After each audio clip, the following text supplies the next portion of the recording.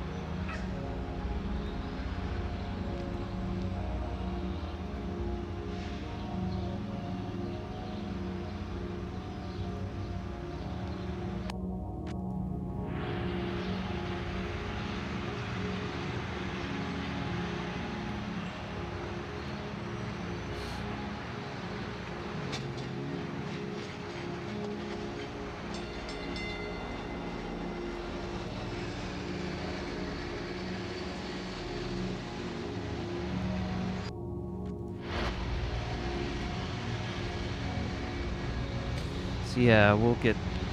How are you all today? We'll get started in another handful of minutes. I actually have to make sure I can see the chat here. For some reason I turned it off.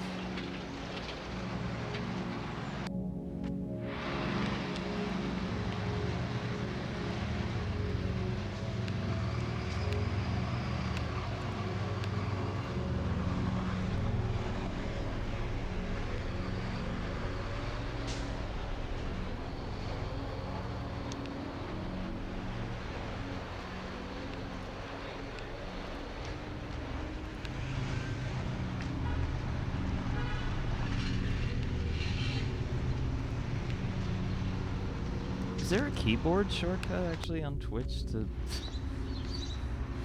to re-enable the chat? I don't know why it's exited out. I wouldn't be able to see it even if you guys answered that, so don't worry about it.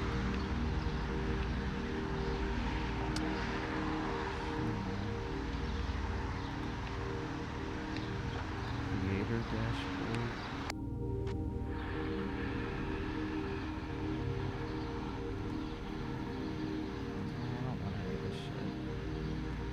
Hello, Diet Cherry.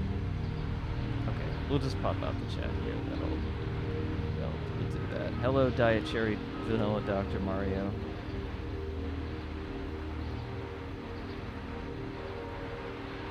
How are you today?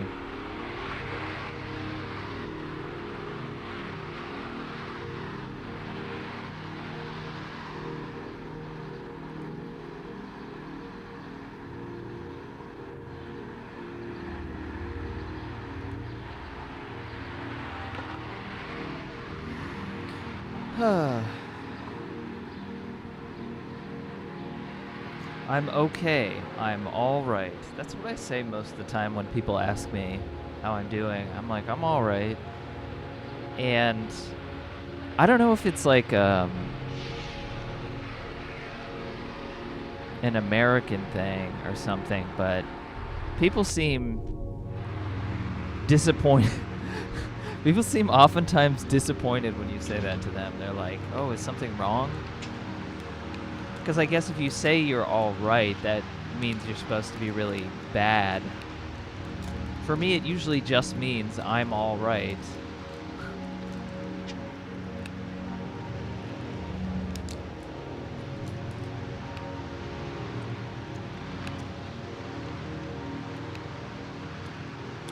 I don't know.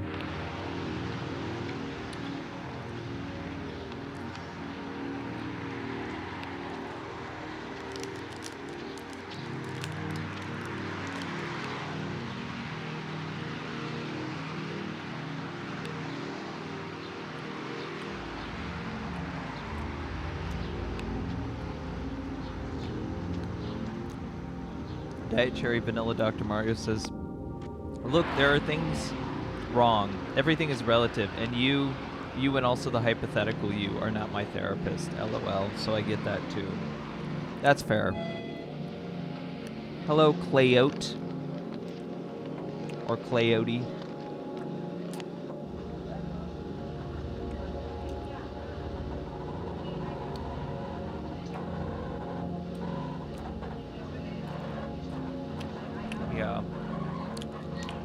current American political situation is why I have my stream titled National Flop Era Edition. Welcome to... We were at Brat Summer last year, now it's Flop Summer, or...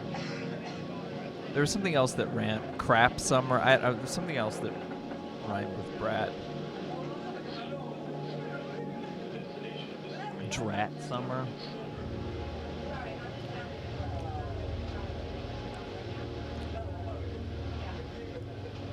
Pratt Summer? There's a school here named Pratt, and it sounds like you're insulting people when you say the name of the school. It's like you're calling someone a Pratt. Okay, Clayote. Great. People don't really say Pratt here much, though. I feel like that. I feel like I don't see that insult that much unless it's somebody who's... It does feel like more of a British insult. The Pratt Institute, yeah.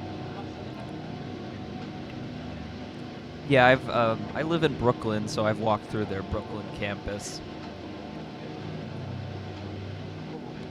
They have like something named the Ryerson something or other, because that's my last name, which was very shocking.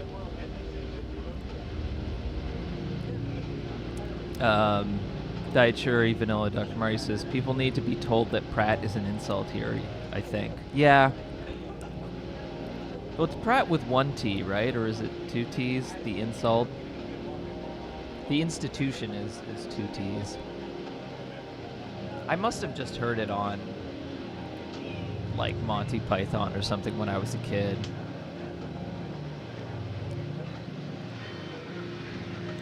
Cleote says, in a modern context, calling someone a Pratt is insulting them by saying they are voiced by Chris Pratt. Oh, that is a devastating insult as well. By the way, if you... the 10 people viewing this, or the people who are watching this later on YouTube, or I guess on Twitch, I don't know. It only stays up for like a week or so on Twitch, but whatever. That's why I read the chat, so like when I upload it to YouTube, I'm just like... I have some record of the chat, what people said, because I'm too lazy to get one of those things to put it on the screen. But yeah, last week me and Melos Tani did our Unearthed Treasure Room stream. That is on either of our YouTube channels. If you did not watch it, please check it out. I'll link it actually in the chat. But yeah, it's on either of our YouTube channels. It's sort of like an alternative Summer Games Fest style stream. Most of you have probably at least heard it or seen it if you're watching this, though. And yeah, we're gonna play some Steam demos, I guess, during the National Flop Era, Flop Summer. Flop Era fascism.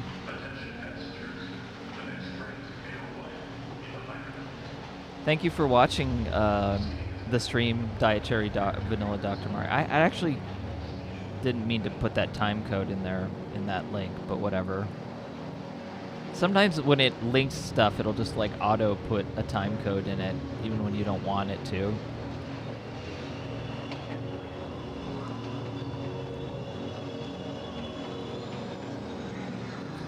But yeah, we have a handful of games. I think every one of these, I end up like, I don't know, I had an interesting experience actually looking through games, because I feel like, I mean, the amount of games that I'm interested in stays more or less the same for a lot of these. But I did notice, just like looking through, and I don't know if any of you all did, when I was looking through the list of Steam demos, it seemed pretty light on, we'll say, more polished projects. which is not necessarily bothersome to me, but if I were looking and I saw the amount of very obviously cheap, you know, first-time project or asset flippy kind of stuff that I did see on there, mixed in with everything else, I think I would be a little perturbed. I guess it adds credence to the narrative that there is something going on with games right now in terms of, you know, because of all the layoffs and stuff. But it was kind of strange. I felt like I saw more, I don't know, like more things that,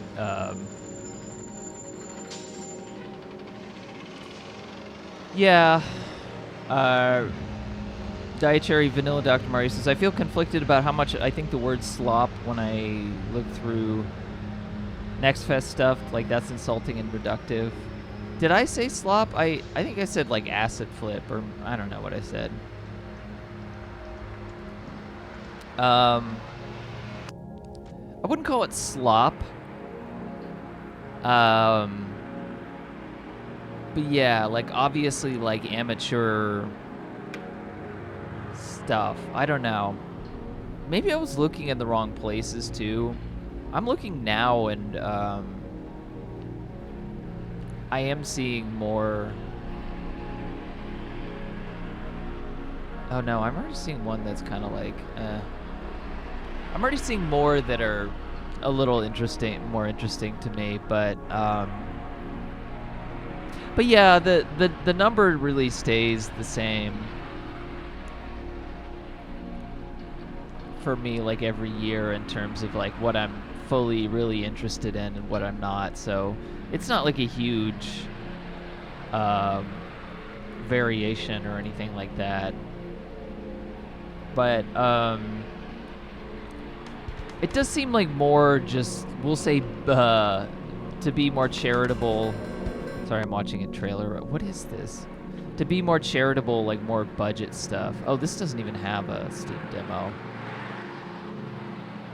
I was looking at something called Night Lobster that looks really strange aesthetically. I added it to my wish list, but it doesn't seem like it has a demo. I have a bunch of stuff lined up to play anyway. What I was going to say is, like, I end up having usually to look at... There's this one site, this one guy... it's this one guy's site where you can, like, look up... both from your Steam library and your wish list, like, what is on there. And you can search by what has a demo available. And so I'll look for games that I have on my wish list that haven't come out yet, that have demos, but the demos don't appear as part of Next Fest for some reason, and I haven't played them. So pretty much every time that I've done this, I played like a few demos that are maybe older, but the game hasn't come out yet and I haven't played them yet. So, and that is the case again now, because I want to prioritize. I think I used to stream more in like 2022 especially, but I only really tend to do these streams and like the Christmas stream. So I want to prioritize playing something that I think I'm going to be interested in as much as possible. So yeah. But yeah, I would check out that like the tool on that person's website, Lorenzo Stanso, is really useful. I've used it to search my Steam library, by release date a lot of the time, by genre, so I know like when things came out. Or if I I want to play like a walking simulator game. And the problem is my Steam library is pretty big now. It's way too big, honestly, because I just accumulated a lot of stuff from different places, mostly like cheaply. So There's a lot of stuff where it's like I have no idea if this is any good or not, or interesting to me or not. But I've tried to make more of an effort to play a lot of those games. But anyway, we're going to start off with this game. Looks like kind of like a LucasArts style adventure game. It's called Perfect Tides Station to Station. Apparently it's a sequel to another game called Perfect Tides. I think the person who made it follows me on Blue Sky, but I had never heard of the game until recently. And I saw the trailer for this at one of the Summer Games Fest. What did you all think of Summer Games Fest, by the way, if you watched it? I'm curious. But, yeah, I saw a trailer for it at Summer Games Fest, and it seemed interesting. It seemed like a pretty safe bet, something that I'm going to enjoy to some extent, at the very least, so. Developer Meredith Gran also made the comic Octopus Pie. Okay, thank you, Cleo. Oh, Diet Cherry Vanilla Dr. Mario also said, I don't need or want there to be a pedigree or budget filter is what makes me conflicted. For getting into Steam Next Fest, yeah. I don't know. That's fine. Yeah. I just was trying to get, like, a sample of, like... It's mostly just to get a sample of what people are making. The thing is, like, people will continue to make interesting no-budget, or we'll say low-budget games, kind of as long as there is any kind of community to post a game online or for people to play them, regardless of the financial realities of the game industry. So that's one element of things.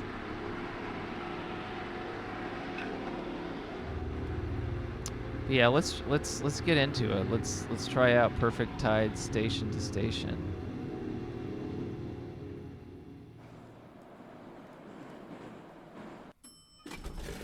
Oh shit, this is already animating. Okay, somebody was puking on the thing, and I don't want to miss the puke. You can't miss the puke, folks.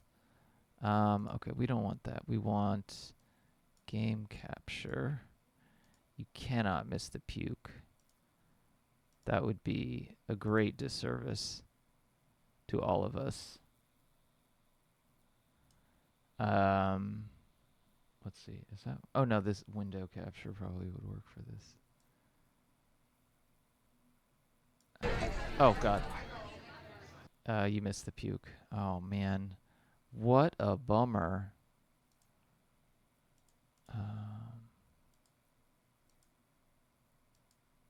Why is it not? I love this. What a great time. Oh, okay, there we go.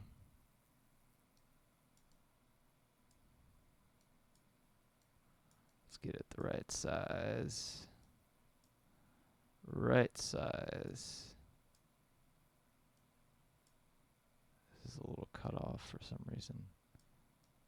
Okay. Yeah, just because it's... That's fine. Okay, cool.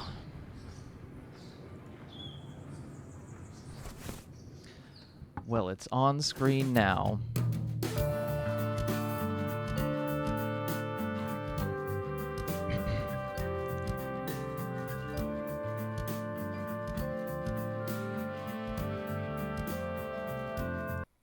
Sorry, I'm just adjusting the volume. This is probably okay. Just let me know if the volume is an issue.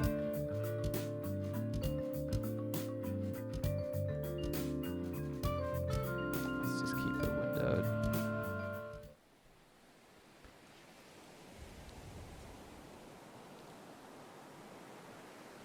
Fear no more, says the heart, committing to its burden to some sea, which sighs collectively for all sorrows and renews, begins, collects, lets fall.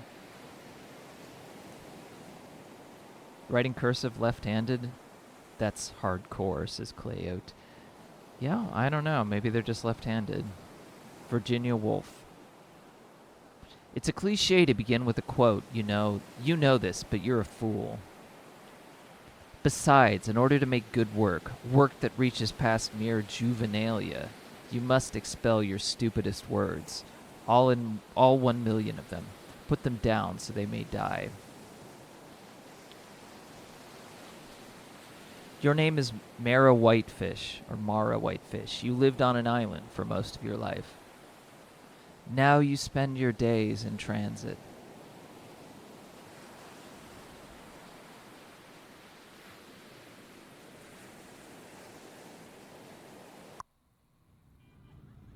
This looks like it could be a New York apartment with the brick walls. It's the year 2003. You're a freshman at State University of Creative Studies in the city. The semester is almost over. It's a long commute to school from your mother's apartment on the mainland. Instead of riding home, you often end up sleeping at Daniel's place. No one here seems to mind. Oh hey, I forgot you crashed. Yeah, I was pretty zonked. Zonked? Where did that shit come from? The language evolves, you dick. Get used to it. Cleo says, city from the tick.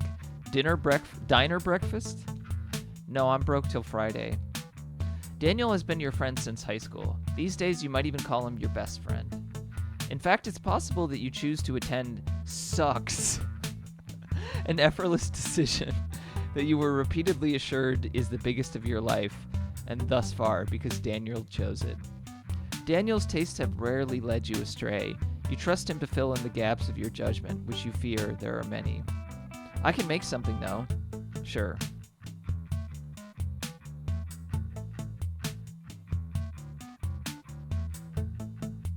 All right, I'm out. Bye, darling. Later. Oh, should I move with the guy? Hey, Mara. Hiya. You are sheepish around Daniel's roommate, Gray. He is the most noticeably busy of all the characters who come and go from this place. Sorry, excuse me. I've definitely had that when I lived in group housing with people. Right? I lived in a house with like 8 other people one time. When somebody's like really busy doing work stuff and my quote unquote job is being at home, or I'm just not doing anything, then I feel like they're gonna be like, what the fuck are you even doing? Okay, I guess I can do a controller. This isn't terrible. Oh, okay. Maybe, oh, yeah. I might have to use Now, where did those eggs go? The fridge is more crowded than you expected. You'll have to look closer. Press or click to inspect. It's helpful as you try to be around the kitchen. There's absolutely no occasion which... okay, fucking whatever. This is how you interact, but let's focus on looking at the fridge. Oh, I see. Peering past the metropolis of Dale's Pale Ale cans, Rolling Rock bottles, and 3 different kinds of milk. Yeah, classic. You see the faint glimmer of an egg carton. Aha. You reach past the contents of the fridge to retrieve your egg carton, which you soon discover is resting precariously on a Costco-sized jar of applesauce. Having found what you need from the fridge and trying hard not to let your eye fall on any other culinary atrocities, you close the door. It looks like you have items in your inventory. Hover your mouse at the top of the screen to see them. Okay, so I'm definitely gonna have to use the mouse here. So let's save. Egg.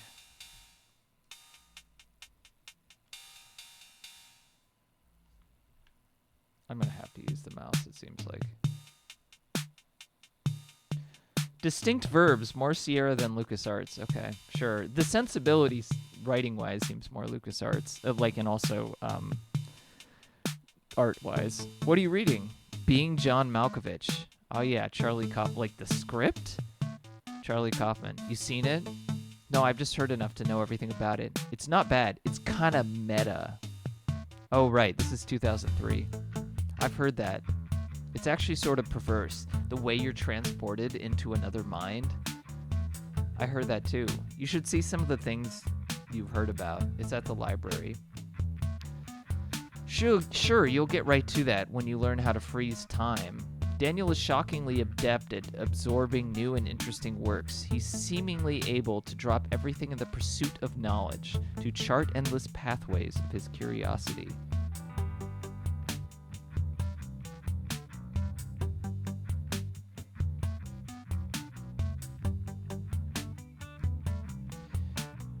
You just don't have a knack for this. Your thoughts are desperately monogamous, unable to pivot until they've been painstakingly explored.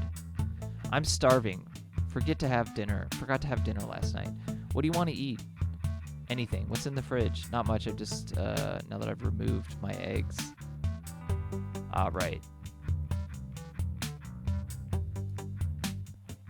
You'll have to find some food to cook if you want.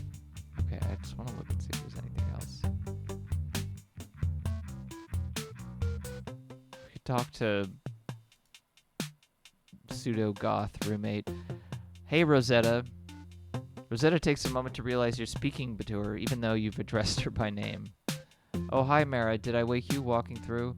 No, I didn't even hear you moving when I'm awake. Hey, did you guys get up?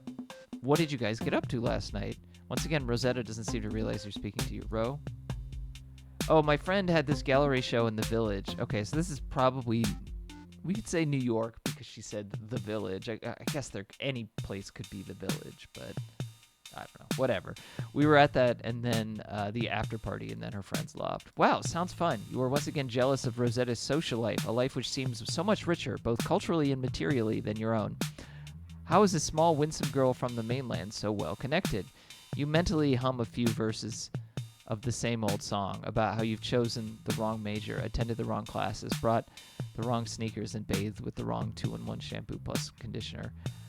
It was all right. I wanted to be home earlier working on my own piece. Stapling turkey sausage to the wall again. Okay, so she's like, this is like she's like a gallery artist in like a John Waters movie or something, like the movie Pecker.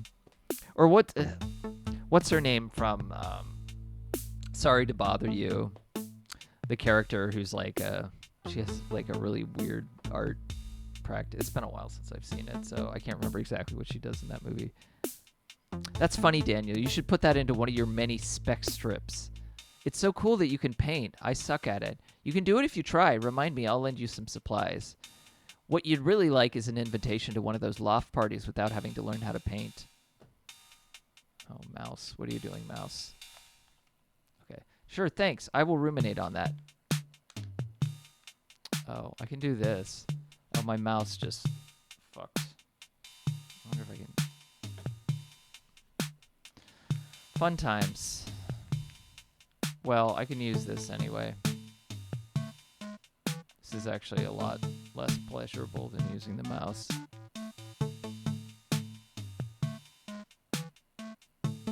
I have some dumb, like, cooling thing below my laptop.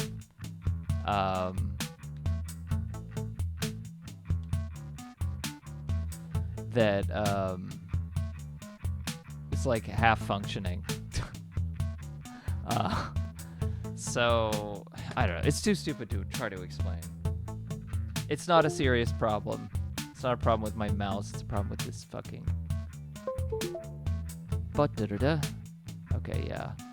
Mouse still not showing up. Let's try that one more time. That sound, whenever I hear that sound anywhere, like on a stream or something, it always gives me so much anxiety. It's like, oh no, what unplugged on my computer? Oh God. Okay, screw it.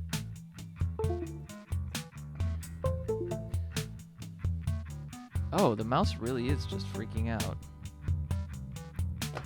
Huh. Okay. I can play this without a mouse, but I prefer to play it with the mouse. What are you doing, mouse? I wonder if it's out of battery.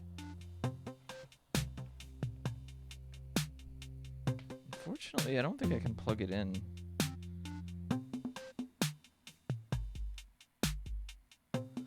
Because I don't have a...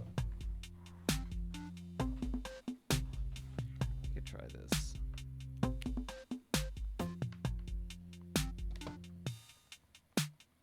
What a fun time we're having here. Sorry. I'll get back to the game in a second.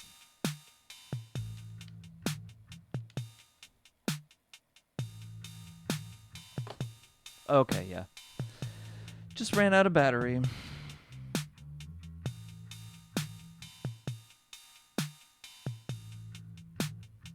This is why I just prefer wired mouses.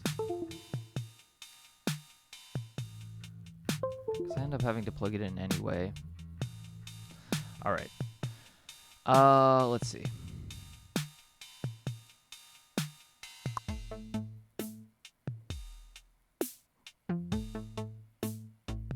You crack your remaining eggs directly onto the frying pan. They immediately form a giant viscous mass. Want any, Ro? No thanks. I can eat this early. If I eat this early in the day, I could surely perish. That's a relief. There are really only enough for you and Daniel.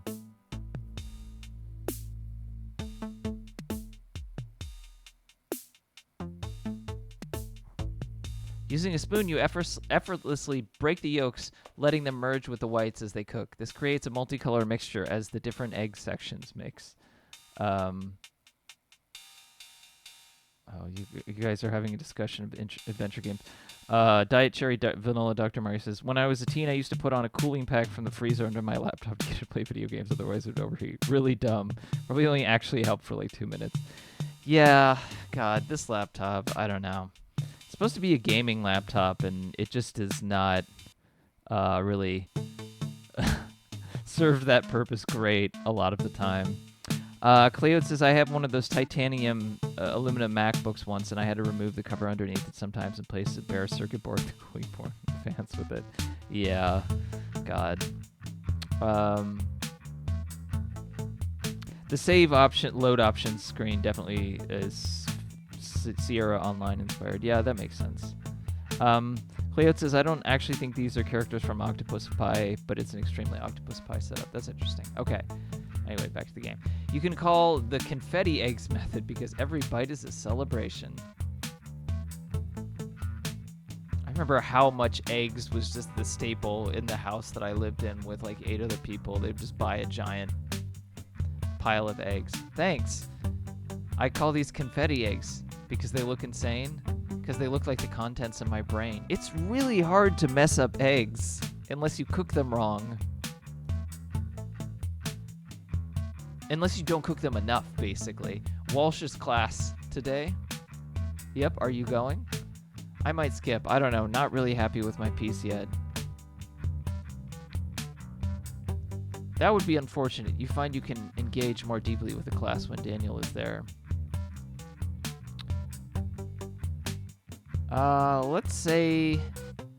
Let's be honest and say, oh, you should come. It is? Yeah, dude, the whole discussion is more lively. But my paper's a mess. So is mine. Don't be a perfectionist. All right, maybe. You'll go to class no matter what, of course. You can't be waiting around for Daniel to make up his mind. You finish your eggs as quickly as possible, trying to focus on your obligations for the day. You have to work a library shift and finish your paper before class.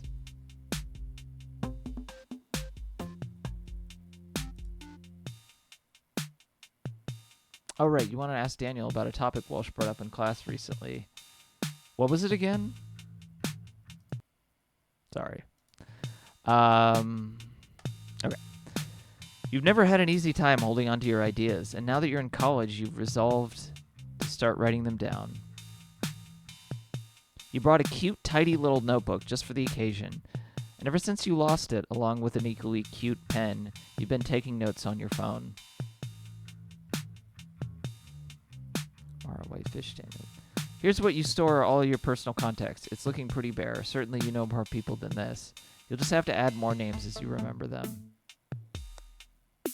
And these are all the topics you're trying to remember. Okay, so you've only collected one so far.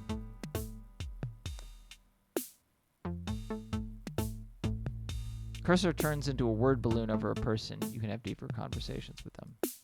To ask someone a question, left-click the person. The balloon turns white. You can even ask yourself a question. Why not? We already talked so much. What did you want to ask Daniel about?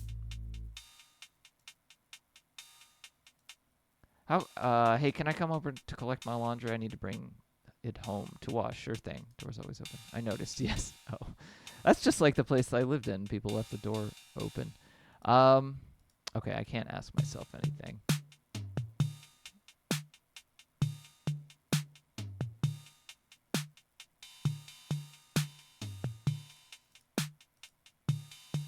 Okay.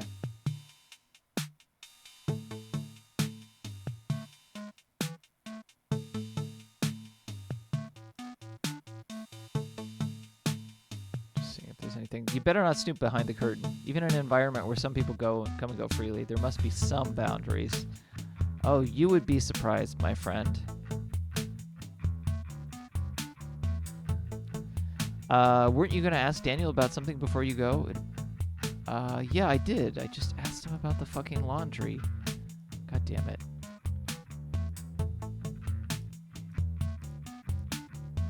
Yes, okay. I asked him about the fucking laundry. It doesn't seem to like that. Maybe hold down to ask? I don't know, we'll try this. Ugh, come on. I've already asked him.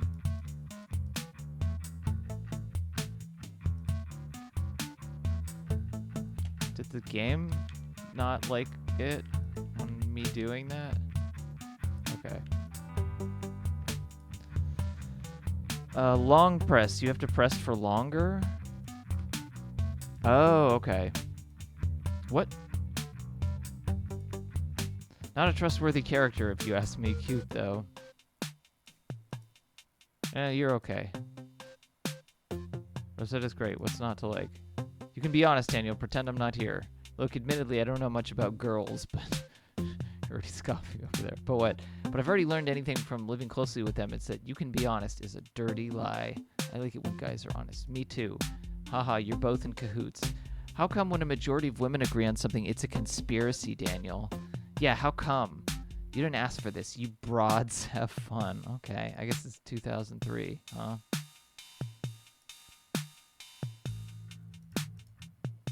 That bitch.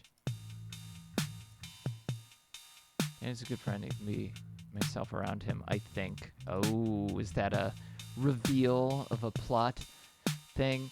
Why does the world make more sense to Ro than it does to me? What club is she part of that I don't know about? Okay, did I ask him now? Is that... I feel like I did. Do you remember what Walsh was saying about the city last week? Nope. Oh, well, it was something about how living here used to be really nurturing if you were a writer getting started, huh? But now Walsh says it's too expensive here and all the interesting parts of the city have been scrubbed away and we're basically living in the magic kingdom of piss. That's... Okay, so this is... This might as well be New York. You're, like, worried about that. Well, not super worried. I refer to Bushwick, which, we'll just say is near where I live. I don't live in Bushwick, but it's near where I live. I refer to it as, because I don't want to dox myself. I refer to it as grungy Disneyland. It's like, yeah. Anyway, if you've been to Bushwick, you know what I'm talking about. I'm just sort of having a miniature crisis over it. Mara, she's wrong. There's nothing that Walsh is... There are things that Walsh is wrong about, I know, but what a convenient argument for Walshy. Bushwish, yeah. That all the good shit happened in the city when she was young, huh? I hadn't thought of it that way. This is the best place in America to be a writer, hands down. How do you know that? Because we're here, dingus. You like your classes, don't you? School's all well and good. I just figured by now yeah. But now I'd make more connections, you know, like experienced writers, editors, publishing people. Well, yeah, that's a tricky one. I hate to break it to you, but that's not a city problem. If you want to meet people, you better start talking to them. But it's scary. No, it isn't. Everyone loves talking, especially if there's a topic relevant to them. It flatters their intelligence. So I should talk to people only about their favorite subjects? How am I supposed to know what they like?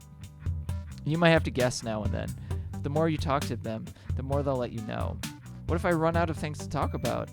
Then you'll get better. Then you better get yourself some more talking points. Here's a free one for you, movies. You can't go wrong. Everyone has a favorite. That's true. Got it? I think so, but man, yes. This is why I became a writer, so I would have to talk so much. Well, your first novel is shaping up great. My what? 10,000 leagues up my ass. Hey. All right. What do I say to myself? City is incredible, but is it really the place I belong, or am I just locked into the commitment that I made? Okay, let's go now. And let's actually save. What?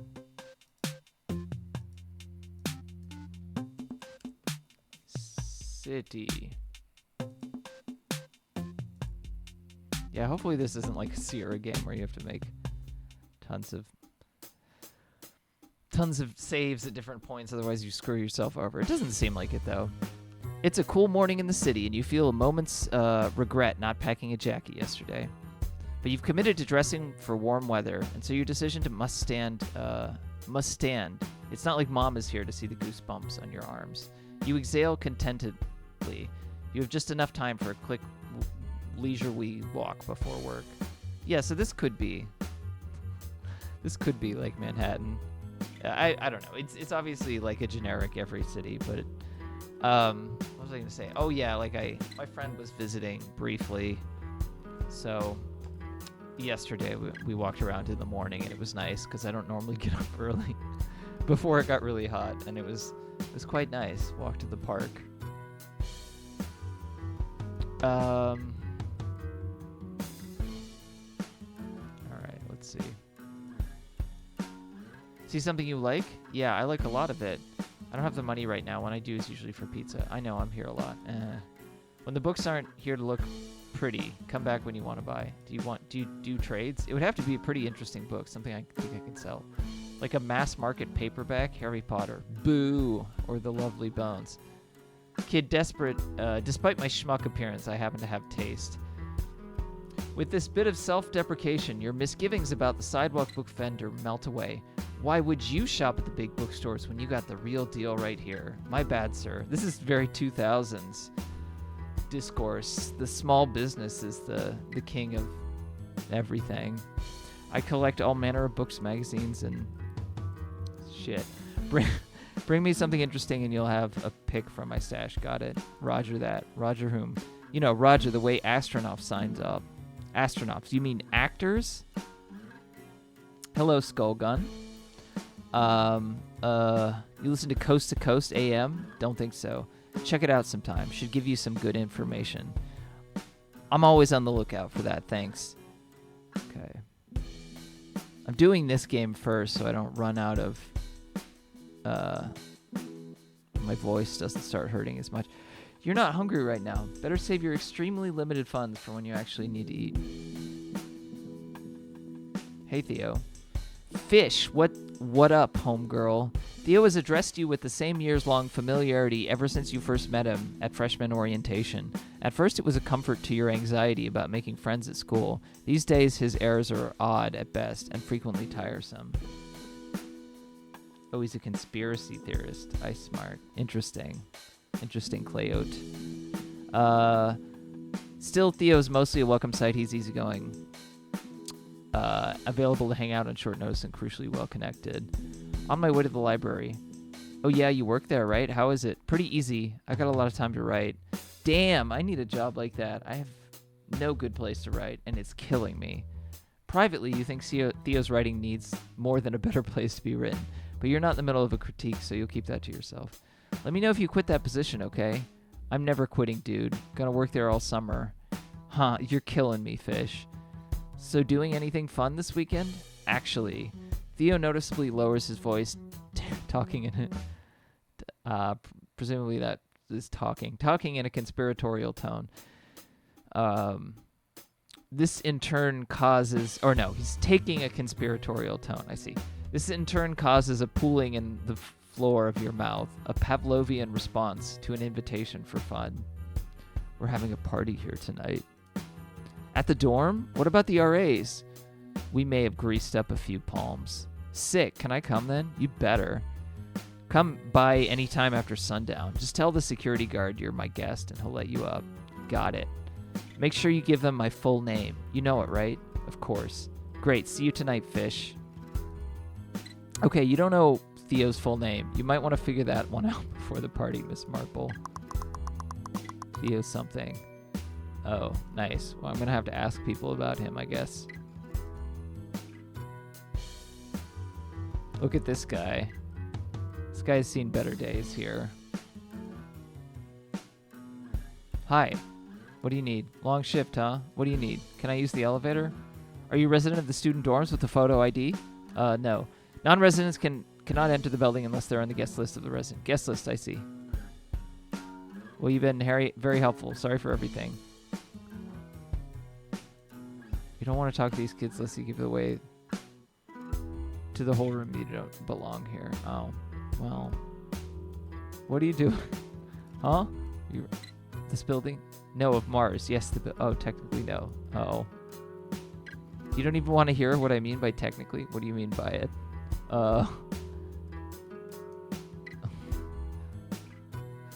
Should have just walked in and pretended, you know. Pretended that you were supposed to be there. This says it's a hotel. So that's interesting that it's a dorm. Maybe it's like a floor of the hotel? I don't know. Oh. Definitely a common sight. It's Adam. Hi, sweetie. Hi, Adam. What's up? Just thinking about you. I was just thinking about you. In truth, you were thinking about the paper you need to finish before work. But you thought about Adam when you saw his name on the phone screen, so it's not a total lie. You would never totally lie to him. Are you already in the city? Yeah, I had to get here early. You decided a while back that it would be best if Adam didn't know about your habitual crashes at Daniel's apartment. It's just so much paperwork. Adam always wants to know where you are and who you're with, and your male friends, and the majority require even further clarification. Interesting. Skullgun says, I wonder if Coast to Coast AM is still on the air. Art Bell died. Playout says they just didn't bother to change the awning.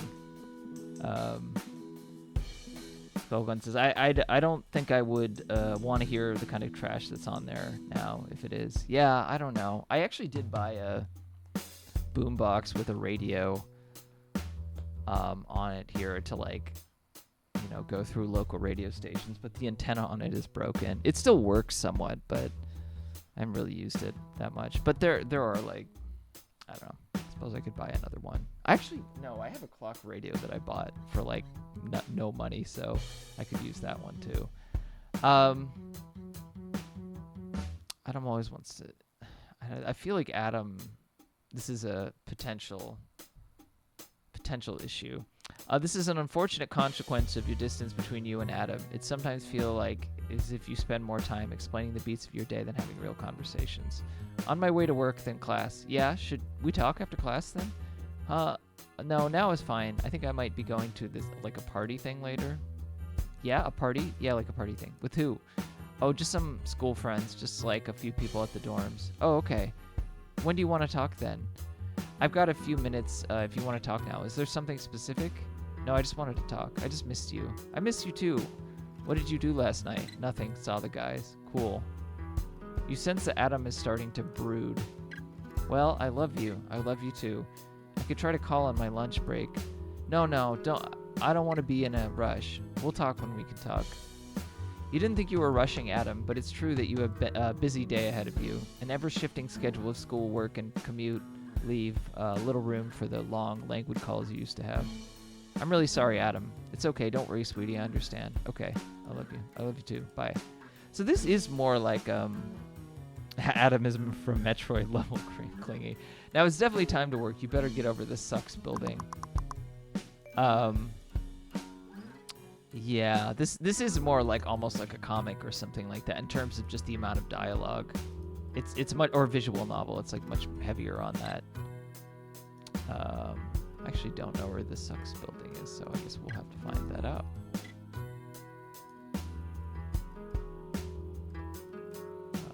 Actually, let's save. Sucks. Unless I was just in the sucks. Oh, this is the building, right? Managing male emotions minigame. Oh, man.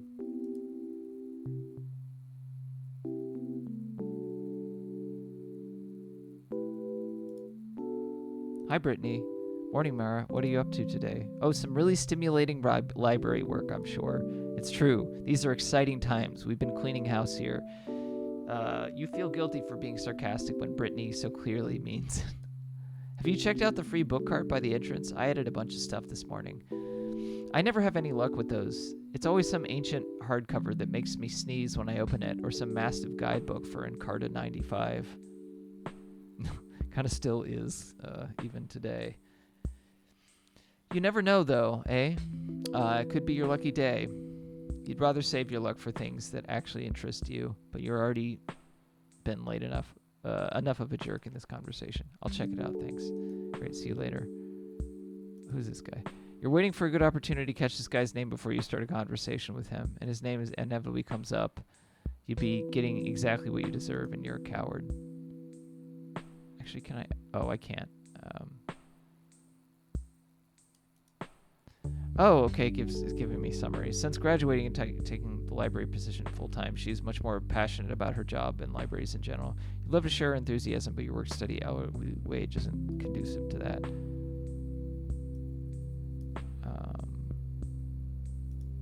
I kind of want to know about Theo something. I want to ask other people, but I can't, so... This girl is frequently at the library, poring over the shelves. You have occasionally helped her with an out-of-reach volume. A comical sight, considering you do not wish to fraternize with the patrons. You're pretty sure you saw some nude photos of this girl by accident once, and these would somehow be the first words of your idiot mouth if you ever spoke to her. That's like, I found out from Facebook, I think, that there was, like, you know, this was earlier days. There was, like, it wasn't like a nude photo, but it was like a photo of these girls, like, from my high school who were all, like, the popular girls, like, in a tub. And then there was, like,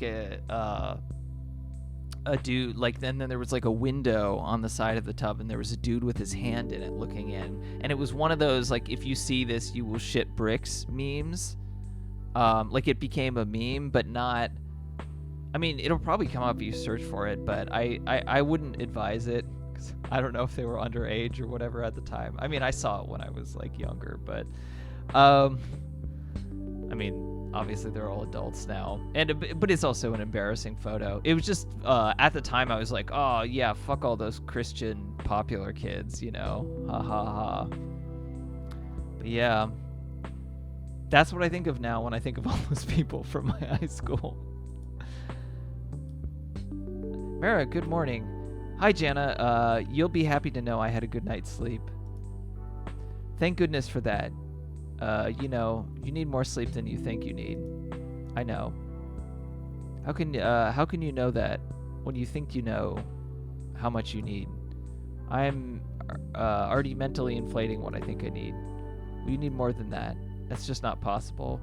I'm afraid I got a stack for you today. We're cleaning house for the spring on top of giving campus tours all weekend. Ah. This is bad news. The morning downtime is one of your $8 an hour job's greatest perks. You're needed so infrequently that you've grown to depend on it. You plan to finish writing your paper for Walsh's class this morning. A large cataloging job would tie you up for hours, making a seamless jump from work to the classroom impossible.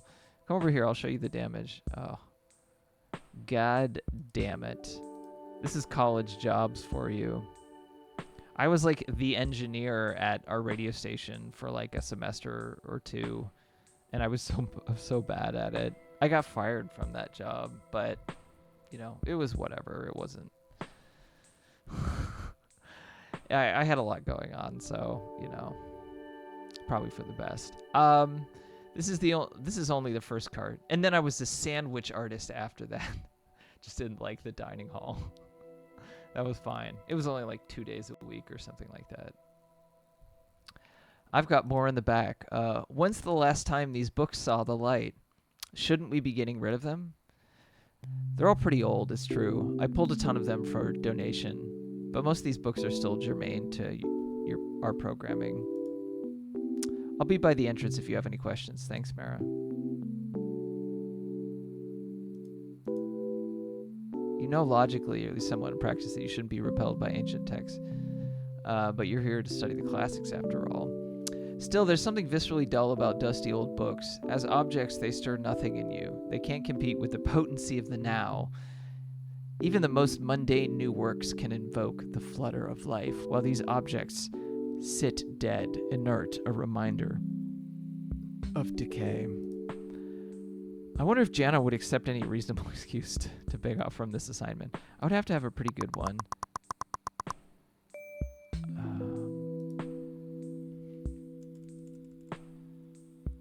Old books. I don't have to save this much, I'm sure, but owning access to the large flatbed scanner, this room of computers is almost always occupied. The shelf is for the library's collection of periodicals. You occasionally tuck in with an issue of Art Forum and allow it to overwhelm you with the sense that the world is filled with incredible creative works.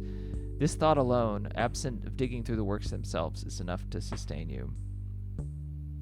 Skullgun says, I did see a copy of the Bell Curve in free books thing at the college the other day.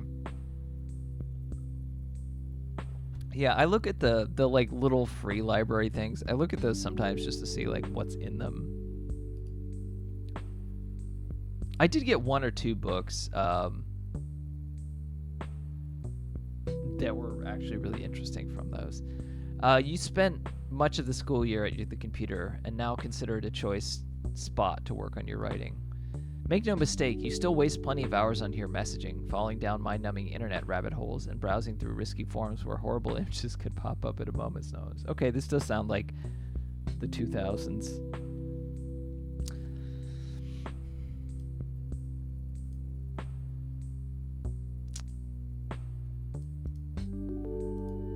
I guess I'd like, yeah, canonically in this game, she would be only a few years older than me. 2005 was my first year in college. Okay. Let's see.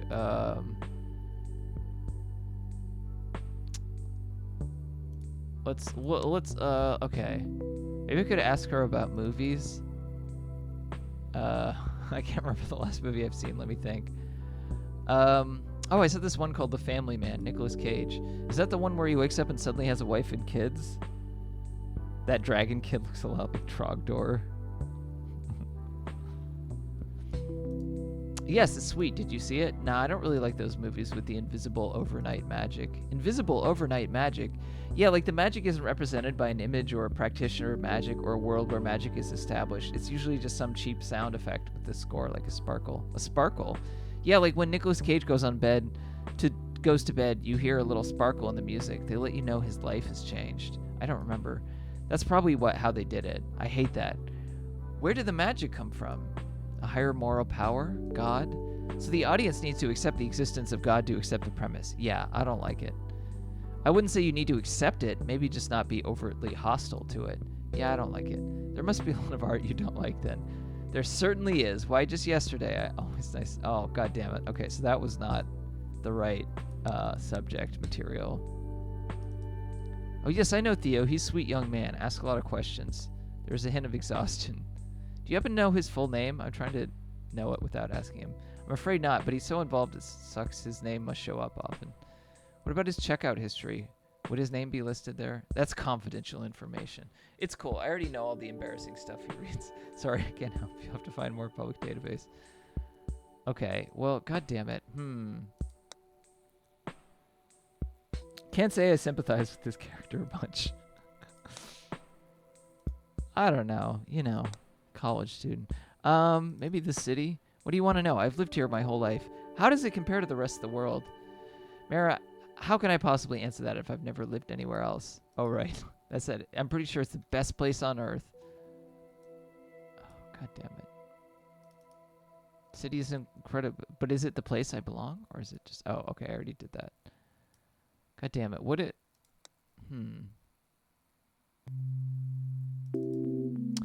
I hate to talk about myself, but if you've heard anything good, I'm sure it's true. Oh, okay, that didn't work. I should just ask her about. I know you mentioned your boyfriend before. You should bring in next time he visits. What was the? I might as well just ask about everything. I don't personally know Rosetta, but I've seen event flyers with her name. She's quite the mover and shaker. Oh, sorry. Yeah, all the time. To be fair, you're more conscious of Daniel's presence in the library than the average person. You don't want to be caught on flattering hunch when he walks by. Well, be sure to introduce us next time. I think. Oh, what's up? Not much. Doing fine. Great. Let me know when you're done. I will. I want to avoid. You have to suggest an alternative. She'll expect you to do your job otherwise.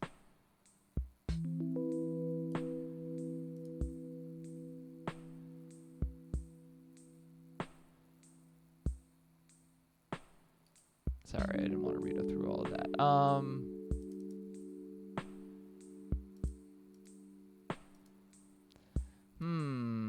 I think I've tried all the options here.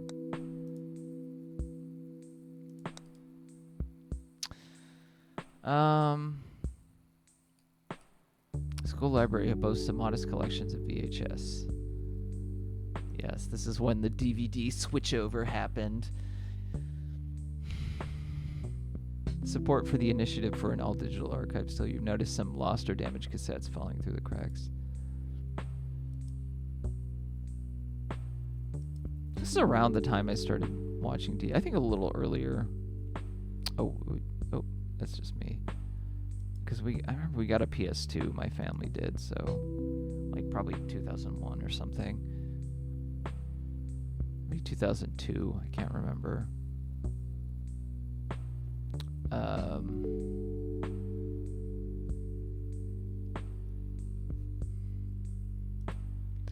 I'm trying to suggest an alternative here.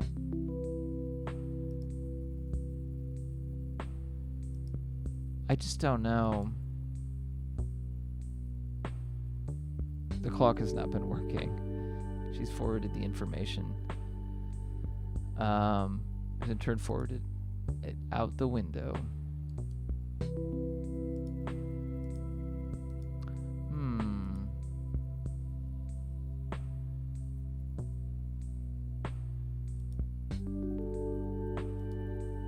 I feel like I've asked her about everything.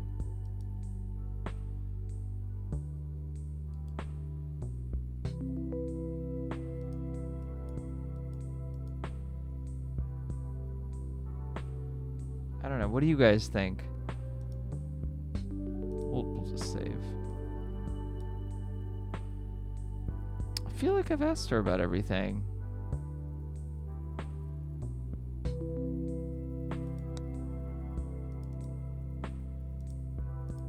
Okay, we went through this.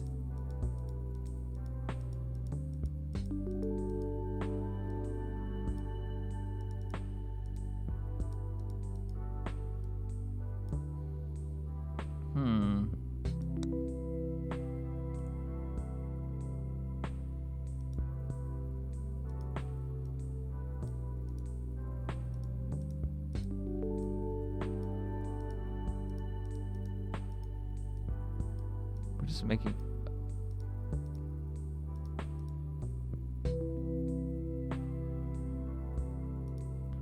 how do I suggest an alternative?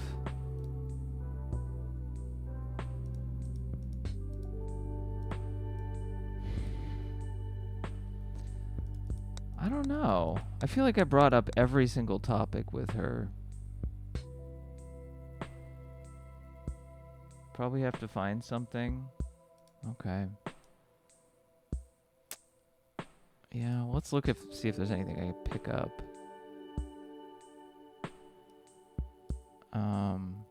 Maybe I can. I hate disappointing, but sometimes my life demands it. What can I say?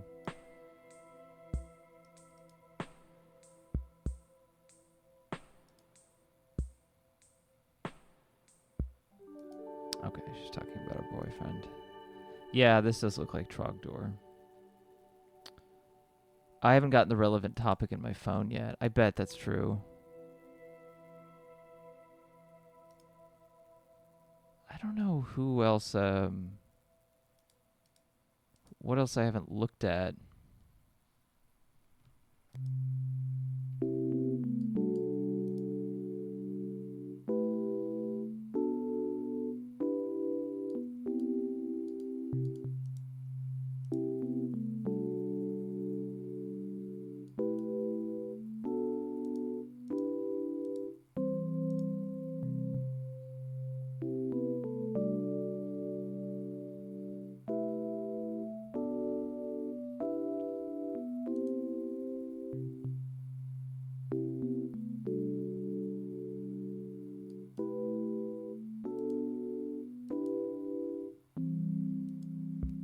There was something about the clock being broken or something.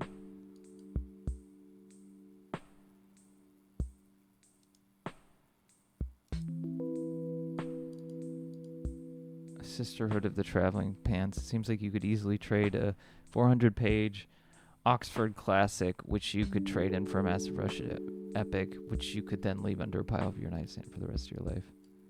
Angels and Demons by Dan Brown is the kind of book that paralyzes your opinion. Daniel calls it a perfect pop object, while Rosetta sneers at its male-leaning commercial dominance. The Life of Pi appears to be a man on a boat with a tiger. You still haven't shaken the sting of Anthony Bourdain's word about vegetarians in Kitchen Confidential. You've yet to experience the critical mass of sociological pressures that would cause you to read the Malcolm Gladwell's The Tipping Point. Well, screw him. There's a collection of popular fantasy novels. Prominently featured is Neil Gaiman's dark fantasy Coraline Aragon by Christopher Paolini. The later was famously written by an author who was still in high school. The sight of this book makes you debilitatingly anxious, confirming your worst fear that your time as a writer has always come and gone. You prefer to pretend it didn't exist. Damn, that feeling of being irrelevant, even when you're in college. It has occasionally been your job to curate the featured books table at the library. The current selection features a disproportionate amount of genre fiction. Follow the money, man. Maybe I could make a different suggestion.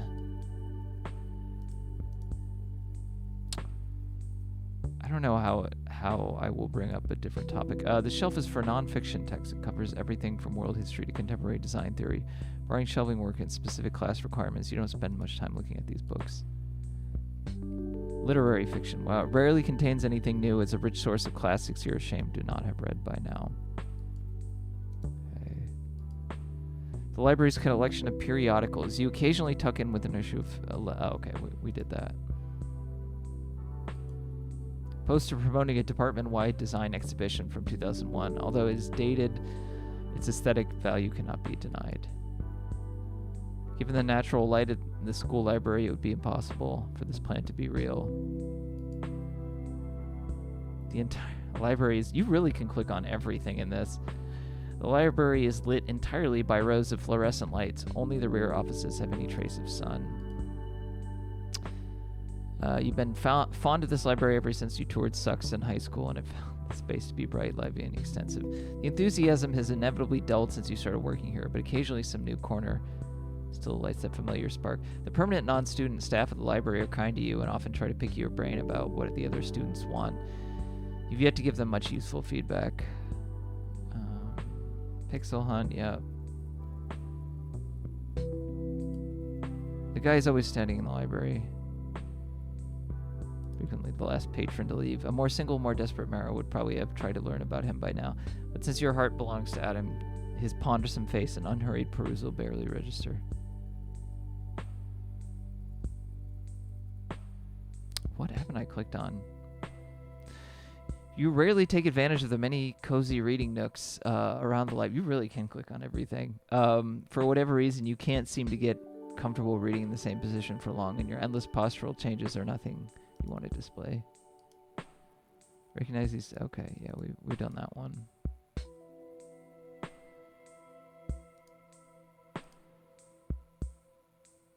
The library boasts many employee-made signs, each Lost and the Found in the hallway? Oh, okay.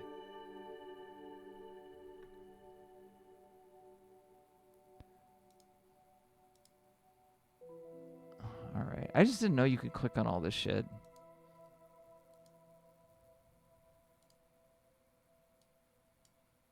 These chairs are new, uncomfortable, and rarely used by the library patrons. You suspect the new school out of them is a colorful showpiece for the campus tours. At Oberlin, we had these like weird 70s egg chairs that were like very, identified with the school. They were like, oh, this is how you know it's Oberlin. We have these fucking 70s egg chairs.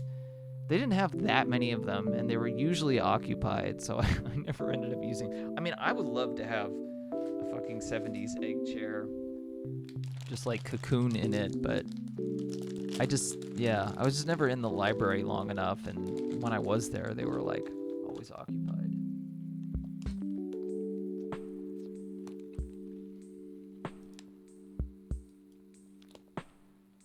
Current students and celebrated alumni.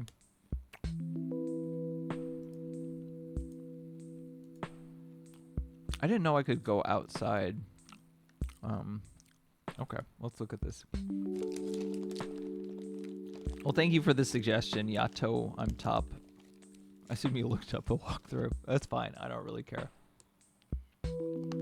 School's lost and found box is rarely cleaned out, and its offerings are rarely claimed. Sorry, I'm have nuts. Once in a while after a grace period, because you are so decent, you help yourself to its contents. There's nothing of interest. Oh. Okay, well that's not...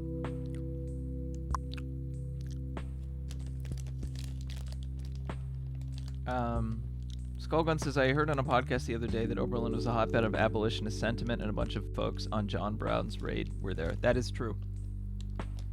Fun fact, that is actually why I went there. Because of the history. And it was in Ohio, and I was from Ohio.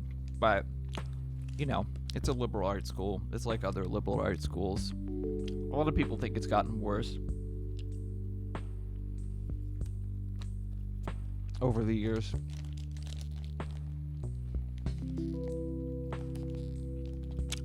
It definitely has this, it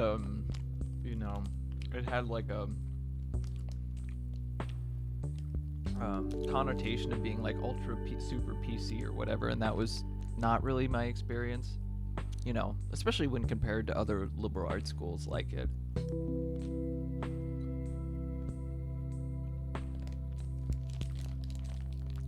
But there was a higher degree of like activist adjacent stuff there, certainly.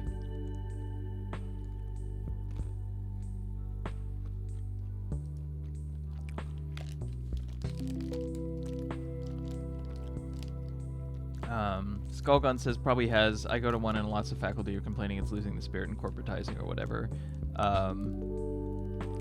They're probably right. Or went to one to graduate tomorrow. Oh, wow, you're literally graduating tomorrow. Yeah, most schools have graduation in like May, so that's interesting. Or most colleges here, so. But yeah, I mean, that was definitely true. People talked about that a lot at Oberlin and continue to, from what I've seen. You're surprised when one particular cover catches your eye. You vaguely remember the author's name. Not to be confused with the lecturer in anthropology last fall, where you submitted a 2-page resume that named all your written works and was bound by a crease corner. After quick sweeping with your hand, which only serves to spread the grime to your body, you open it and read. Institutions, even those established originally with the object of securing equality, peace, and mutual aid, in the course of time become petrified, lose their original meaning, come under the control of the ruling minority, and become a constraint upon the individual in his endeavors for further development. Huh, we were just talking about that, weren't we?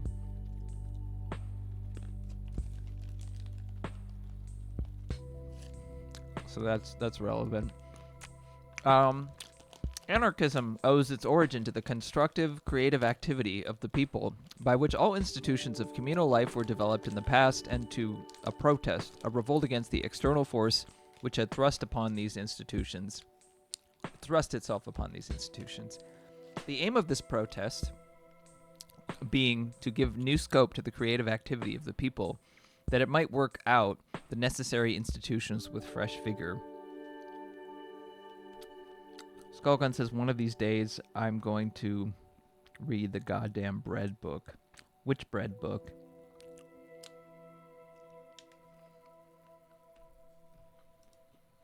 Well, this is surprisingly interesting. You never know what topics will grab you, especially when you're avoiding work. Oh, the book just fell apart. I've never had a book just crumble to dust like that. It's like something that happens in a dream or something. Leaving you with only the sparse knowledge you've already collected. Oh well, you better get to work anyway. Anarchism. Okay, so that's a new topic. Sucks related facilities, classrooms, and where you work. The rest of the building is dedicated. Yeah, I rushed through here without looking at these because I thought I needed to get to work right away. The Conquest of Bread. Kropotkin. Oh, okay. I've never heard of it. Doesn't mean anything, though. Creaky pipes. At the end of the day, every semester, the trash can is simply never empty. You can't imagine throwing away your schoolwork as readily as some of your fellow students, but their joy in the ritual can't be denied. You should drink from the fountain pretty often. The day you saw a student sitting on it with his whole ass so far back the drinking spout seemed to be entering into it. Now you just buy Diet Coke from the school vending machine. Okay. Fair enough. We checked this bulletin board for the first few weeks of school, hoping to find fun events. Unfortunately, mostly promote boring-looking student exhibitions, off-campus rooms for rent and astronomical prices, and random clippings from the magazine Adbusters. Oh, classic. Classic. Classic. This is the Adbusters era.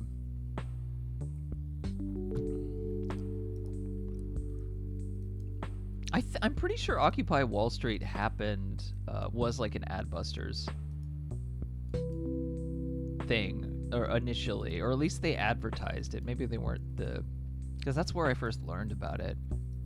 That's why some people I knew who later were like, like I'm all in, were like making fun of it when it started, which I remember I found annoying, but whatever. We're not going to relitigate that. Class going on. Okay, so I did get a topic added, so let's try that one. About sorting the books. How exciting! I was always asking the student workers to bring me their ideas, but none of them ever do. I would love to hear. Thank you. So how do you want the books to be cataloged? The thing is, I don't. I got the idea straight from the library itself, from the works of Peter Kropotkin. Oh, I'm sorry. They were just talking about it. Kropotkin, yeah. That's right. Peter Kropotkin? Oh, she said Kropotkin, and she said Peter Kropotkin. Okay, the anarchist. Oh, so you've read him. It's been a long time, I'll admit. But what does this have to do with the library? Jana, let me ask you something. Say you're at a dinner party with a big group of people. Okay. When the meal is over and it's time to clean up, do you instinctively help gather up the dishes? Why, sure. Then you may already be an anarchist. Wow, this does sound like a college student thought, huh? It's intrinsic in all of us, you see, to contribute to society, free of hierarchical bounds. Is the alphabet a hierarchical bound? I mean, sure, it helps people find a book, but does it help them find a book? There are hundreds of fascinating works on these shelves, each collecting dust in their appointed place, books just waiting to blow some student's mind. I agree with you, but it's up to the librarian to guide them to the right book. Again, with the hierarchies, students are perfectly capable of motivating themselves to learn. In the wake of this declaration, something appears to shift behind Jana's eyes. It's as if some previously dormant sentiment, some forgotten dream, has been reignited. Oh, I guess she's older. Well, Mara, if you have an alternative in mind, I suppose we don't need to sort the books. Great, thanks, Jana. I won't take up any more of your time.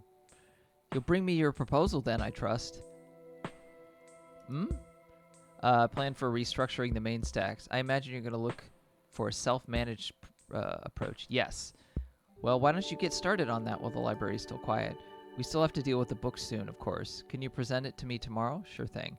Perfect. That would be plenty of time to organize what you've obviously considered so thoroughly already.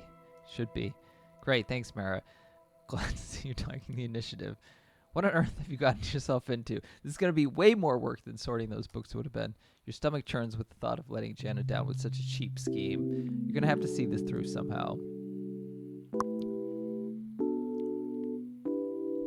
Well, you are in school after all. It was just a matter of time before you get an assignment, right?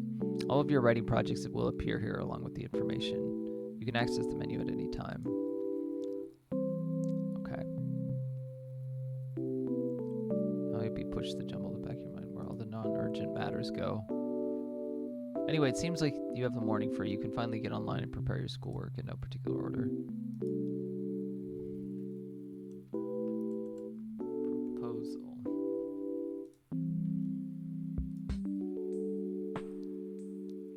Time to go on the damn computer.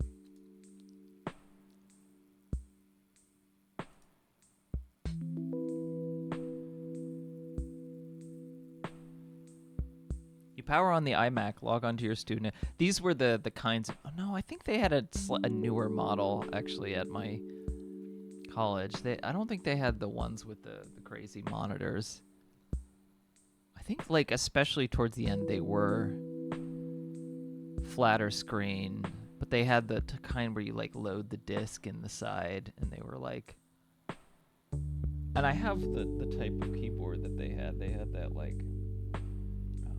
It's hard to describe. The old, like, Mac keyboards. I have one of those keyboards. You power on the iMac and log onto your student account. Though a novel encountered device just a few years ago, this computer has grown creaky. Okay, so yeah, that makes sense. That's just fine.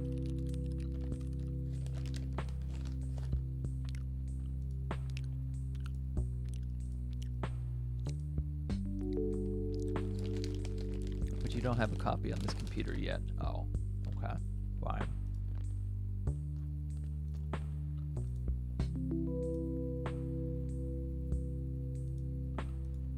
Paper.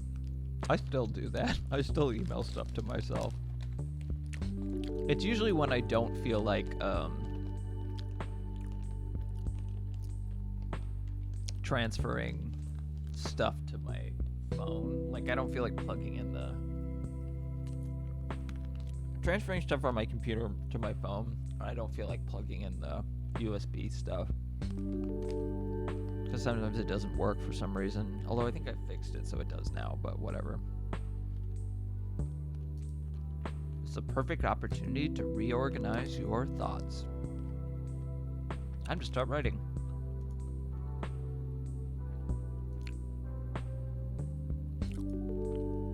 City life and media. Right.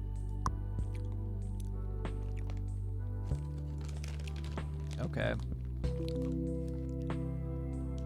That's interesting. I didn't know, like, to what extent there would be mechanics to this part, or if it would just happen automatically.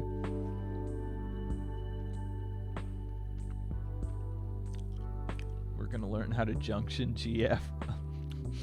Is that a Final Fantasy VIII reference? I always thought it was funny that it's called GF. It's like you're junctioning your girlfriend. Or your grandfather, I guess. I never finished that game. I got pretty far in it because I did have it back in the day, but I don't think I would replay it again. It was a little goofy. Okay. Unless I really want to go off the rails, we'll take it easy with that. There's a fancy prosumer camera out called the Sigma BF. I can't get over it. I laugh every time. That's funny. Diet Cherry, Vanilla Dr. Mario. That seems like almost a joke, but who knows? Maybe they don't. Maybe they're not internet bound enough. I feel like a lot of people are now. I am all the good stuff is in disc 1. Well, good. I experienced all of it then many years ago.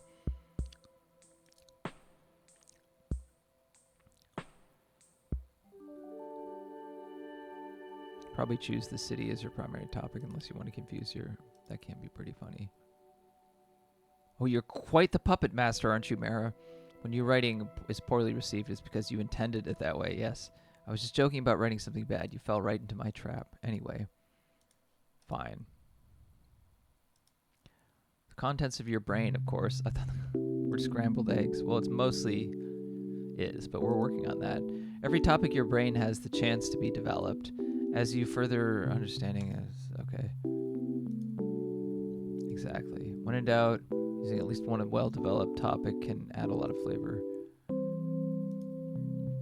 What if all my... You clearly haven't been reading, conversing, or experiencing life. All ideas will inevitably... Damn, there's a lot of dialogue in this game. There's so much writing in this game. All ideas will inevitably... I like it, I should say. I'm like, wow, this is a lot of writing. The paper is due immediately. I would be going through it faster if I didn't have to read it out loud. I don't have time to experience any more life. That's frustrating, isn't it? On any given day, you will need to choose between collecting more ideas and delivering your work on time. It's on you to make the most of each day while accepting the necessary compromises. So you're saying I can't have absolutely everything and no answers are completely right or wrong? This sucks. It will continue sucking with ever-growing urgency until death's sweet embrace. Let's finish packing our primary topic now, shall we? Picking our primary topic. Let's go with fine. Okay. This means you've already used it for this paper. Don't worry. It'll be available next time. Can I Sure, why not? All writers ruminate on the same themes. Just don't lean on any one topic too much. You're still finding your creative voice after all. Besides, if you repeat yourself often enough, people will eventually... Okay, now that you have your primary, the fun begins. Okay, yeah, I know. Okay. You can always take the safe route and stay relevant. City life and media, that would mean selecting a media. Do you see any...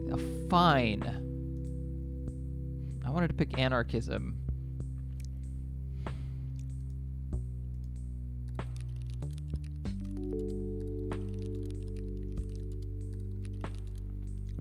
Well, this isn't bad. Considering you almost lost this time to senseless library work, you certainly made the most of it. For a quick read through, you satisfied with the paper? I have to grade papers now because I teach, and they are like mostly response papers. And I can so obviously tell when people are just like filling out words. But, you know, I did the same thing in college, so it's whatever. It just is like...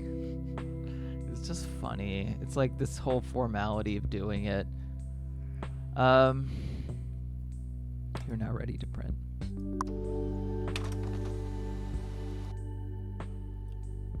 Well done. You finished your assignment. There's... Talk on chat now. Oh. I miss chat a little bit. I mean, I guess Discord is the closest thing, so... There's too much on Discord. I'm in too many Discord channels, and I never, like, check any of them. Other than, like, 2 or 3 of them. Grades are for gatekeeping. If you care about them, you're not a real academic. Exactly. Some students get really upset about not getting an A on everything. It's usually only, like, 1 or 2 students, and I'm like... It's not the end of the world that you got an A- on this assignment. It's not super common, but it happens. Usually once every class. Do you have time for web browsing this morning? After a quick calculation of whether you deserve this, and I do, you navigate the Blowtorch Media blog, your go-to authority on pop culture and media. It's supposed to be like Pitchfork. This looks like Pitchfork a little bit. You quickly scan the week's album reviews to see if any new releases have garnered the coveted 1,000% rating. Yeah, okay, this is probably like Pitchfork. Or even close in the 900 plus area. These albums tend to be work of great cultural historical significance to the people who read the Blowtorch review blog. Hey, it's not like I had a whole podcast about this or anything. Unfortunately, there are new classics this week, but a couple reviews in the 800 range catch your eye, and records this caliber rarely let you down. You'll have to download some new music at home. Better make note of it. That really was. I'd be like, let's look at best new music on Pitchfork. Okay, are there any in a genre that seems interesting to me that made this list? Okay, I'll download a couple tracks from each of them. Yeah. Some folks make 40 channels on Discords with 10 people and it's just premature. Yeah, that just makes it sad. Skullgun says, my grad school, Diet Cherry Vanilla Dr. Mario says, Discords do have too many channels. I never get a sense of where people are. I used to feel like you were in a channel and everyone's scanning all of them, or it could just be older and have a different perspective. I do miss IRC, but I mean, Discord is similar. It's just the stripped down nature, I think. There's a benefit to it that I think people don't realize.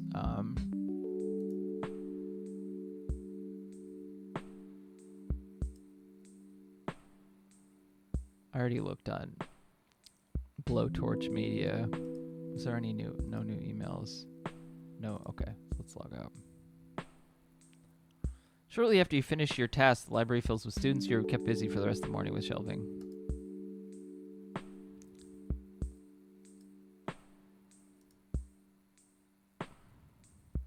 Oh, okay, this was my class, I guess. Everything is just in one classroom in one location. Nah, I won't. Diet Cherry Vanilla Dr. Mario says, a lot of people didn't bother being in multiple IRC channels where with Discord and all of them, that's the default. Yeah, like I'm in so many Discords and just too much stuff happens, so I never check like 98% of them. So it's just kind of pointless. He does, and then another wave of concern washes over you. Your performance in this class is oddly staked upon both Daniel and Walsh's approval. You never had a teacher you wanted to impress more. At the same time, Daniel is your only classmate who questions the educators. It sucks of the way that seems pointed and not queerly individualized. Walsh, in light of this, is a formidable opponent. Even as Daniel pokes at the basis of her ideas, you can't help but see them for their gold. She seems unfazed by even his harshest interrogations. Why not show it then? Why does so much have to be artfully implied? Gay, LOL. Daniel, we all know you want to see more boobies. Fresh with the screening of 2002 film Adaptation, you've been discussing... Okay, there's really into Charlie Kaufman, huh? I did actually see this movie in the theater when it came out with my mom. I was in high school, I think. You've been discussing the outside demands, both recognizable and hidden, imposed on a writer as they craft a work for an audience. Now wait, Daniel may have a point. Why indeed? Whether it's books, TV, film, when the sex begins, the scene ends. We skip ahead to the aftermath. Why? Content restrictions. Well, sure, the media channel provides the budget and the distribution, and in turn we fit their standards. But what about authors and directors who make this choice, commit to the act of self-censorship regardless of their constraints? I'm talking about films and novels for adults. Don't these too shy away from graphic or even artful depiction? And what about students? Free as they are to express such things, they often write very conservatively. Oh yeah, that's... God, don't even get me started on that. I think it is because like a lot of college students just come from high school where you're expected to write boring template stuff. And when you're like, hey, I don't actually want to read that, don't write that. They're like, oh, I thought this is what you're supposed to write for school. I think people take some time to develop their voice too, unless they're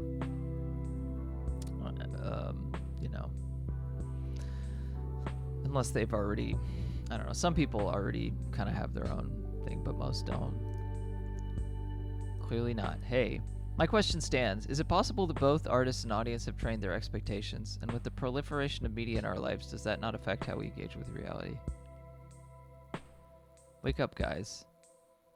I'll put it in another way. When it comes to the primal act in question, writers seemingly want to concern themselves with the events leading to the consummation and its aftermath. I posit that in turn, this is how we start to view sex in our own lives, a sort of blackout moment, a temporary loss of perception.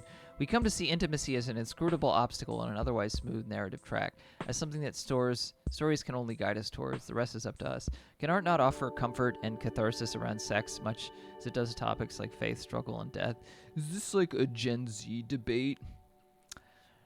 This has been like a major, media debate for the last several years. There's like the podcast You Must Remember This had like a whole series from a few years ago, both 80s and 90s erotic, about an 80s and 90s erotic film that was really good, and how that sort of genre doesn't really exist anymore. I mean, maybe it's not the useful part of the story. It's in bad taste, pornographic. What do we think? Mara, do you agree? Is sex a useful part of storytelling or merely pornographic? What do you think Mara would say? I think Mara would not know. I'm just going to say useful. What sort of things? Boobies. Or what sort of things? Are there shame involved or inexperience? Something you want to tell us? No. Fuck off. Daniel has some nerve. You know for a fact he has less experience than you. Guys, please. Remember, I'm not trying to single out. I think you're onto something. The pressure to perform and perhaps more urgently to report on our success is all around us. Who can claim to be immune? For your next essay, I want all of you to think about the universality of desire, the ways and reasons we tend to suppress it, and what can be communicated in character, theme, and beyond through its expression. I'm horny. Please use any media you wish to flesh out your case. It will be due next class. Oh, fucking papers, man. Oh, I missed that. Whatever. Sex. Good class today, thanks. Sure, did you hand in your paper yet? Oh, right.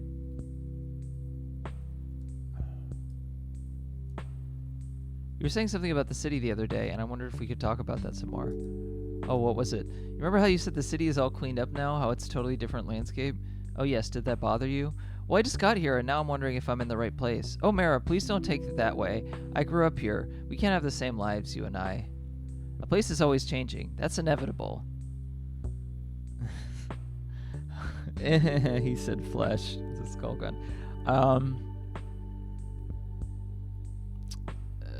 And just as inevitable are the complaints of its residents. Haha. That's how you know you really dug in somewhere, when you know it enough that it becomes unrecognizable. Has anything stayed the same since you were young? A lot of the things here. There's real history here. Things I once took for granted that I love now. That is something I've thought about living in New York City, where it's like everyone, I feel like every city I lived in, people were like, oh, it used to be so much better, it used to be so much cheaper, it's just a hollow shell. And then so you're like, well, great, I'm glad that I live in the time that I live in. Wonderful. And after a certain point, I'm just like, fuck this, like, whatever. You ever feel that way about your home? I don't know, I haven't gone back in a while. Too many bad memories, I guess. Well, the city isn't the only place with history, with significance. For me, it feels like my life had begun since I started here. It's nice to feel that way. I hope they make some good memories here. I hope you make some good memories here. They might even help you make sense of the bad ones. Oh, look at that. You learned something. Anytime a conversation or experience adds to your knowledge, your level on that topic will rise and the shape of your understanding will change. Oh, interesting. Okay. There's a music one. Oh, yeah. Okay. I did add that. Seen any good films? City of God. Okay. Yeah. Would that be one of your picks for the year? It's not my anything. I just enjoyed it. I mean, how does it rank? I don't like to rank. Wow. Okay. This is uncomfortable for me as somebody who read Pitchfork and was like very concerned about the the ratings, the rankings. But I never know what art to pay attention to if someone didn't rank it. What's the alternative? Oh man.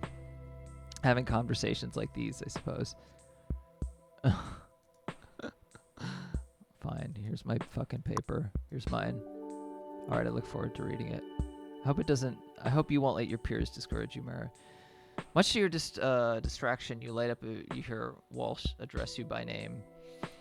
So few of your professors, let alone your favorite ones, ever do. Oh, I have to fucking memorize kids' names and say them when I... That's kind of annoying.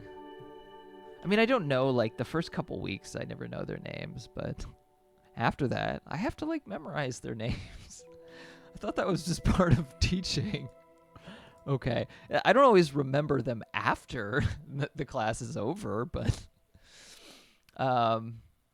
it's not always easy to say what's on your mind in front of the class. Thanks. I've been trying to have my own opinions, ignore the popular consensus. It's good to form your own thoughts, yes. Though I wouldn't discount what others say. The consensus has value to you and the topics you write about. Your knowledge and your writing will grow richer if you can see a topic from many perspectives. Even low-quality perspectives? Just keep it in mind. See you in 2 days. Okay, bye.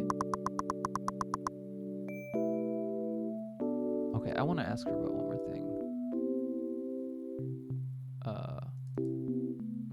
How deep in the topic am I supposed to get for this paper? I wouldn't get terribly personal. If there's something, if that's what you mean, you can paint in broad strokes. That's sort of the problem for me. I tend to be terribly personal. The truth of my life always comes out. Skullwood says, oh no, we're rotating shapes in our mind. Details about your life don't always reflect the truth, at least not the truth you might have intended, so be careful with that, righto? I'll ask her about music, why not? What kind of new music do you like? Have you heard of Alicia Keys? That woman has talent. That album came out like 2 years ago. Well, in my defense, 2 years is not that long ago when you're my age. Just trying to keep you honest. It is funny, like, because I like always feel like my reference points are really out of touch, and then I'll have a student like say like I had a student. I'm not saying the student's name or anything, so it's fine. But I had a student who like I asked them what their favorite piece of media was that wasn't a game, and one student said Vespertine by Bjork, and I was like, that's like what I listen to, and also it's like 24 years old. I was just surprised by that. I mean, I know people love Bjork, etc. But it was just like, it was funny that was the thing that came up. I was like, damn. Okay, maybe I'll ask her about Theo, just because. Sorry, I've never heard of that student. Took one of your classes over the summer. Don't remember. Wow. I believe you, though. It's just unusual. Okay. I totally forget students, too, so... we'll ask her about one more thing. Ask her about myself. Yes, but you're also interrogating me about my opinion. Do you expect me to say something rude? Sure, so you don't mean it? Here's an exercise for you. Take people at their word unless you've proven themselves to be liars. Most people are either telling the truth or trying to destroy my life, sparing you for embarrassment. Oh, give that a shot, Missy. Well, I don't think I've gotten to the age where I can call people Missy sincerely. No student has ever roped me into the conversation about anarchy since the early 90s. Okay, fine. Whatever. I got a point, so I'll cut my losses here. So much dialogue in this demo. Well, it's just about time to get to that party. You should have head to the... So hopefully this ends after the party. Because, I mean, I'm enjoying this, and I want to keep playing until the end of the demo. Deeply absorbed in a phone text conversation. Printed digits on his button. Because, like, I haven't done much in the game, but there's been so much dialogue.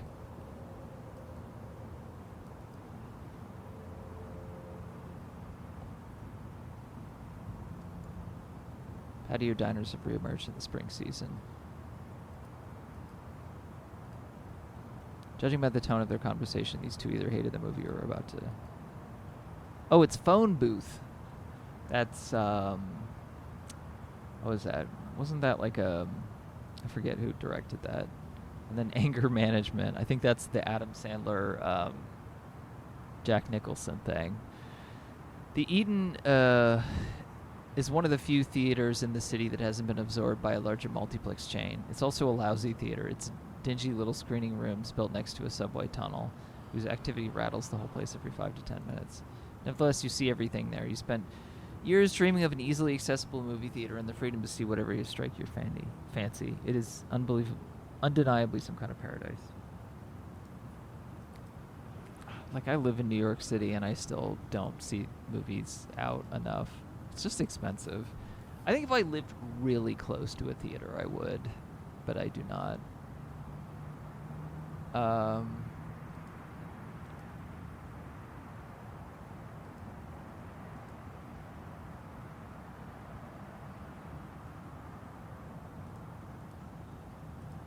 need to get somebody. I need to get Theo something's name. I wonder if I can go into the library.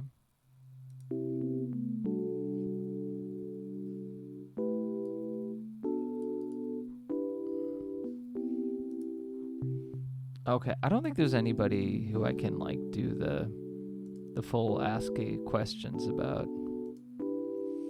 So I don't think I think I've fully explored this library. I don't think I need to spend any more freaking time in this library except to look at this fan.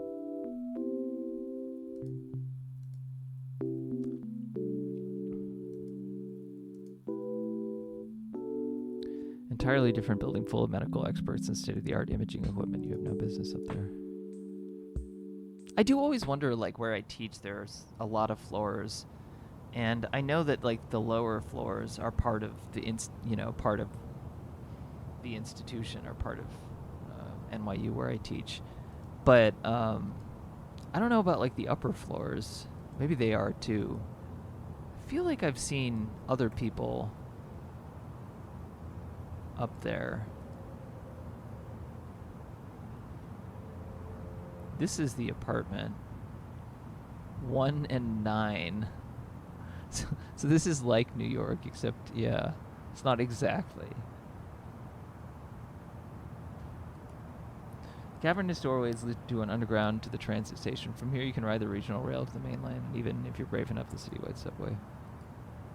Staircase down the train station is often populated with last-minute callers whose signal is about to drop underground.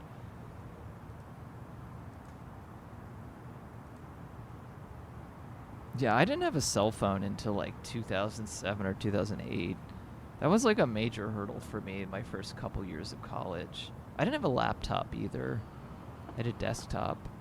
So it was like hard to make plans with people because people really were depending on texting or like calling each other or like at least having a laptop so they could like message, like plug it in somewhere.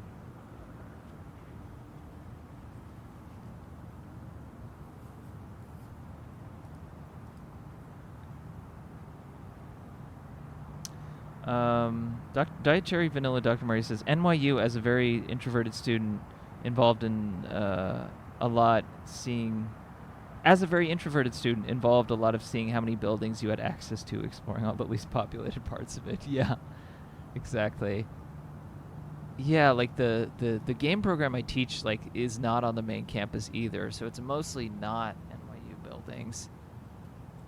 But then, like, in Washington Square Park, it's mostly NYU buildings, but there's other stuff there. And also, they own a lot of buildings that, like, I don't even know of what use. It just feels like they fucking sit on real estate.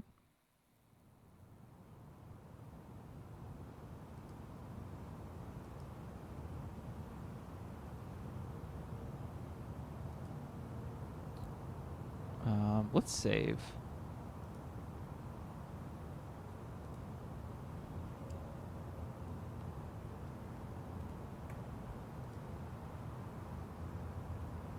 When I were there, they were the third largest landowners in the city. They might be the second or first at this point. I don't know.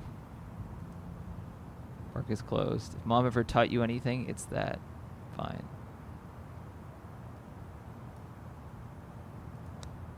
I need to find someone to ask about Theo something. Oh shit, what was that?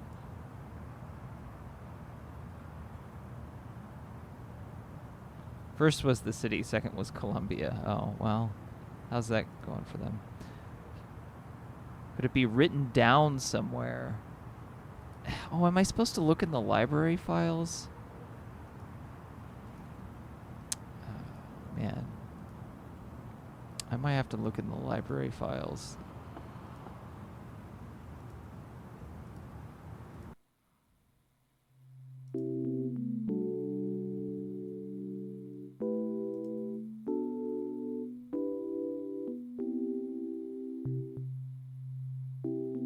I don't know where it would be. I feel like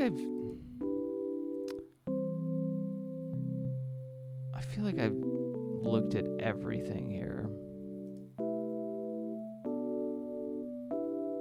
I could check the computer again.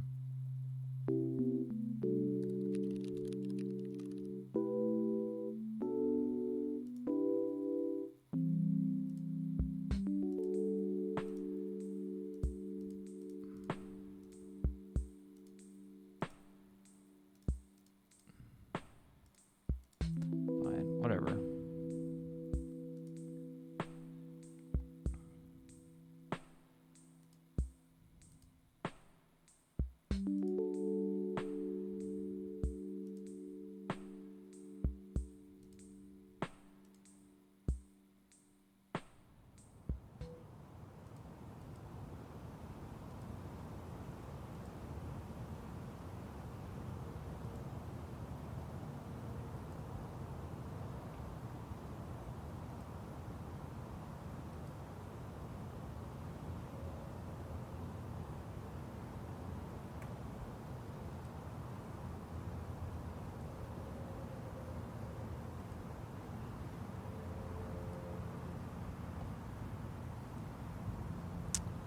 Maybe I can go up here? No.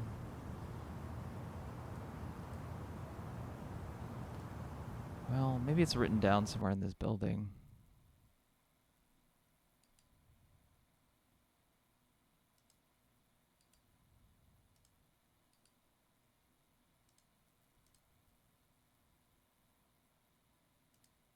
Ooh.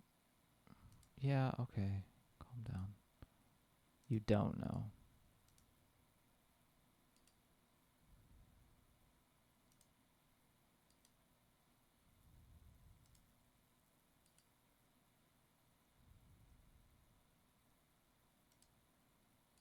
There's no music in this part. The intricate panels on the lobby wall.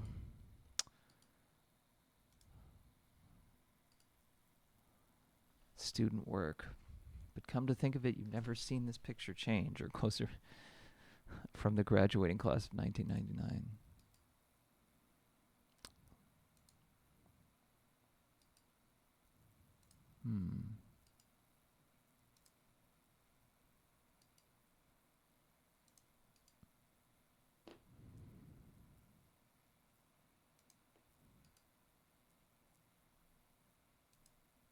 Could I look on a package?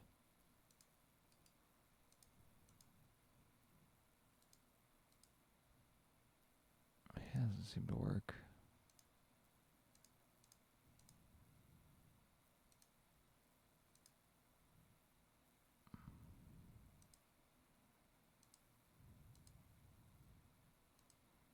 She's saying that, so I need to see it written down somewhere. But I don't see anybody that I know.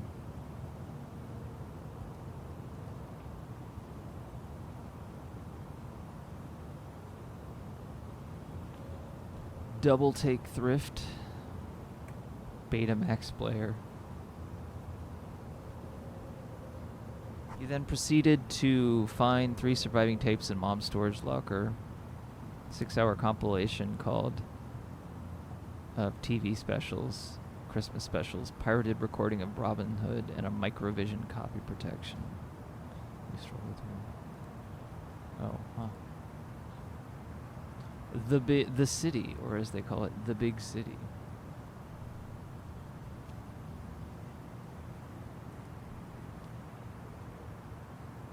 perfect tides and the mainland, the transit system still intimidates you.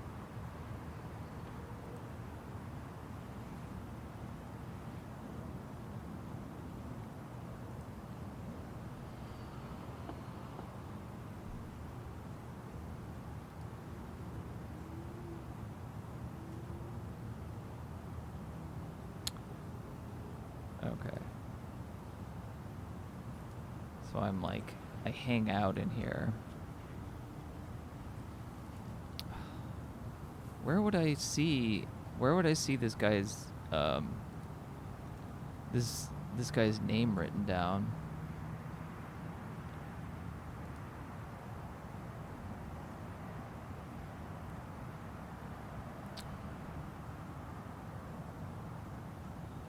This is like a Starbucks type thing.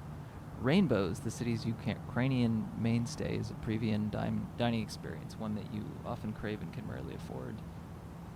Oh, I just want to be finished with this demo so I can move on to the next one. I mean, I like it. It just, I just need to move on to the next one. And I know I'm probably towards the end of this demo once I go to this party, so it'd just be nice to finish it. Have you played any Wadjet Eye Blackwell games? No. I certainly heard of them. I think I have a few. I don't necessarily recommend them unless you're a big ping and click head, but the first one has several key scenes specific to NYU dorm I lived in. Yeah, I know that they were based in New York. I think one of them teaches at NYU, actually, but I don't know them at all. I think they're a bit older. I'm not like, you know, like I adjunct teach sometimes, and I know some of the faculty, but there's some faculty members who I just like literally never interacted with just because, you know, that's how it happens, especially when you're not teaching somewhere full time. You often wonder what Dr. Z would do for you and your skin, which has certainly improved since puberty, but you'd never be described as prize winning.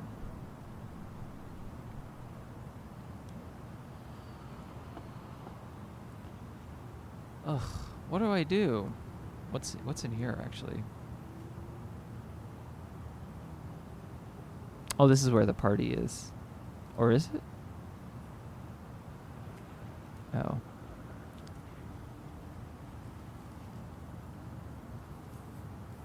Papaya hog.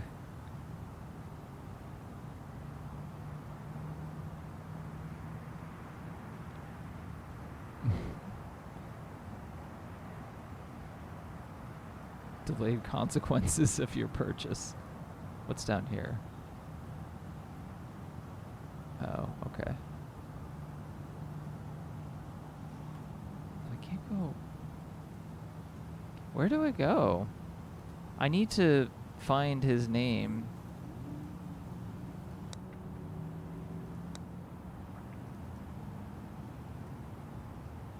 Blackwell came out in 2006, meaning it's just a relic of, as much of a relic as Monkey Island at this point. Yeah. Where would it be written down?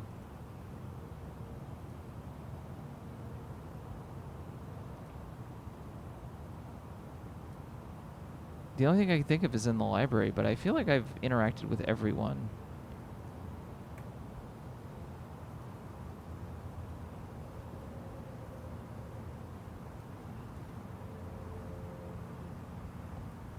I feel like the library is the only place. I don't know. I don't know where it would be written down. This game really makes you pixel hunt.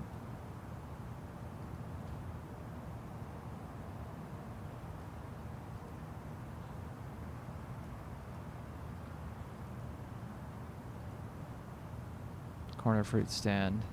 A Grenadian national whom you have a friendly rapport.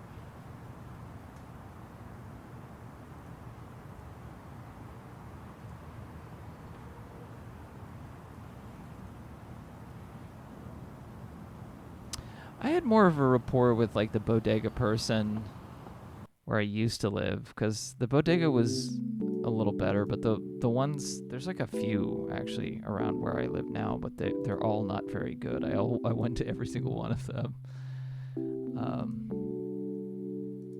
In like, you know, a 1 or 2 block radius. But there's a few things like a few more blocks away that are fine.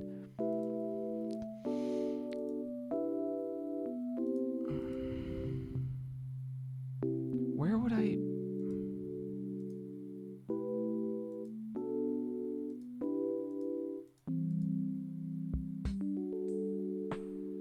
just don't know, like, where would it be written down other than his, like, library?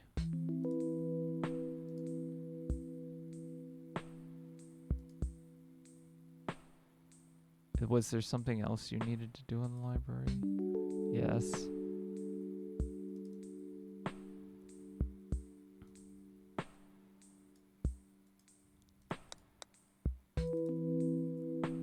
So just put on my old favorites. Mendelssohn, Gershwin, Philip Glass. Okay, so this is an older lady.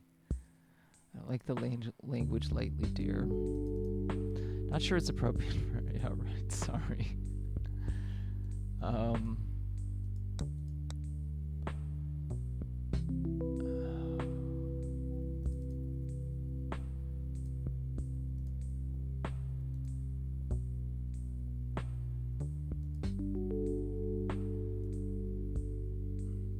If anyone has any ideas, I just want to finish this demo so I can move on to the next one because I've been streaming for 2 hours already. I suppose I could look it up. Then I have to like fucking trawl through a video playthrough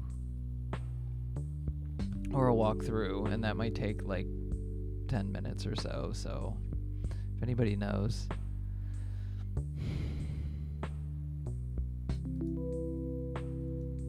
Public database for your social conundrums. Name, he's so involved that his name must show up often. I'm going to Peter again.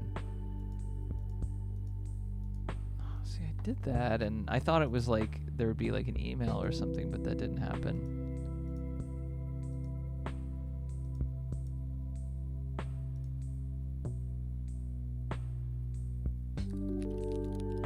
Or that he'd be on chat.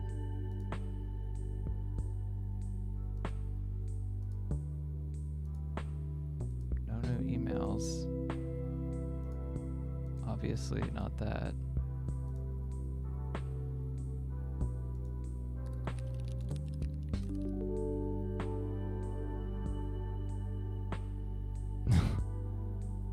You only sort of mean that. Dio has a web presence. He's interviewed for the sex website. Okay, see, this is what a normal person would do in the 2000s, but, you know, I don't know the logic of this game.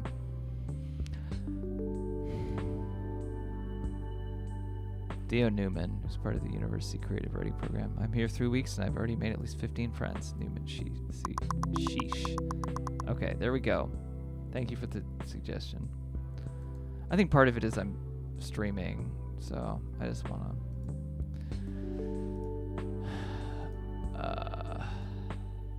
move on to the next thing. You never know how long playing a demo, because there are demos that take like 10 minutes.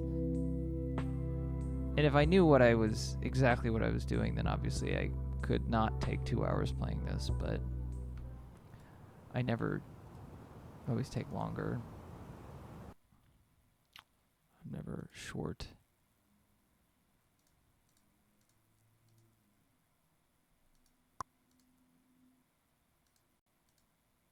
You know the rules upstairs. No, sir, but I'd like to. Don't get cute. No alcohol, no smoking, no pets, no overnights, no loud music. Gotcha. Most importantly, once you've walked in through, it locks at 11 p.m. You leave, you're out for good. Got it? Oh, damn. That's pretty brutal.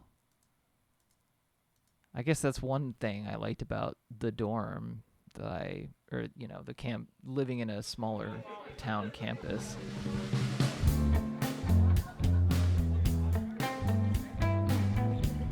You're not ready to leave yet. Oh, okay.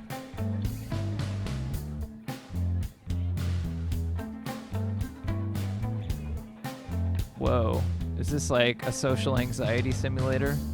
You guys look like you have some good juicy gossips. Oh yeah, this one's a doozy. You got me drooling. What's the scoop? Do you know Mikey Tops? Maybe, not sure.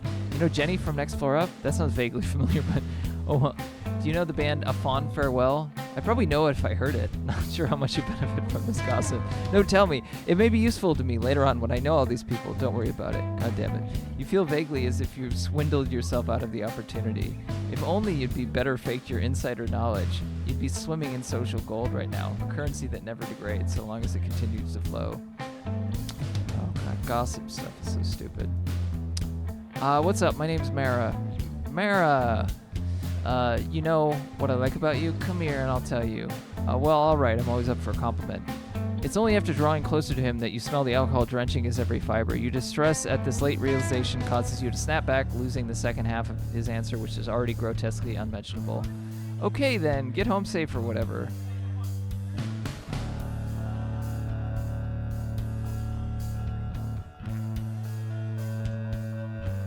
You attempt to catch the eye of whichever person seems most friendly, but neither of them do, and you feel quickly very self-conscious about approaching them.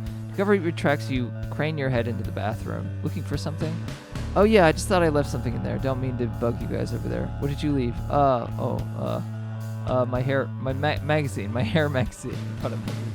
Pretty stupid, huh? Clearly it's not in there. So I'll just go. No, I think I see it in here.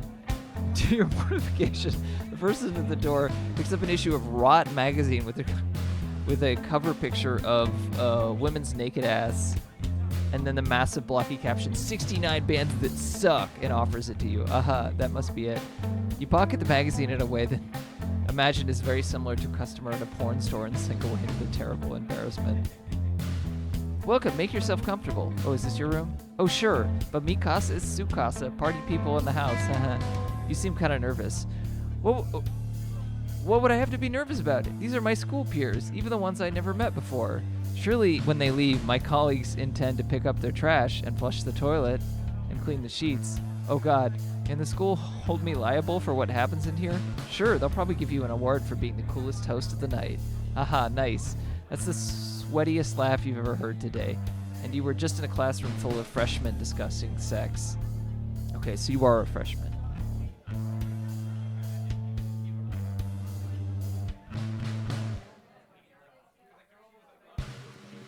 The group in the corner seems receptive to your company. Maybe you could join them. Whatever. We'll figure it out.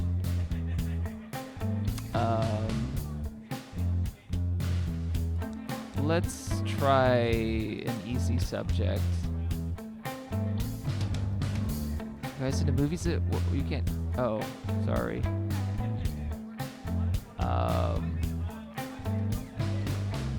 How there's no real school campus, but the city is our campus. Well, that's exactly our conclusion we came to. How do you know? Well, that sounds sick. How do you get tickets? How does anyone get tickets? Showed up 20 minutes late and bought them off a scalper. Sounds expensive. Do you get carded? Or are you just living off a different plane of existence? Or you get yourself a fake ID? Where can I do that? Any shady business owner in the city can make you one. Ask around. Can you just tell me who made yours? Can you just be cool? I'm trying, man. I'm trying. There are so many steps, and you're not telling me how to specifically to accomplish them. You'll pay for your crimes against humanity, dickhead. Lock me up.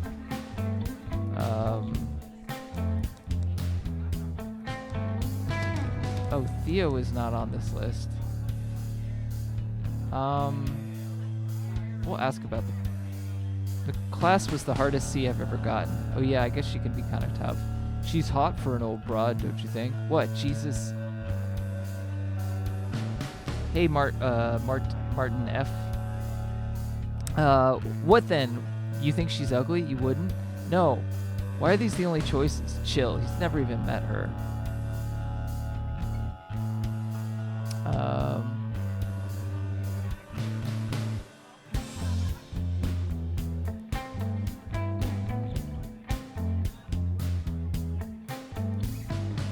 Yeah, Rosetta. She's cool. She's so talented. How does everyone in every major know about her? Mass introvert university conspiracy. Art school Illuminati. You're either in or you're out. How do I get in? Doesn't it bother you that there is an elite? That artists don't rise up to prominence in their own merits? Well, any merits are already good, so it would be no crime for me to succeed. Right on. The line for tryout starts at my bedroom, lying down the hall. You're gross.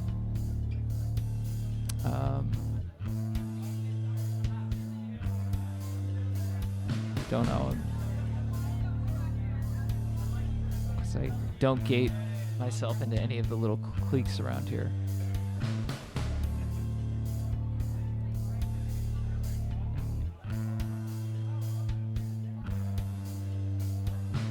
Kind of a dick. I tend to like him. It's never too late to give up your prejudices. Okay, yeah, because boyfriend from home.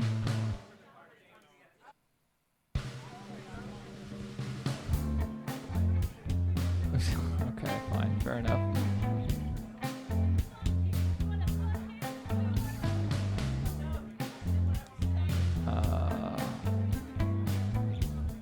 Smashed the convenience store window just last week.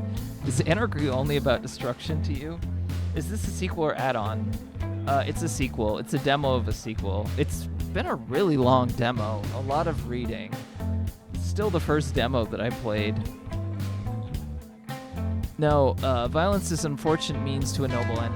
Admittedly, if I knew what I was doing, I'm sure I would have gone a lot faster, but, you know, I thought the point of these games is that you're supposed to read a lot,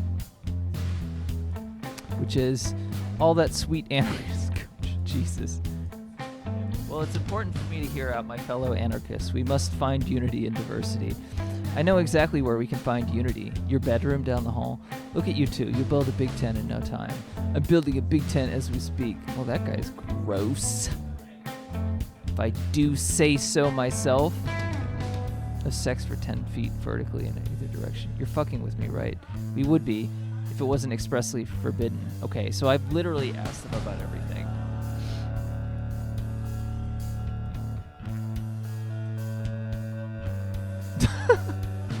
Dorms are pretty small, so disappointed I couldn't afford it. I heard everyone shares a kitchen here. I wonder if it's gross. I probably just ask to take out all the time. If I could already afford the room. Well, that has been great. Enjoy your night. Do people still say rad? I don't know. People in California did. I feel like that might have been more of a California thing. I'm not actually sure, though.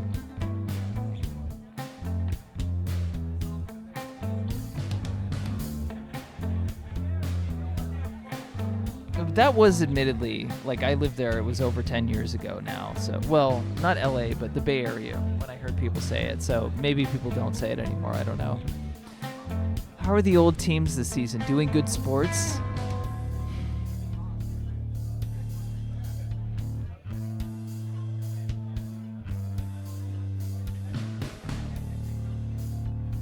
See, I'm not good at going up to people I don't know and talking to them about stuff. I, like, wait for them to say something, and then I usually say something like, oh, are you guys talking about whatever? Here's my opinion about that thing. That's usually what I do, but you can only get so far doing that. And also I feel like I'm more awkward than I used to be about that, weirdly. I mean, I was not sociable at all when I was younger. But then by the end of college, and especially into my 20s, I was more willing to dive into conversations with people, and now I'm kind of a lot more cagey about that again. That's bad, right? Yeah. Ha ha ha. No, I don't want to go back into this room. I already talked to everyone in this room.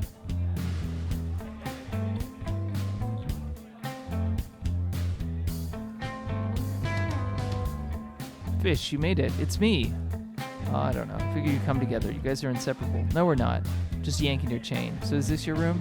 Yep, I got a fire escape window. Just fashioned a gravity bong from a naked food juice bottle. Cool. Honestly, the ease of talking to strangers is how you can tell games are fiction. Yeah. I'd invite you in, but... Well, my guy Vince went in there just now. I don't want to bug him. He's with a girl or something. Oh. Do you think they're... Not sure. Your friend is banging a girl in your room? More of an acquaintance than a friend, really. You don't want to bug him. I just want everyone to have a good time, you know? Confidentially, Vince is my hookup right now. Is that so? Yeah, so if you ever want to buy the good shit, let me know. You're very interested in buying Theo's weed. You haven't smoked since winter break, when you were offered, also by Theo, a heart-stopping pull from a bubbler shaped like Mr. Peanut. I will certainly do that, my friend. Drugs. Oh, I bet this is my boyfriend. Hello? Hello, Mara? Yeah. I can barely hear you. Yeah, I'm at the party. What? I said I'm at the party. Jesus, I can't hear you at all. A lot of people here. Can you go somewhere quieter? Let me see. You scan the hallway for any possible refuge from the noise. Each location looks busier and noisier than the last. Hello? I can't really go anywhere. It's the same volume on this whole floor. Can you go to a different floor? I really need to talk to you. What's wrong? Adam, what is it? I can't talk to you while you're in there. It's too loud. Okay, well, could I call you later then? Is it important? What's wrong, Adam? Can you go outside?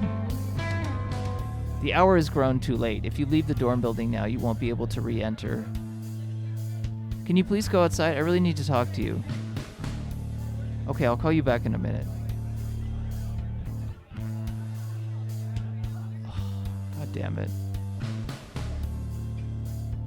Come on, you fucking needy. It's my problem with relationships. I'm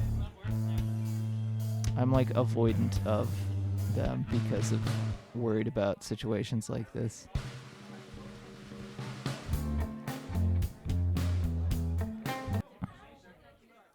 No, I'm fucked. What happens if I ask myself about Adam? Okay, no, you're just explaining. Fine, I'll go out fucking side.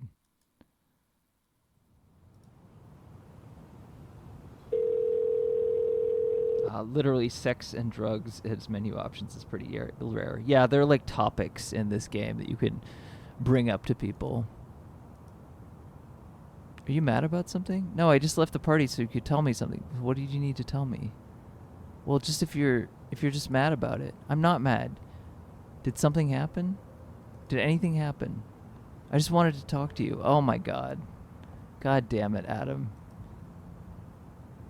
I just left the party for no reason? No reason talking to me? Well, yes, it is a reason, but it's not like an emergency reason. You'd rather be at some dorm party than call me. I call you every day, multiple times a day. I never get to go to parties, Adam. I'm always go home on the weekends and miss everything, and I just wanted to be at a fucking party. Fine, go back then. I can't. It's too late. I just wanted to hear your voice before bed. That was literally it. Yeah, Adam, am I asking for too much? No. Sorry, Adam. The pain of his inquiry overtakes you. Adam wants to fall asleep to the sound of your voice. Who has ever loved you so much? I'm sorry, I don't know what else to say. I'm sorry. It's okay. Sorry for ruining your night. You didn't ruin my night, just... It's fine. Not a big deal. I would have left soon anyway, with the train schedule, and... It wasn't really clicking with any of those people anyway. No? Now, you know how much I suck at making an impression. Really? But I've seen you do it. Well, yeah, you were there when I did it. I'm not so scared when you're around. I'll be there again soon. Okay, I'd like that. I should hurry. Oh, right, the train. Want to call me when you get home? Wait, but wasn't this the phone call? Oh, well, it's going to be late. I might be tired by then. Okay, well, if you're tired later, I'll try to call. Okay. Just in case, we should say goodnight now. Good night. I love you. I love you too. Okay. Still need to pick up your laundry. Yeah, I feel ya. I feel ya over here. I've definitely gone to things where I'm like,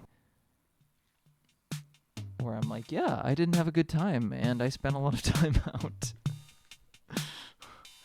That's, you know, there are plenty of things that I've gone to where it's like I'm not having a good time, and then I gradually do end up having a good time. But sometimes you just go out and don't have a good time. So I have Daniel with his roommates. He's cool into your hot brain. Hey, Mara. Thought you guys find you guys at the party. What party? At the dorms, right? I'm done with all those fucking dorm parties. Wild Eyes freshman bullshit. Yeah. What the hell is this? Golden Boy. It's fucking hilarious. The dub is so terrible. It's awesome. Oh, they're just watching it on their laptop. It looks like, anyway. Small screen barely hinders your full sensory immersion of a world. Shapely lion under spray paint thin fabric, gyrating cartoon breasts, and the trash-smelling perverts who worship them. Oh man, what the fuck? Good, right? You crashing tonight? I hadn't planned to, but I might. That's okay, I mean. No, Merrick, get the fuck out of here. Of course you can stay. God, you're such an ass.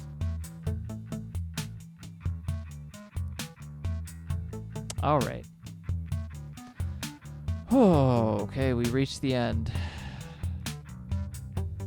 Yes, I do want to quit. Wow, that was a long demo. I did enjoy it. There's just so much dialogue.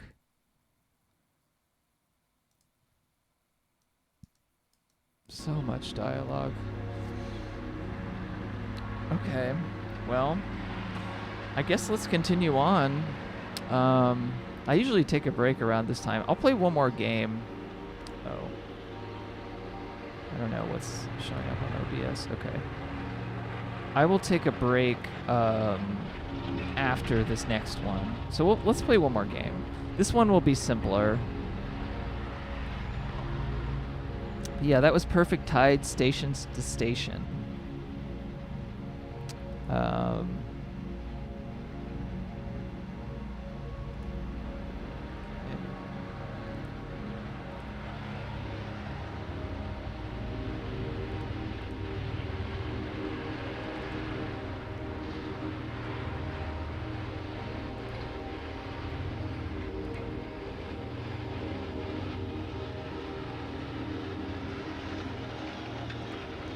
The next game is like a bowling style game. It's called Super 10 Pin. So let's try this. But it's like a weird bowling style game, basically. It's like, you know, a quirky style bowling style game.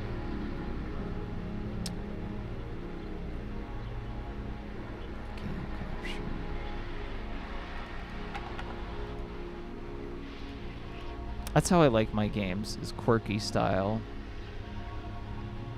I don't know about you guys.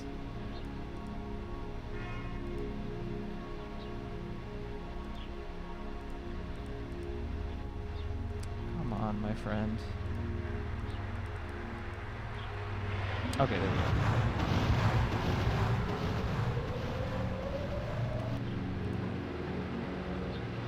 Sorry, background music. Here we go, Super 10 Pin. Oh, where did my chat window go? Oh, GoldenEye sound. Martin F says, imagine making a normal bowling game in 2025. I'm sure some people... Hypercart? Okay.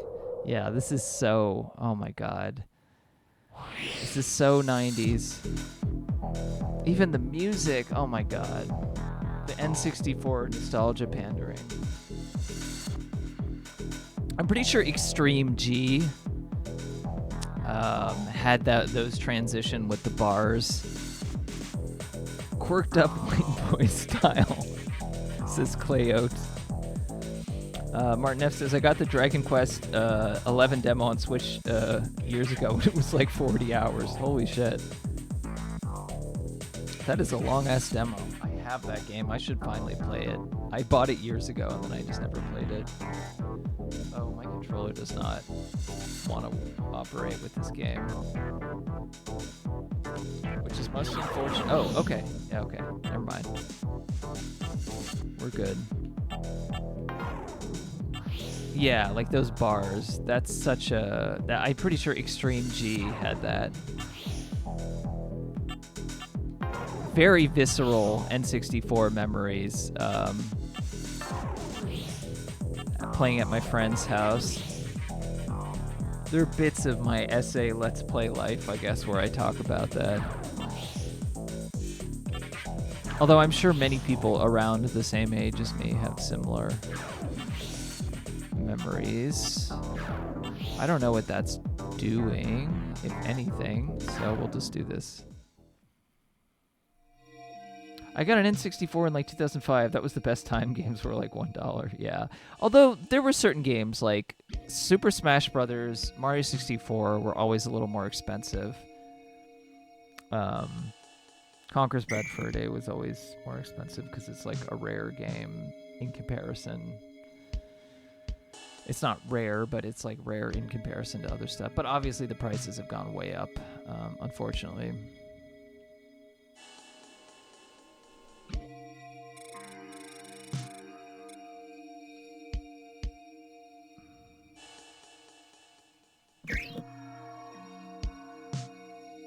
Okay, I feel like I can figure this out, but I could be wrong.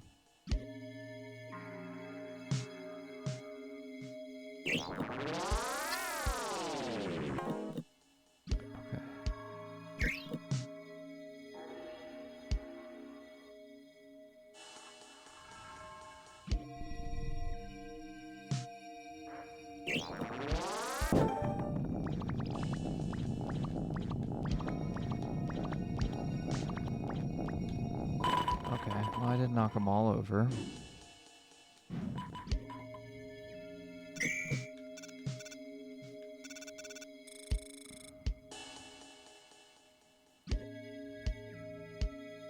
Let's try using a different ball. Okay. How do I do that?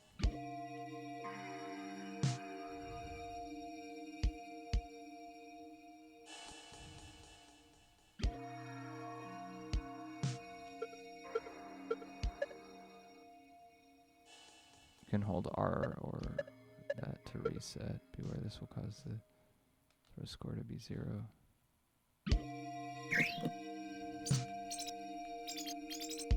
What is this? Okay.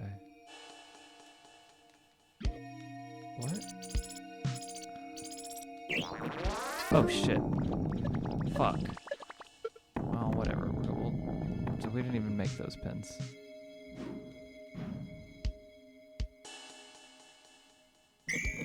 I was trying to do that.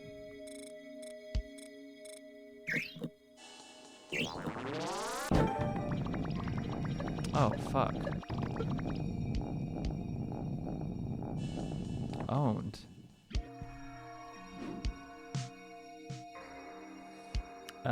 Martin F says, I honestly kind of miss these games, having these kind of wild fonts. Everything is so boring and neat now, so bland. Where's the fun?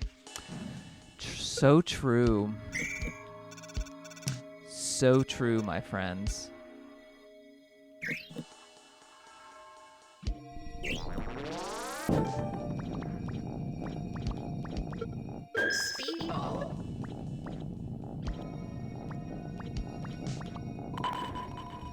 Get over there. Oh, god damn it. Okay, so now how do I change the... Oh.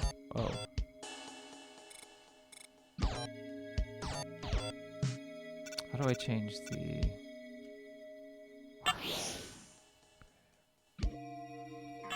Oh, okay. Was my ball in the air? Yes, it was. Apparently you can, like, drop it, I guess.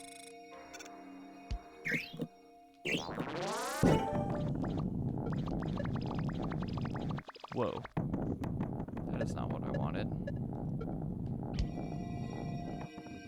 Oh, I have the ability to boost it. That ball just went flying. Heavy ball.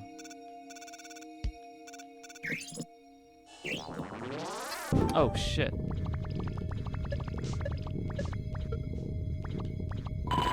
Whoa.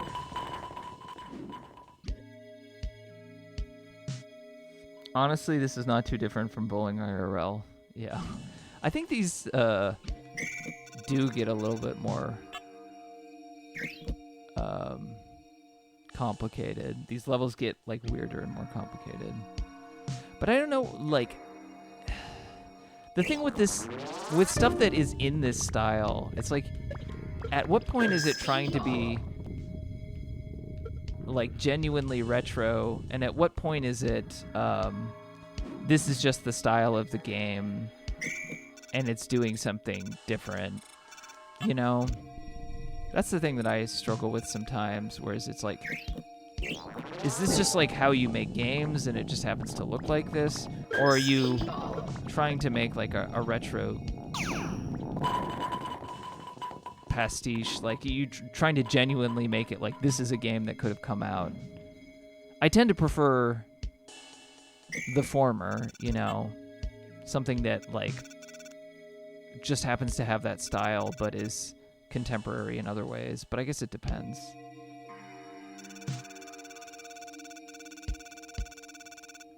Because I don't really want something that feels exactly like it came out in 1998, and I don't think most people do either. I mean, like, there's an imaginary element to it, like,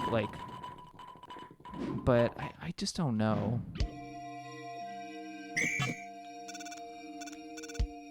That's my personal feeling, though. I mean, there are great games that came out in 1998. I just don't know if I want a contemporary game that came out, that feels like it came out then. Spare.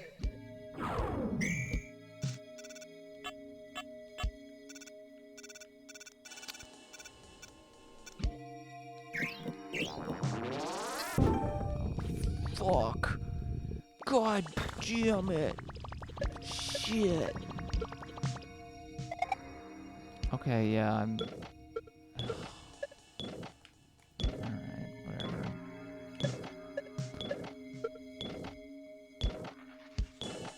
I don't know if you have to get a certain score.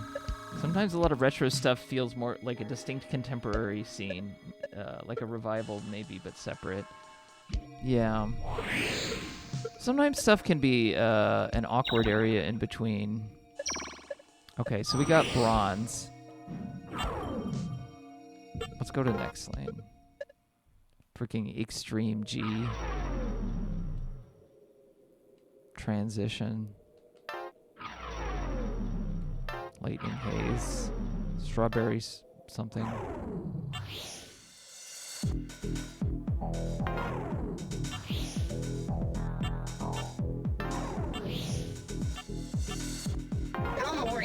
Paul Morris. Evoking the style is cool, but the game design-wise, we've definitely progressed. There are some aspects... Oh, yeah. 1998 games were great in 1998, but if Half-Life or whatever came out now, it would not be received well. I mean, I don't even know what that would mean. It'd be an indie game. I mean, it's like it's too hypothetical to like even, you know, I don't even know what it would mean for Half-Life 1 to come out now.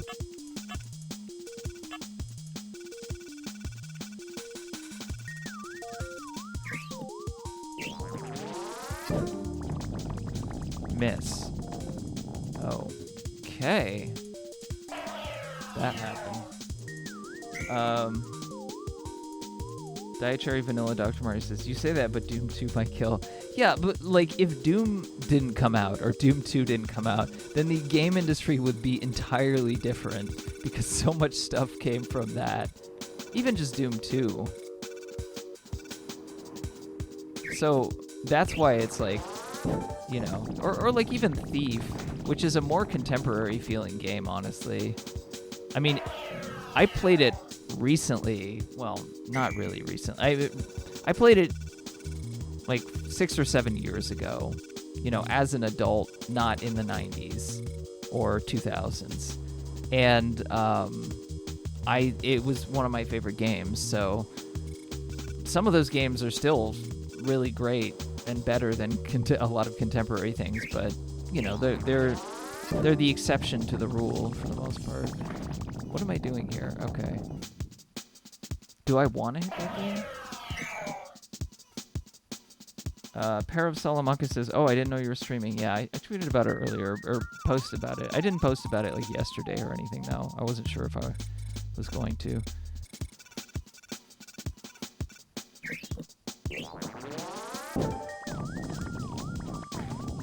Okay, so that's a good thing, I guess. I guess I want that. But then that sent me too far in that direction. This one's not easy. See, I was hoping for this to get really weird and wacky, and it might. But it is like sort of in an area in between of being like a nostalgia game and something wacky, which is kind of interesting, but I don't know, you know. Pair of Salamanca says, I don't make a habit of constantly checking Blue Sky. It's a me problem. Yeah, I mean, I just don't have anywhere else to post about it, you know. Diet Cherry Vanilla Dr. Mario says, yeah, I played Wolf 3D and Doom for the first time embarrassingly recently, and I felt like you're bracing yourself for an old silent movie to get difficult, but then it's straightforwardly entertaining instead. Yeah, I mean, like, the thing about those games, Wolf 3D and Doom, is part of the reason they were popular is that they were extremely accessible in comparison to other games that were coming out. Like, if you try to play Wizardry 6 or something now, it's like, or some of the older Ultimate games, or some of the older Might and Magic games, or anything like that. Like, there is gonna, like, I mean, you can still get into it, but it does take more of a investment. But like the thing with like Doom and Wolf 3D is like they were pretty immediately accessible, which is what made them different from like other PC games, especially in 3D at the time. So they were arcade style games with like more depth. So they're very like simple games. I mean, I think it can be easy to get lost in Doom, especially if you're used to not playing games that look like that anymore, but I'm really not doing well.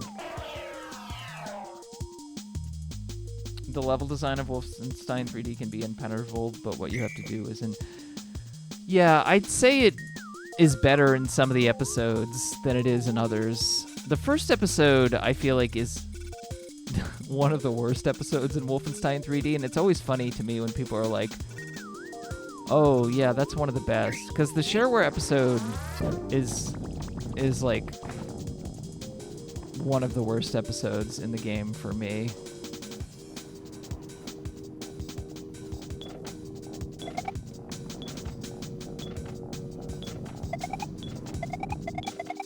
Wow, I can't do this.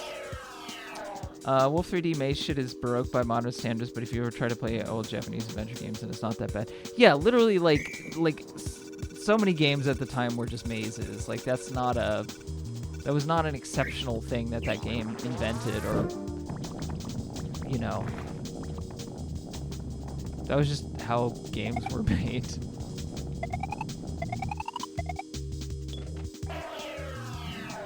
I don't know how to do this one. I don't know what this means. Maybe I wanted that. Oh, okay. I think I'm just... Let's restart.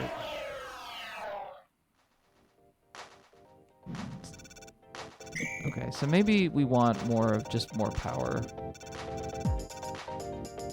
The 90s music. It does make me want to play Iggy's Wrecking Balls. I want an HD port of Iggy's Wrecking Balls. Because I love that game. I mean, I know you can play it on emulator, but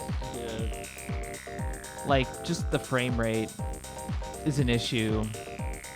So if that were fixed, and there was like a track editor, that would be awesome. I really love that game.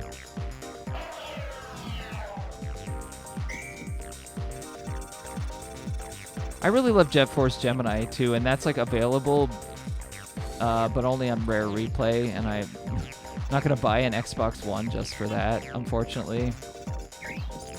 So I'm hoping that one gets I'm hoping both of those get a what is it? A D, you know, the fucking redump or whatever the fuck they're called. Not redump. You know what I'm talking about. What's your opinion on Uniracers? Yeah, I played it. I think it's pretty fun. Cleo says, oh, since Wolfenstein 3D came up, here's a demo for Only Light Can Stop Them, which is Wolf 3D in the Spanish Civil War. I think I've seen that game. Cleo says, the demo's powers for rage mode are just fascist literature. You read it and become that much more determined to fill the fish with lead.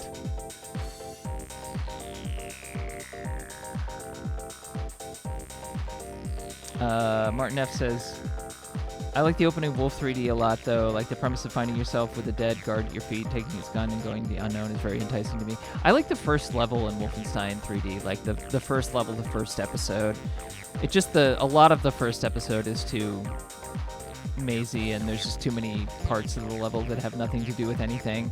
And they, like, kind of refined that as they went on. The 6th episode is pretty bad. I won't defend the 6th episode of Wolfenstein 3D. Although there's some good levels in the 6th episode. I mean, there's some pretty fun levels in the 1st episode, but I'd say it's the least interesting one. It's not hard per se, but it's just mazy. Do I want to explode? Is that a thing I want to happen?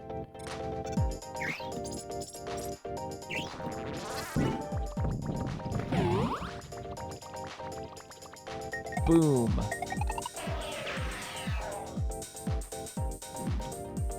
One of these days I'll get there.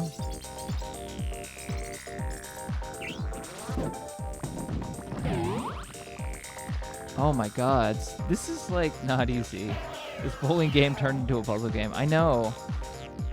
I thought that the difficulty spike would not be as dramatic as this.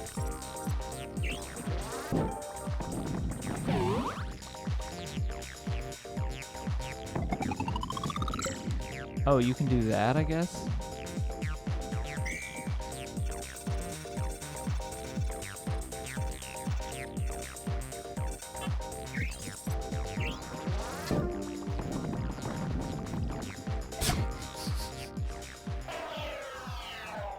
I forgot for the second this is bowling and not mini golf. Yeah, I mean, it basically is mini golf. You know what? I know I picked up the bomb one, but whatever. I want to see if I can actually get anywhere with this.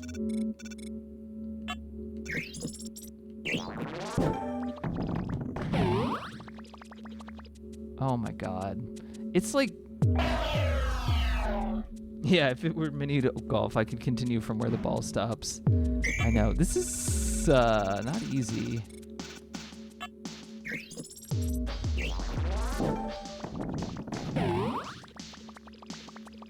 Well, I got the bomb ball. But then it's like, I bounce way over there.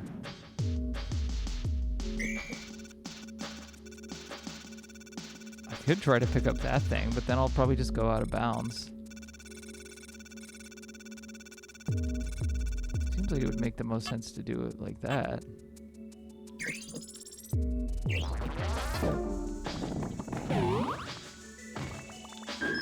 But then if I have to cut in, then it...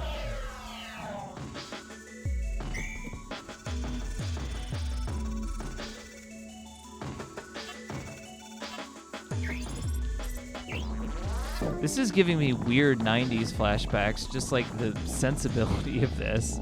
So, I will say that, like, at least it's doing that. I don't know if that's a good thing. The pickup on the right, maybe there's another ability, maybe. I mean, I don't know why I would prioritize that over trying to figure out how to hit the actual pins. This is quite the difficulty spike.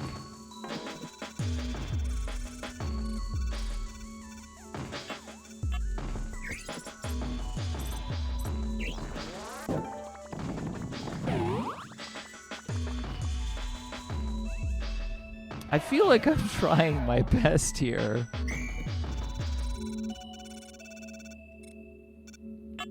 it really feels like I have to get it like precisely. Like still, like even if I hit there, I'm going way too wide.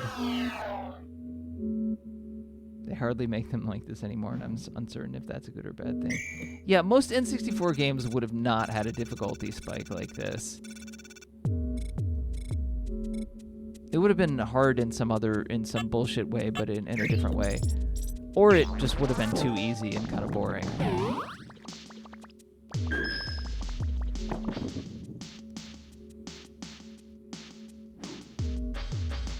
Maybe you need the thing on the right in order to hit the pins? Maybe, but why would I... It doesn't make a lot of sense. Why would I... In a bowling game, why would I go out of my way to get the thing that is nowhere near where the bowling pins are?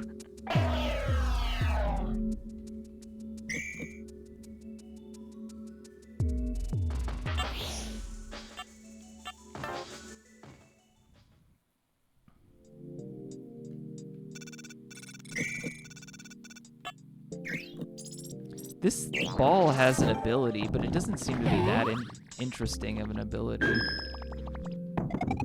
Like, you can do that, but I don't know what that does. We'll try to get the star, but I have yet to even hit a pin, so I feel like that should be my priority. And also the movement of that ball, damn. This is a trick simulator level. It just hit me. This is like the second level.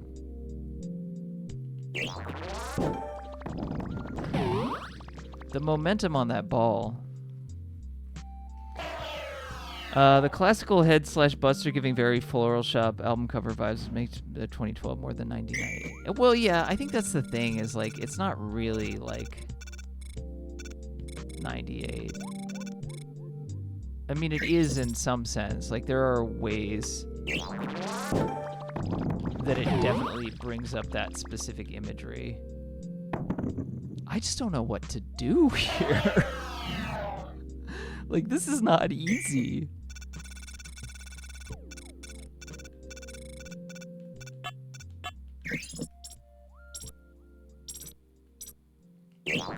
I could try to get this thing, but again, I don't really know what it does. And it's not easy to get it, because once the ball momentum starts in one direction, it's not easy to control. I don't understand why you can't steer left once the ball hits before the pins. Well, I can't. I mean, like, I can't, I'm trying as hard as I can to steer left there.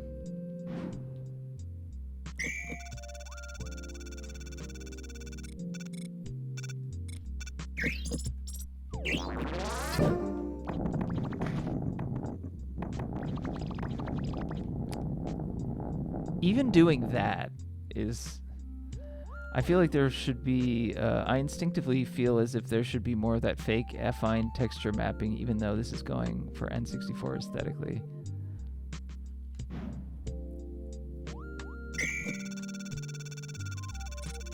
Even like just doing the straight path that I was doing, which I didn't get enough momentum this time, is like not easy. You have this meter here. You see you can move on, but you don't get a lot of, like, you know.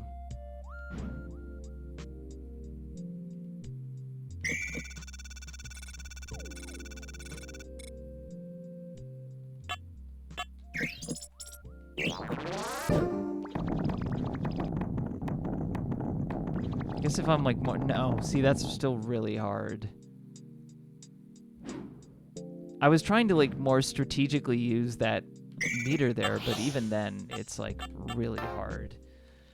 I don't know, this is kind of insane. I mean, I'm sure I'm missing something, but even still, like, this kind of difficulty spike, I'm sure it's like obvious to the person who made it or people who played it a lot, but it doesn't make a lot of sense to me.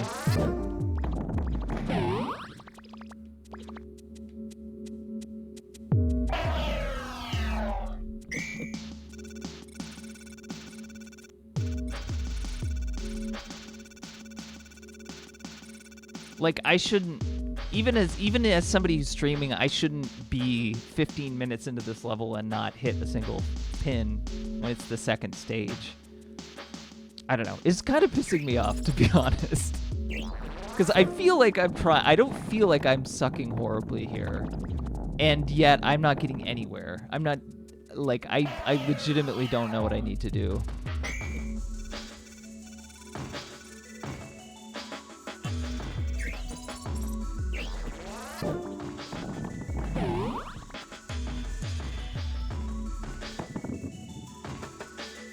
Aim straight for the pins at the start, I mean? I think I tried to do that.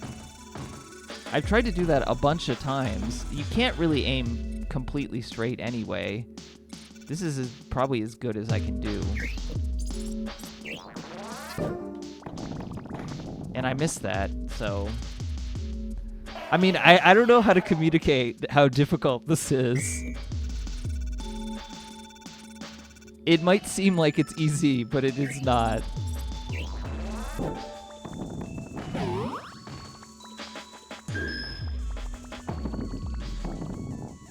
Like, I got close, but damn, that is like... The momentum was just like a lot. I probably could have used like an ability on this.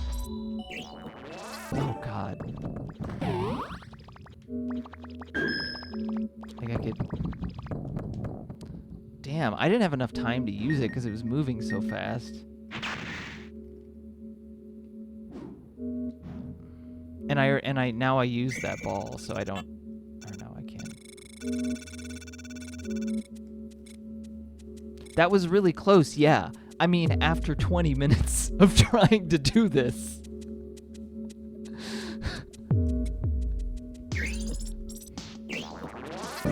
When it expects you to hit every pin and not just one pin.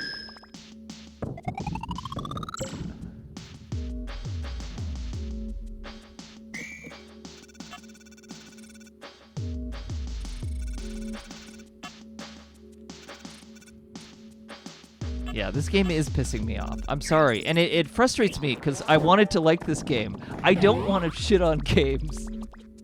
But it's like, what is this? What is this difficulty spike? This is ridiculous.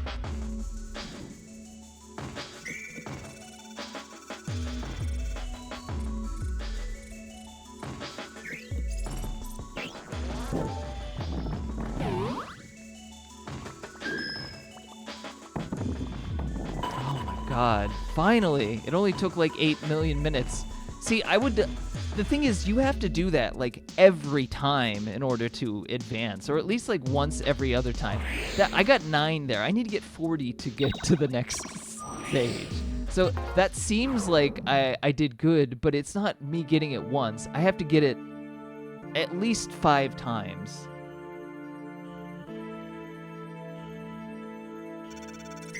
I have to get it exactly like that 5 times at least out of like 10. And you saw me get it once after 20 minutes.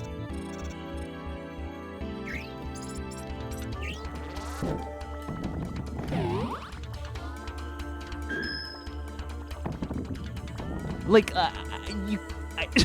okay. This is pissing me off. This is pissing me off too much. I can't play this game. This is pissing me off.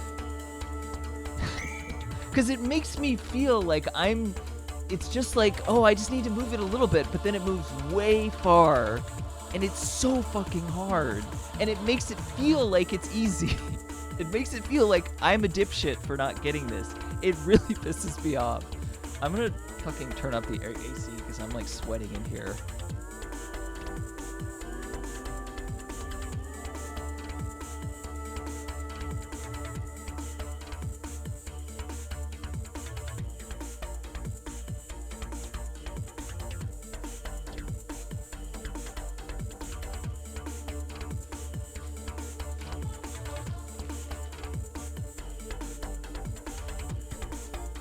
Like, I don't know how to communicate that this game makes you feel like, oh, I just have to move it a little bit this way and I'll get it this time.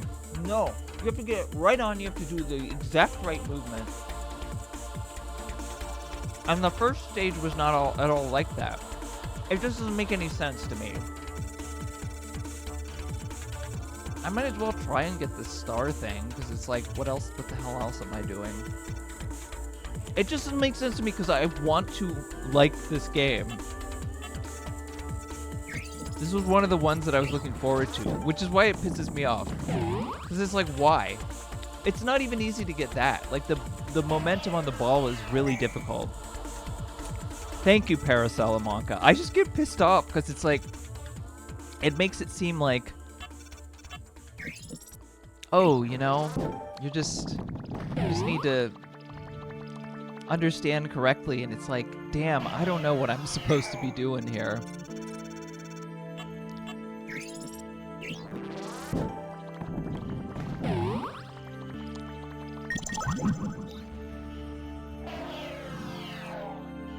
What did that do? Okay. Oh, so you get one spare from that. That's very silly. And you can only use it once. So that's what the star does. This is how I feel when I play the likes of Super Meat Boy. The thing is, Super Meat Boy, you progress a little further each time. I think Super Meat Boy is a little simpler than this.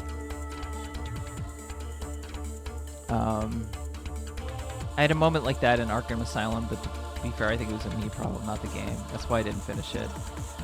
Yeah, I mean, like, N64 games will have these moments, but it's usually not the second stage of the game, you know? In a demo. I just don't know why I need to be struggling this much to get anywhere.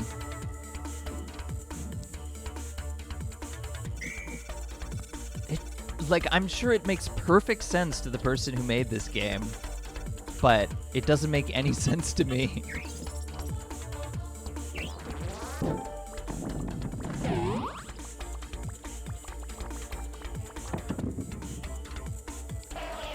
Level 3 will be... Yeah, I don't think I'm ever going to get to level 3.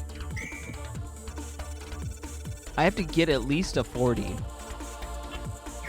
I've only been able to get one actual spare, and then I got one fake spare. Like, even with that, like, I need to move to the left when I'm bouncing pretty quickly, otherwise I'll go out of bounds. But if you saw, I moved too much to the left, and I didn't move that much. So, like, the amount of movement is extremely precise.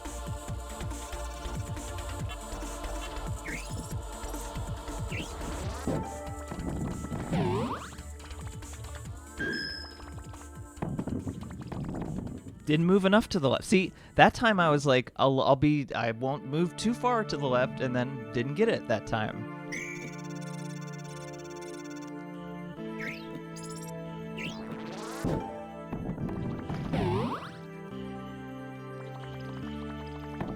I think I'm gonna have to abandon this game. It's just not fun. For some, like, how do you fuck this up? How do you make it so hard right from the... It baffles me. It really does. Because I know there must be people out there playing this game who like this. And maybe I'm just a fucking idiot. You know? Like, I don't know.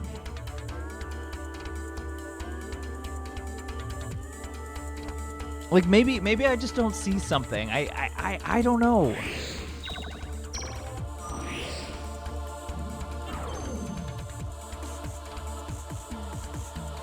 What if detonate ball? So you have to hold the ball while to detonate, and it moves really fast. And the problem is, by the time that I prepared to do that, it usually is after the ball has already gone out of bounds.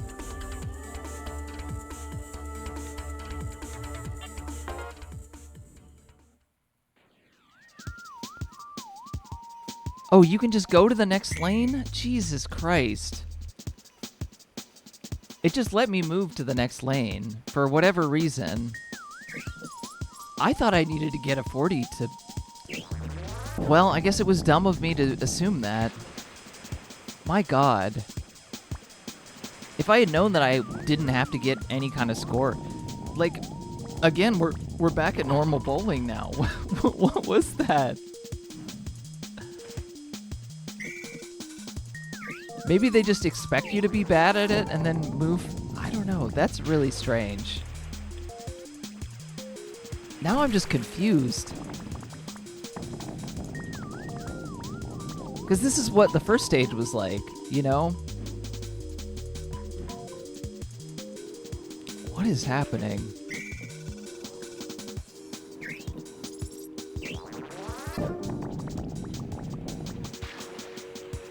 I thought I saw a ball here.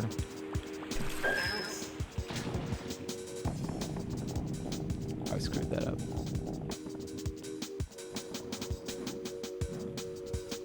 This is kind of baffling to me.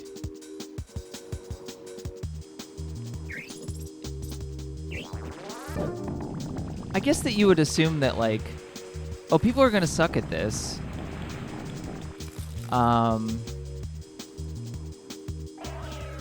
And then they'll just move on to the next stage. For me, I'm always like, I would assume, oh, I need to get a bronze on this or whatever to move on.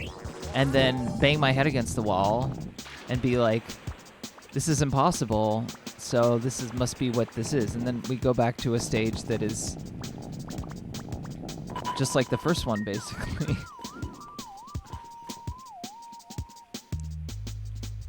Impossible is a free game on Steam that's sort of like this I played. I never got into but that's the thing, like I don't feel like I've articulated this well enough. The first stage, normal bowling stuff with, you know, these balls or whatever, or, you know, there's like, you need to shoot it faster so you have enough force, whatever. Second stage, impossibly fucking hard. Incredibly, insanely hard. Third stage, basically the first stage, except with like an added water element that I'm maybe supposed to avoid. Does that make any sense to you? Does that, would it... I'm trying to communicate, like, what, why, like, you know, like it. I don't feel like it's getting across. Like really, register that. Like, think about that. Like, why, why would you do that?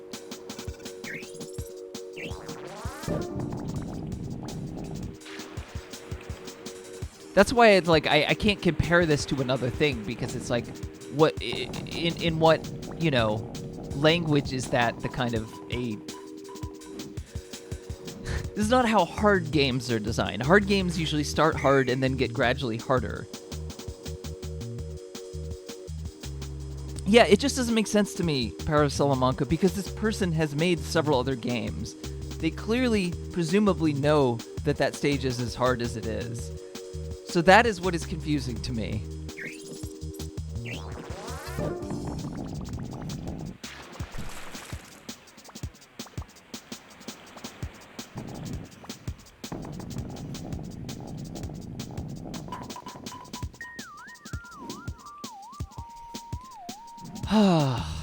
I'm sorry this game is making me rage. It's baffling to me.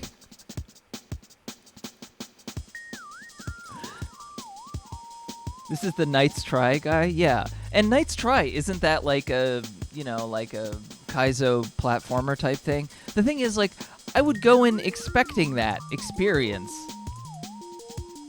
With this, it's like, oh, it's a bowling thing. It's a normal bowling level. Oh, now it's insanely hard. Oh, now it's a slightly harder than the first stage. See, it just doesn't make sense to me.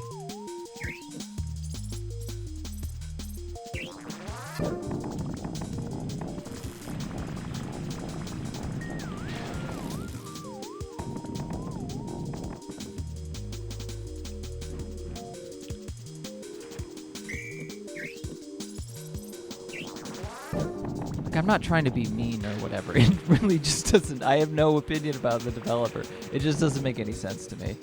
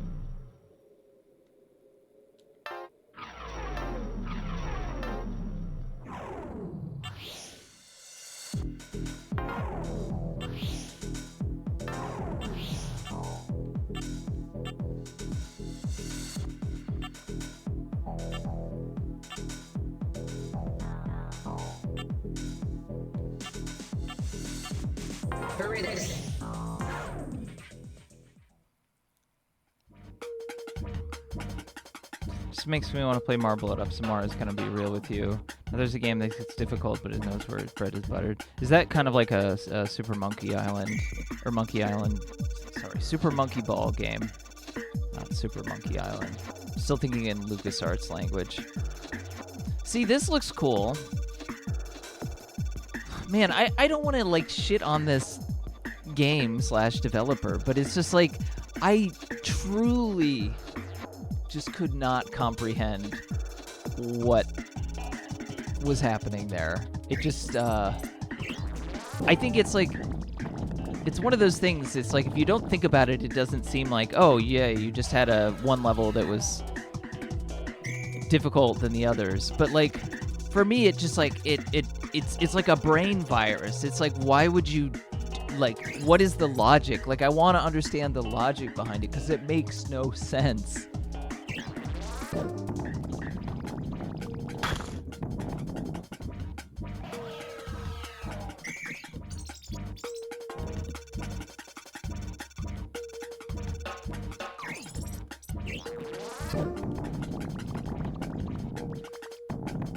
This is not easy, but it's not easy in a way that I can comprehend.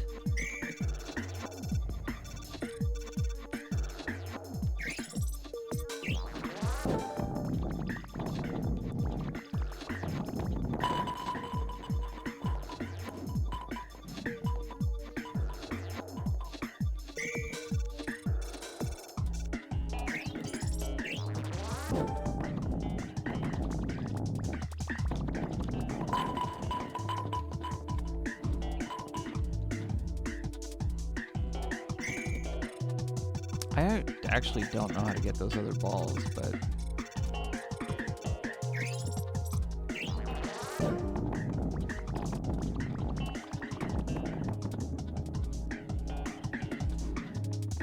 it's the spiritual successor to Marble Blast Ultra. Okay, that's what I thought. Yeah, this is very similar to, like, Monkey Ball or something like that. Even though it's a bowling game. That movement... It's rough.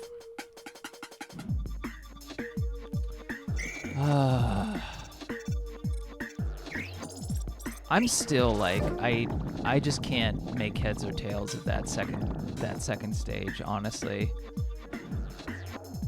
It's like I had a perfectly normal breakfast.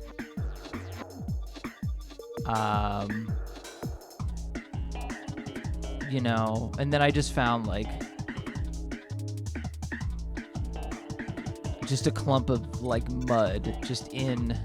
I was like eating breakfast, like eggs and whatever, and then I just found a random clump of mud in there, and then I was like, what the fuck? And then I get another serving of breakfast or whatever, and it's fine. So it's like, what's the deal with the clump of mud? Like, why was that there? What? God, I'm trying to find it.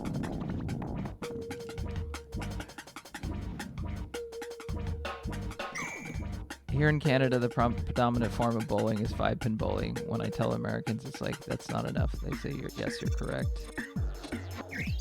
Yeah, that doesn't seem great. What do I know? What do I know about anything, apparently? Because I can't understand.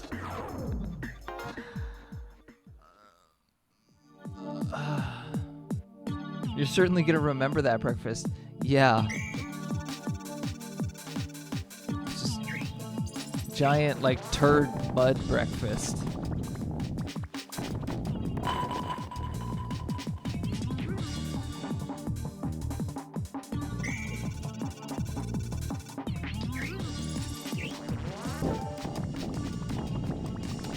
I think a thing that I struggle with is when the candlepin bowling is fucked up too. That's American. Yeah, sure. I have no opinion about any of these things. I'm not going to argue Canadian/American things right now. There's too much There's too much of America being shitty and too much of Canada thinking that electing Mark Carney is wonderful. That it's like you both are, you know.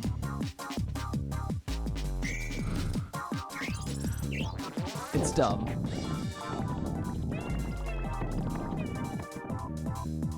The whole thing is dumb. Everything about American nationalism is dumb. A lot of the Canadian nationalism is super cringy.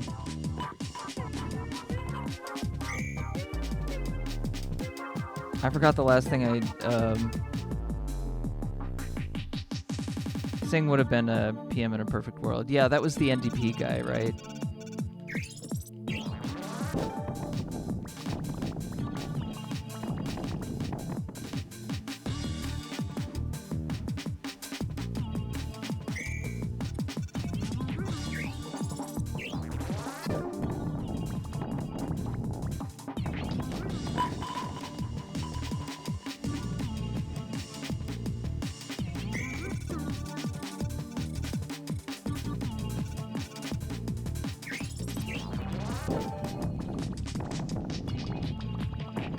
It is funny in America. It does feel like we've sort of, like, for a long time, people are like, well, Idiocracy, like, that movie didn't age well. And, like, the premise of that movie at the beginning is just pure eugenics, which makes it hard to defend. But if you removed, like, that premise from that movie, I mean, it does feel like, you know, a universe where people have access to infinite technology, but they're uneducated and unaware of how basic things function is like, you know, that is where we're at.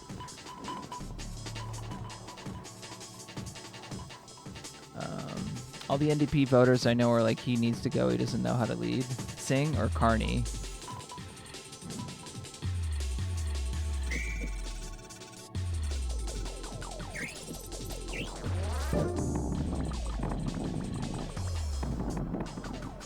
Saying, oh, okay.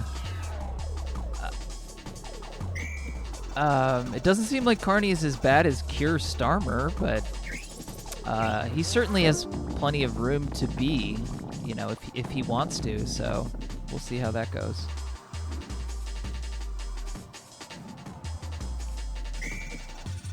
I don't actually know how to get these balls. I don't know. I could just like aim straight at this.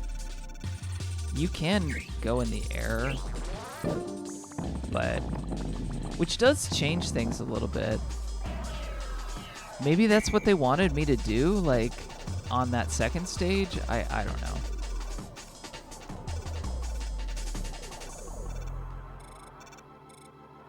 Who knows?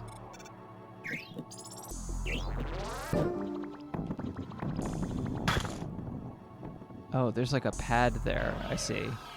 So if you just... Oh, shit. I didn't mean to do that.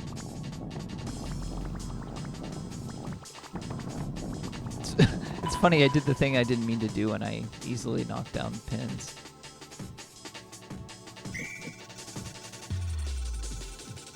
I think, even independent of that one stage, the premise is not as inspiring me. The premise of this game is not inspiring me as much as I sort of hoped / dreamed it would.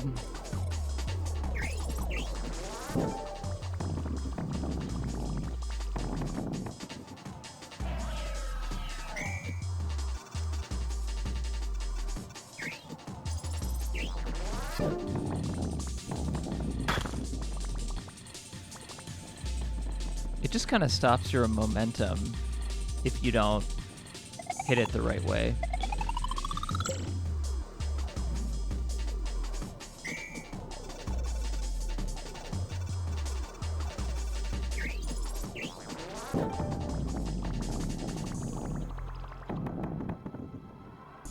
It's not easy. I mean, it's not reliable, but at least it makes some sort of sense. Versus that unmentionable track or course or whatever you want to call it. Oh, what is happening here? See, this is interesting. Whatever it is. This is what I was hoping to get to. Miss. What am I missing?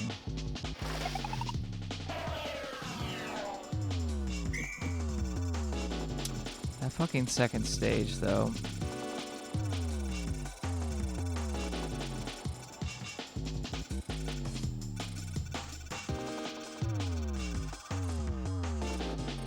Do I need to hit that thing? Okay. Oh. Oh, you like fly in the... Oh, okay. See, this is what I was hoping to get to, but... We had to... Whatever. This is fun. I don't know why that second stage was there.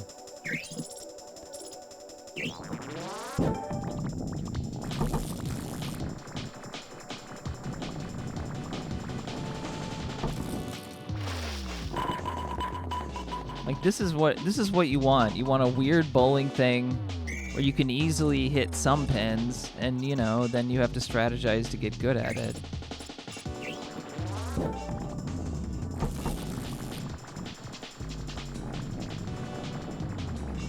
You know?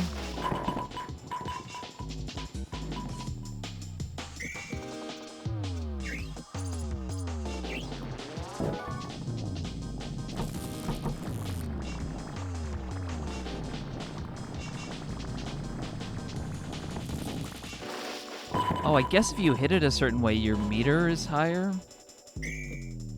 Probably supposed to be funny in like a Stanley Parable way with the benefit of the narrator. So I did notice, like, I hit it. Oh, what the fuck? So you're supposed to hit it like, oh my god. I was missing something. Oh my god. This is making me want to... Why would I... Alright. This is a graphic design thing. Oh, I don't know if anyone mentioned Mind's Eye earlier, but I've been watching the train wreck of its reception with morbid curiosity. People are going to be dissecting it. People. Okay, see, now whoever's going to watch this is going to be like, oh, you're an idiot because you didn't understand this, which frustrates me because graphic design-wise, this doesn't make a lot of sense to me. So if you look at that, meter at the bottom left of the screen, you see it goes from red to blue to light blue to yellow to light blue to red. So I always thought, my thought was, I want to get all the way as far as I can, but not hit red, because red means going over, because that's how most golf games work and whatever. What you're actually supposed to do, it seems like, is you're supposed to hit it on the yellow, which is in the middle, which makes it seem like, to me, I wouldn't want to use minimal power. But no, you hit it there, because if you hit it there, it'll give you more meter to move the ball around in. So that's how I would have hit the pins. But I didn't know that because I just assumed, and it might have said something about that in the tutorial, but there were like 10 tutorial screens, and it seemed straightforward enough. So I was just confused.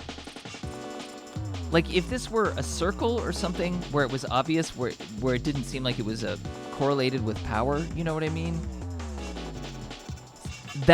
So that makes more sense. And I think that's why I was so frustrated, because I was like, this doesn't make any sense.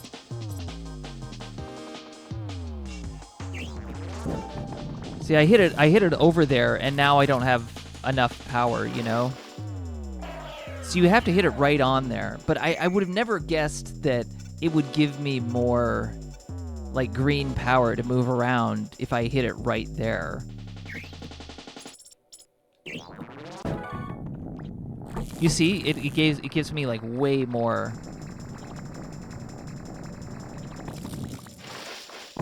Well, at least it makes a lot more sense.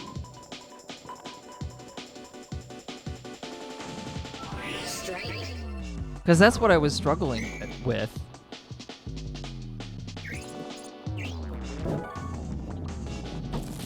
And now it's not too hard at all.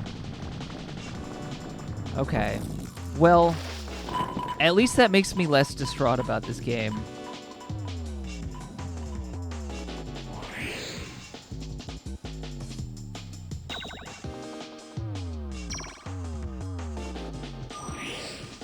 I just never would have guessed that it would have given me more. And it might have said that in the tutorial. It honestly might have.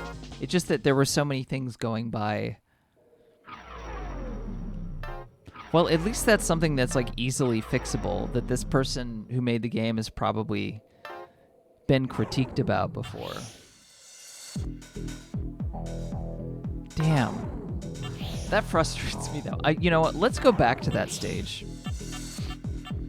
Let's go back to that stage. Was it this one?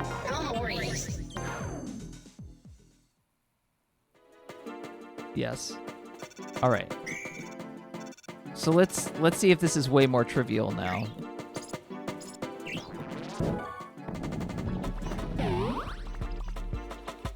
Oh, I still need to hit it hard enough.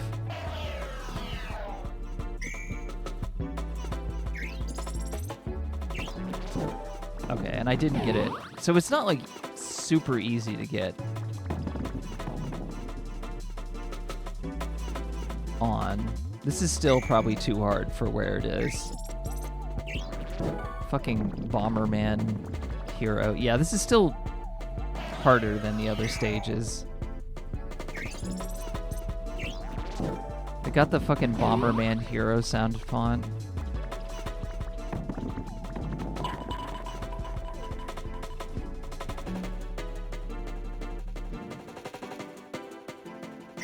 Look, I like the Bomberman Hero soundtrack too. There's a certain kind of like Zoomer core stuff where you just hear it maybe a little too much.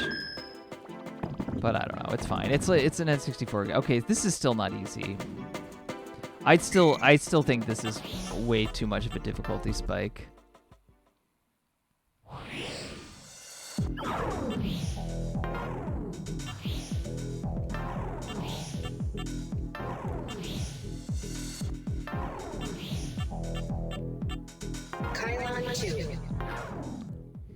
Yeah, I still think it's too much of a difficulty spike.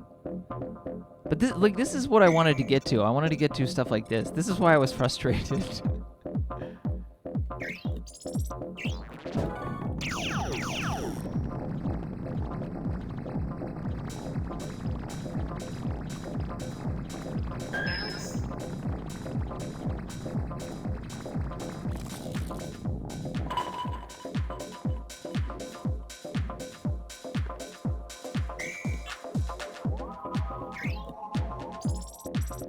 Oh, God. So this ball has the power to bounce. Like that. Okay. A little too bouncing. A little too bouncy.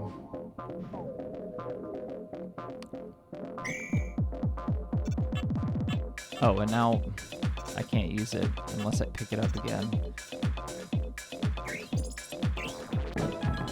Maybe let's forget about the bounce.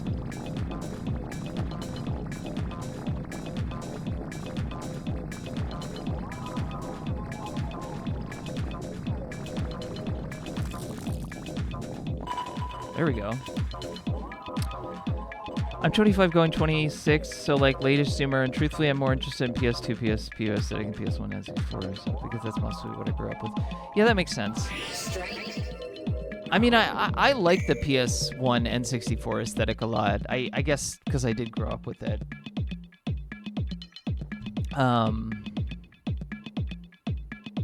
But, you know, I don't know. It's just so interesting because it was such a shit-on aesthetic for a long time. A lot of people were like, oh, this is the worst, most dated era of games. And I never felt that way. And so I feel vindicated, but also it's kind of like, I don't know if it's too much of a good thing or just like, yeah, I don't want to take it for granted, you know? Because I know like 10 years ago, any game that like successfully emulates kind of an N64 thing and is an interesting enough game would have like blown my mind. So yeah, I don't like want to take it for granted. But also like when you see tropes kind of solidify, that's when it becomes kind of frustrating. Because then it just feels like it's a collection of tropes. I'm not saying this game's design is like that, but like, you know, the Bomberman's hero sound font, things like that. It's like, I've heard enough of this to where if I were 16, I'm sure it would be blowing my mind, but, you know. Strike. Yeah. Let's see if I can get another. That'd be funny if there was a guy's voice like that. Like Ken Griffey Jr. Baseball. Strike.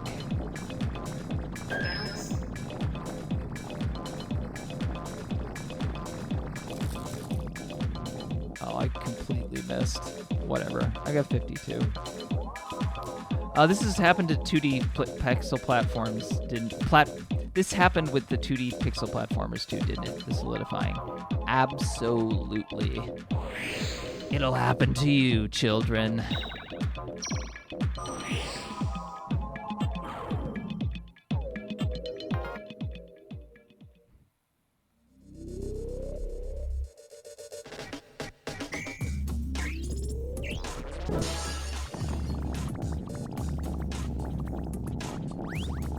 I mean, this developer, it seems like he's one of the guys. I shouldn't say guys. I actually don't know the gender. This developer is one of the people who seems like they helped popularize this aesthetic. So I'm not, you know. If you're one of the people who sort of helped popularize it, then it's like, it's not like you're imitating a trend.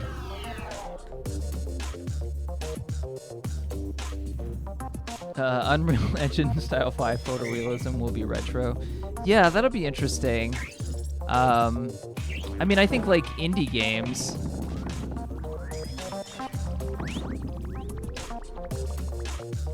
will also be part of that. Or games that look like Minecraft or whatever.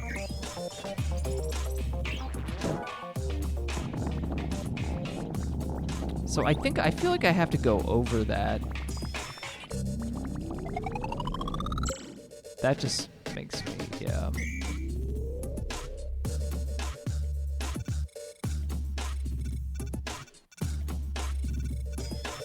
I wonder if there's like specific timing for this. Whatever. Oh man, I don't know how to get that. It sends me all the way back. I guess they'll move the camera up too fast on move the camera too fast on purpose for messed up interpolation. Yeah, I don't know.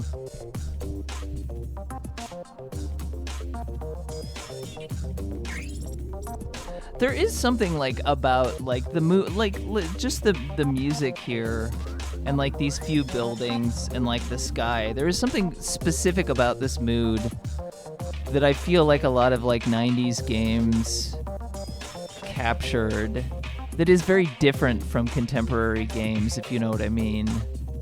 Which makes it interesting as like a space to explore just beyond nostalgia, because it evokes a very specific feeling. Like playing games, the way that a lot of games made me feel of that era is different from the way that like a lot of modern AAA games feel.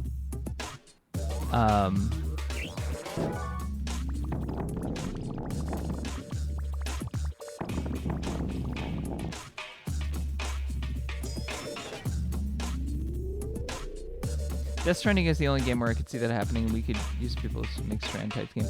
Or people making like walking simulator nostalgia games, like of a specific type of walking simulator. That's a very 2010s genre, I feel like. Like a specific kind of almost like self-serious walking simulator.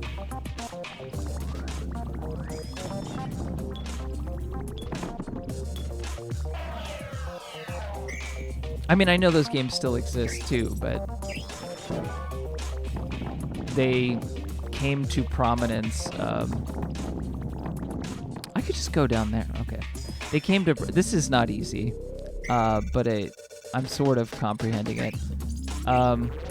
Because they came to prominence in the 2010s.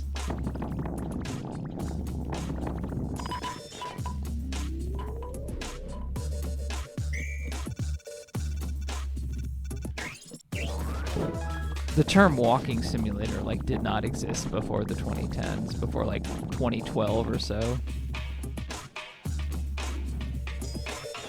Gone Home and Firewatch type of game. Yeah, exactly, Cheeseman 167. Maybe physics sandboxes in 20 years a game. Baby steps will not be especially funny anymore. Parasol, we're gonna go home and get Dear Esther, but the Gen Alpha kids are gonna be developing it. I'm scared by that. Well, you know. A lot of other things will be different too, I'm sure. Alright. I played enough bowling. There are some things that would definitely, I think, make this game more personally appealing to me. There's the seed of something that I'd be interested in there. That second stage did make me go insane. I just completely went nuts, which is unfortunate. Okay, so I'm going to take a little break. I do want to play a few more games. These have gone way later than I intended. Usually I take a break 2 hours in instead of 3.5. I want to play a few more games. So we'll see if I can get to those.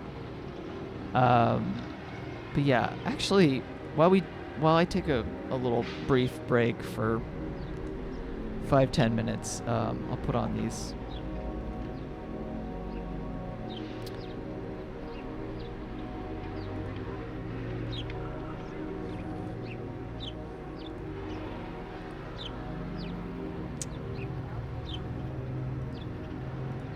You can see my Bandcamp collection for 2 seconds. Okay, here we go.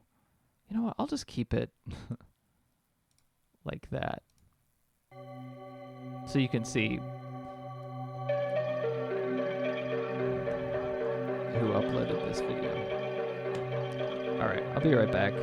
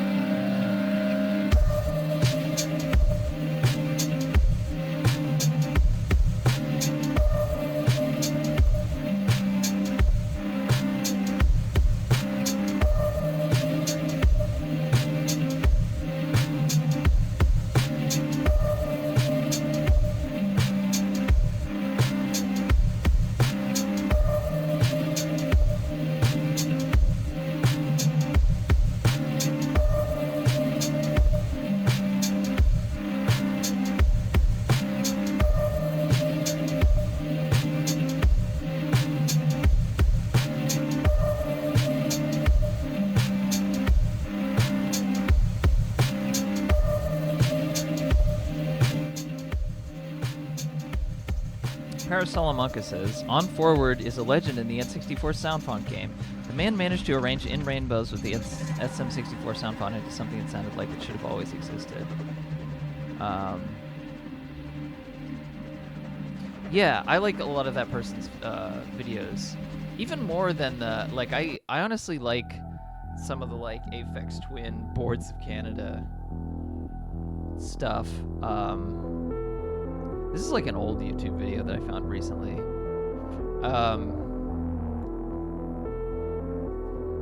I like that stuff more than the In Rainbows album one. But yeah. Yeah, that person is definitely the best at doing that kind of thing that I've heard, at least on YouTube, who's popular, you know.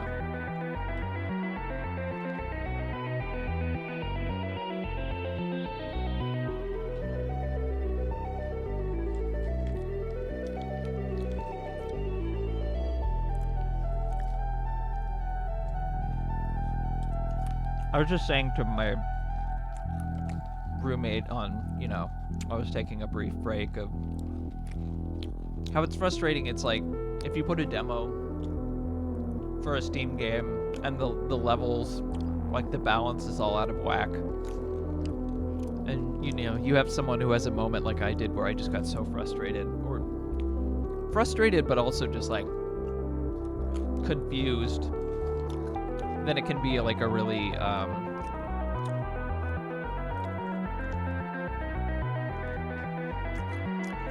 really define, like, their perception of the game, which is not great. Like a first impression sort of thing, so... I don't know. I think that game has potential, though. It just... There are just a few things that kind of baffle me a little bit. And I think I was, like...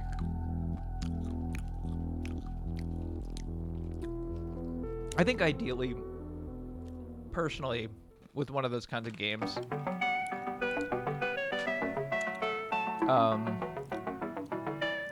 I tend to want, like, something that's, like, quicker... And, like, playing a bunch of different stages with different ideas, like, and get through it, like, quickly.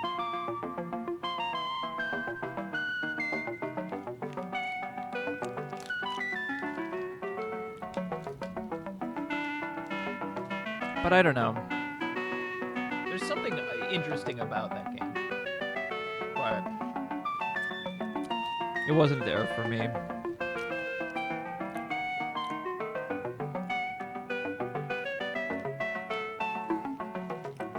Pair of Salamanca says, I heard someone do the Ed764 sound font thing with the album Lateralus by Tool and it sounded terrible. I've forgotten who made it. That's probably for the best.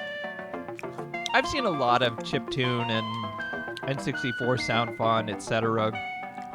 remakes of like popular music and albums, and most of them are mediocre to bad. There's always exceptions, of course. It's something that takes a lot more effort to do well than, you know, a lot of people think, which is why people like that On Forward person do a good job and do stand out.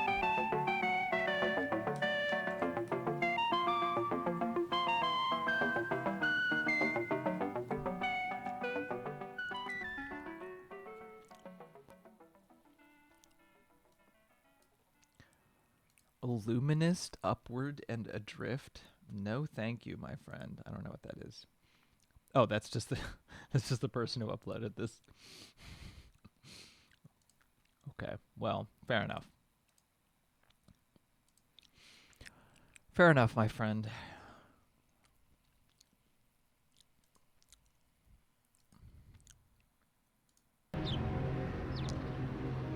Alrighty.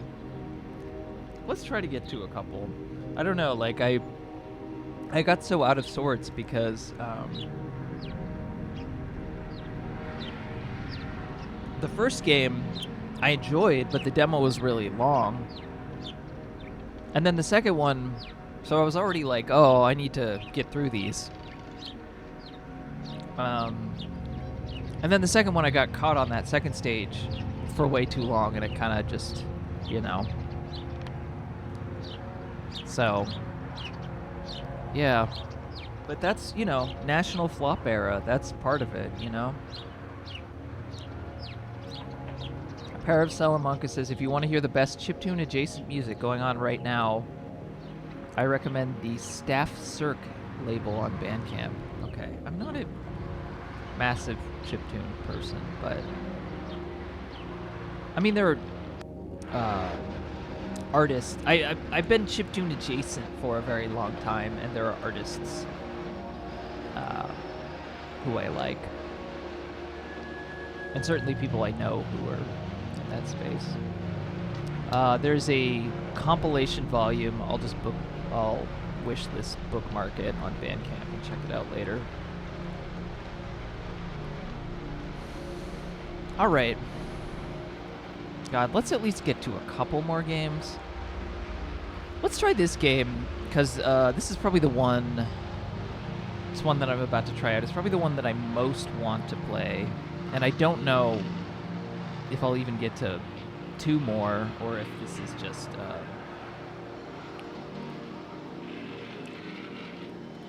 because I have no idea how long these demos are. So this might be a shorter demo. We'll see. This game's called Trip, and it looked cool. And I think the demo came out last year, but I haven't played it, and the game hasn't come out yet. So let's try it.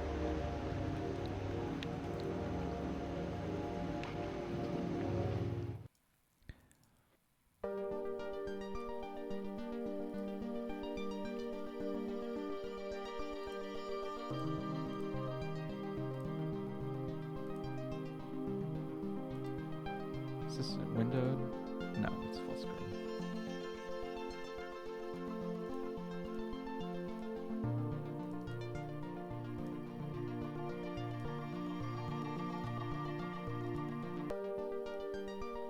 Oh my god, why is my window so massive? Okay. Okay, cool.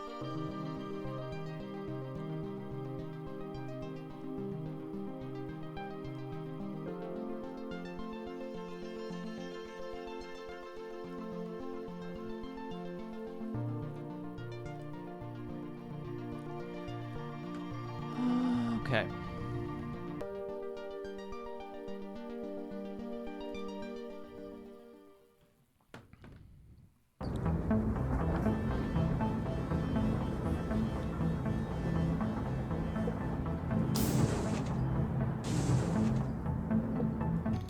Oh, hello, I'm working, as you can see. Oh, is the volume? Okay. That should be okay. Let's get it there. I like when people take a seat while talking to me. It is more civilized. Okay, fair enough. Fair enough. Sorry, I was trying to bring up the chat window.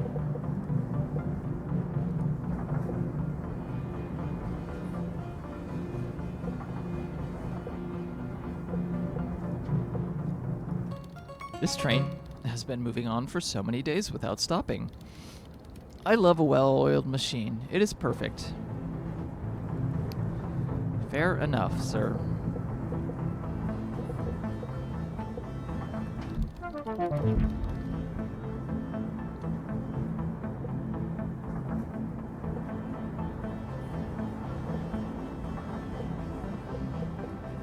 I think you just sit down here on random seats.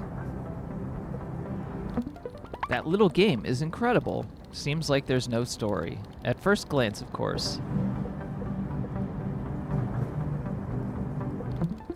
I know what you're gonna say. It's so pixelated. How is it not hurting your eyes? You dummy. It's so important for aesthetic. Wow, we got an aesthetic person in here. What? You've never seen someone bringing their treadmill on a trip? It's essential to keep your muscles working. Don't judge me. You look like a robot, yet nobody's making a fuss about it. Just anything happen? Okay.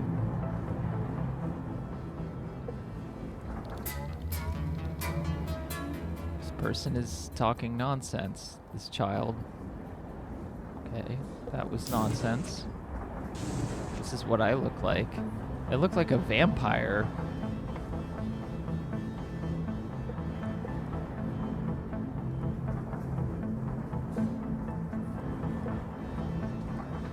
Zalgo? I don't know what that means. Is that the person who made this game? I don't know what Zalgo is.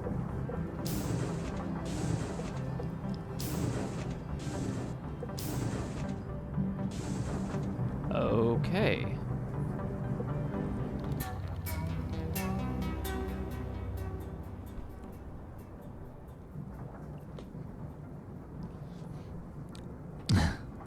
Fascinating.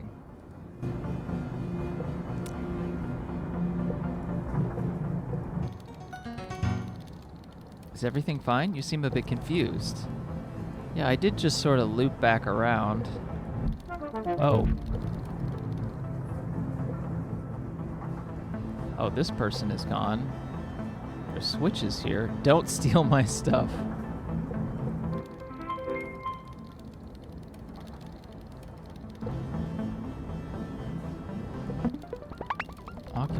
I wonder if this person is from Europe, based on the water closet sign.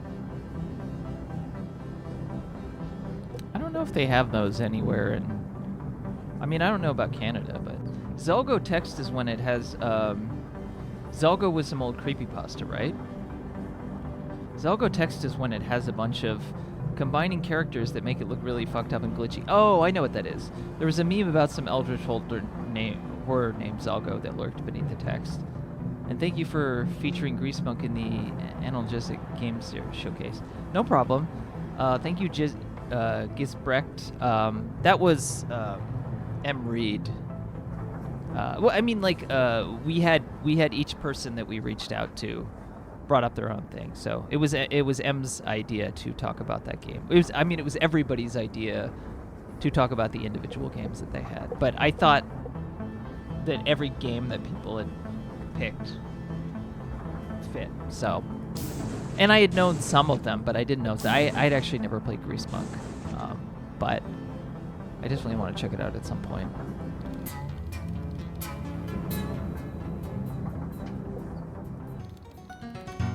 Indeed, I never moved, not even to go to the toilet. It's impressive, is it not?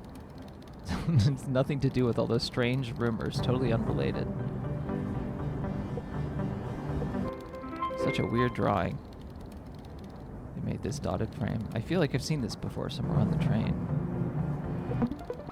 Now just playing VR. I exploited a bug to cross the wall, and there was a secret behind it. That's genius, pure art. This person is a hardcore gamer.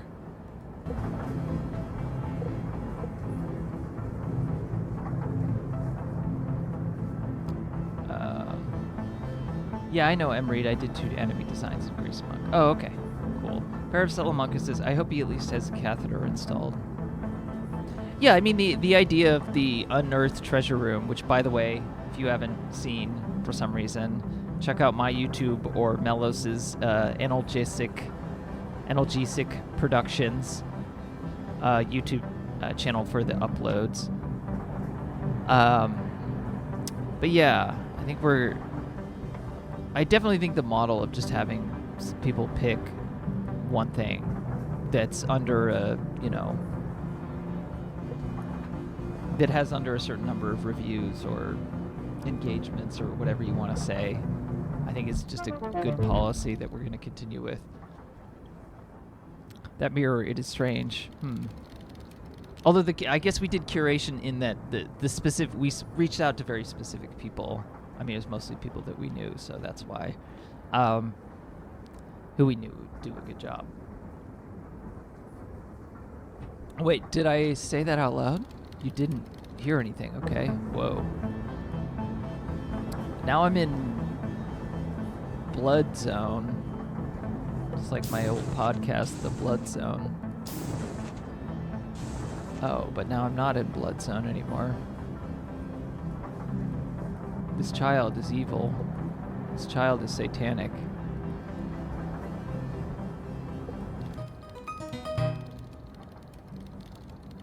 Okay, it feels like it reset. Is this like a spot that... Is there no one here to tidy up this train? Is this like a spot the anomaly kind of thing?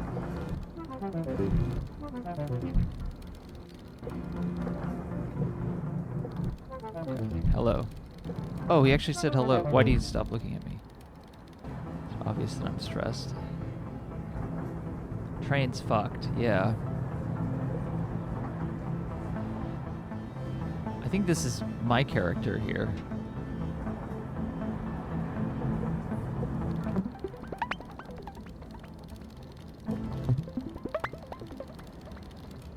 It's so important for aesthetic. Okay, this person's saying the same thing. All these people are saying the same thing. My weird goth vampire character.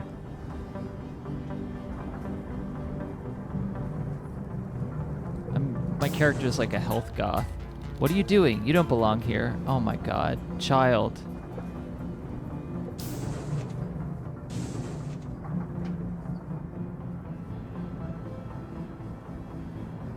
My health goth character. They look like Gary Newman, but not really. Health goth was like a thing. It was like a trendy aesthetic for like a year or two. Go away, child.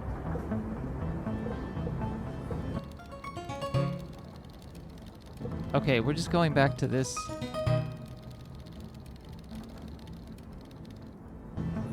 We're just going back to these dialogue lines.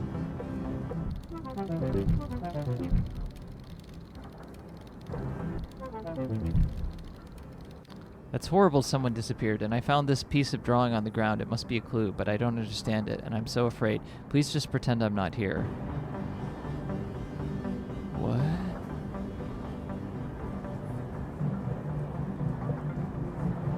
Okay. There's a button on this. There's like a green button looking thing, but I can't click on it.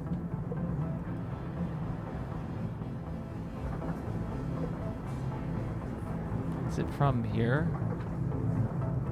Maybe it'll be there in a different version of this room. Okay, yeah. Okay. You can just sit in random seats.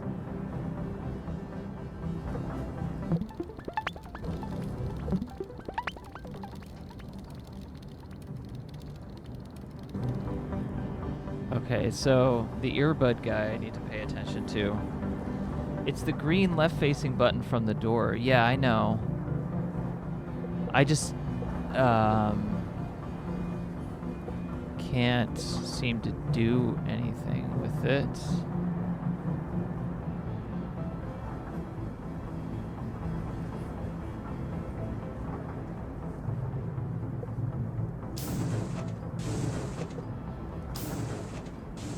No, this is the same. Can I go back this way?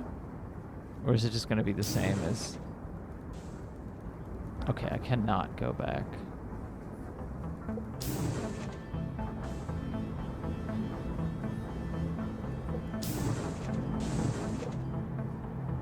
But I can there. But I can't anymore. Okay. Child is still looking at me. Okay. Now this is here. But what can I do with this?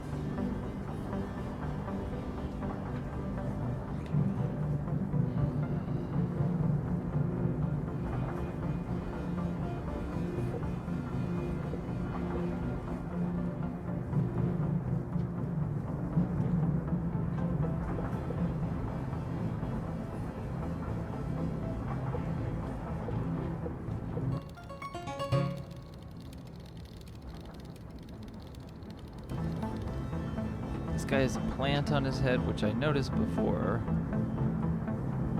I didn't think of anything of it.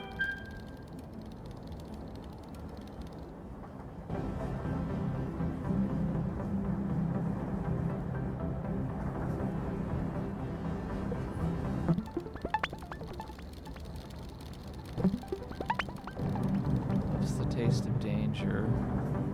Oh, this is that person's glasses. Gamer. We have the exercise freak and work freak and disturbing child. I think the implication, Clayote says, I think the implication is you get at different rooms depending on how you open the door, which side you open, which side you exit, which side you open. My theory. I mean, both which side of the train car and which side of the door itself. Alright, well...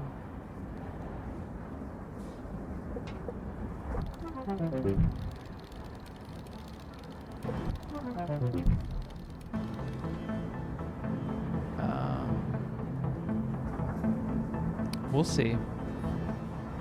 So...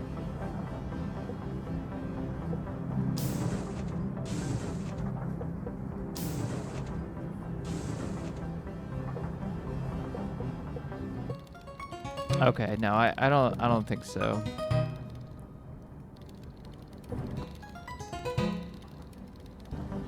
I don't think so, because I opened the door from a different side that time.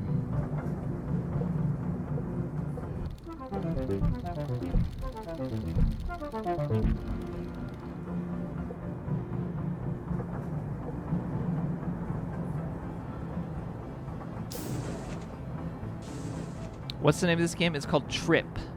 It's just called Trip in all caps. There's a demo. It hasn't come out. So I can go in the bathroom here. That makes me think that maybe there's something.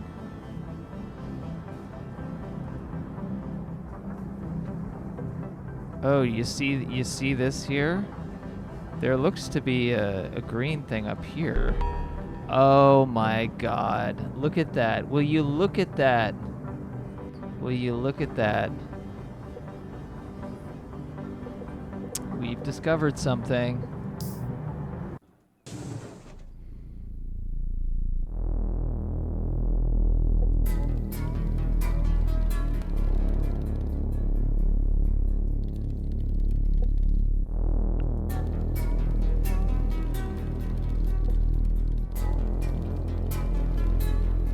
Don't want to remember. Get out.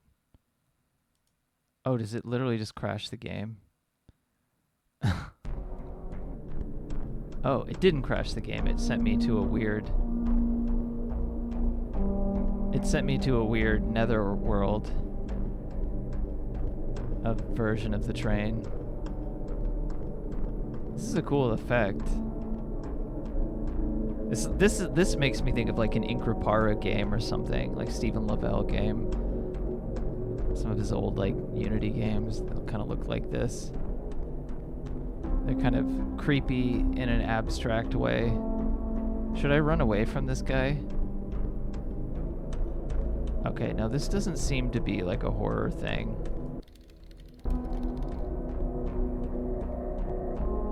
This is Slave of God coded. Yeah, he has like several from that era that are kind of like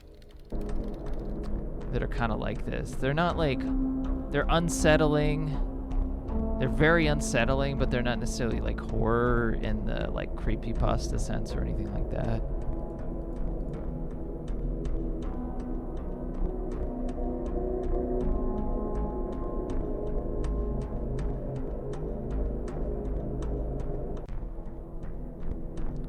And they're often like, you know, 10 minutes long or something. There's a bunch from that era of Slave of God that are kind of like that. Jack King Spooner did creepypasta stuff around that time. Okay, I never played anything of his that was like creepypasta-ish. I remember there's one game where you like, it asked you to meditate at the end. It was like a really short game, and then there was like a whole like thing about meditation. It was from probably around 2013. I mean, I don't really love jump scares either. I think what I liked about those Inkrapara games was that they were really unsettling and open-ended, and you could draw your own conclusions from them, but they weren't jump scary type games at all.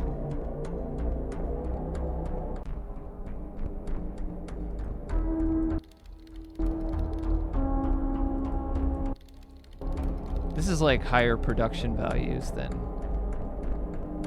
a lot of those games, but this part is definitely has a similar vibe. Mr. Kitty saves the world. Oh, okay, yeah, that's not Jack King Spooner.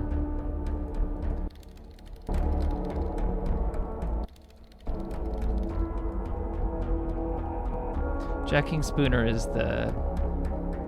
does a lot of stop motion and is Scottish.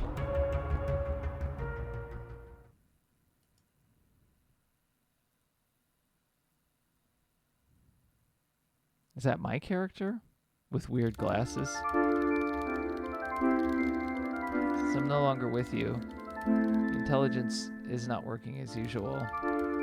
I've hidden my masterpiece deep inside the engine. Inside the dreams, you'll discover the clues to find it. I'm begging you, if you ever manage to get it, show it to the intelligence. James Earl Cox. Yeah, I know who that is.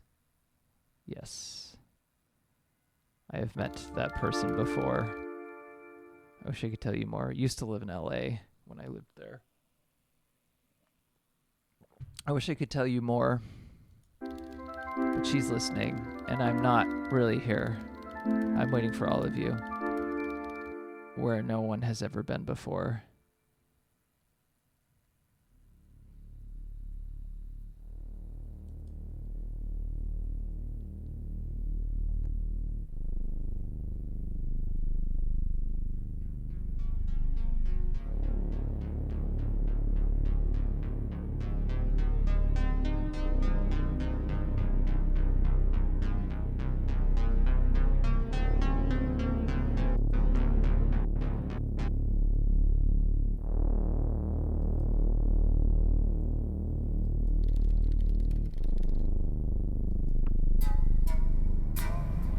The engine needs you to operate.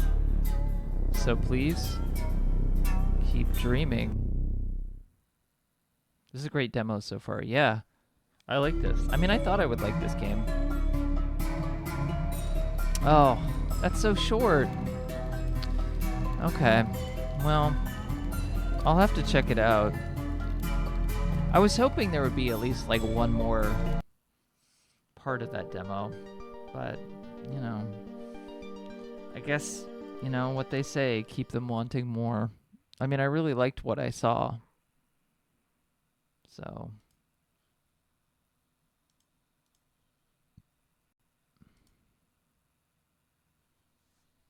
some people say keep them wanting less, but I wouldn't say that.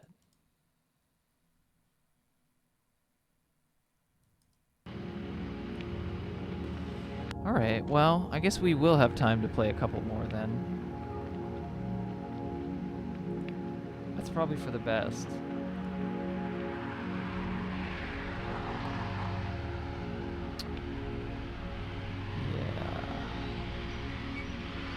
Yeah, okay. Let's, we'll play another kind of horror-tinged, but not necessarily horror one. And then we'll play one sillier game to end, because I feel like that would be a good way to go about it.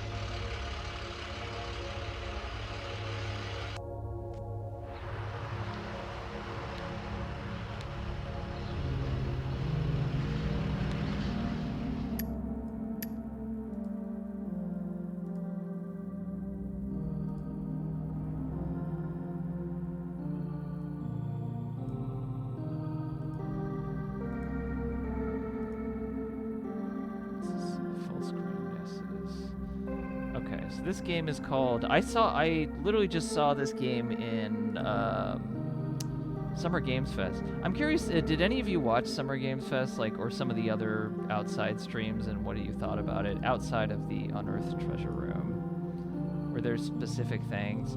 I mean, Summer Games Fest, obviously, anything that affiliated with Jeff Keighley, I'm kind of like, you know, it is what it is.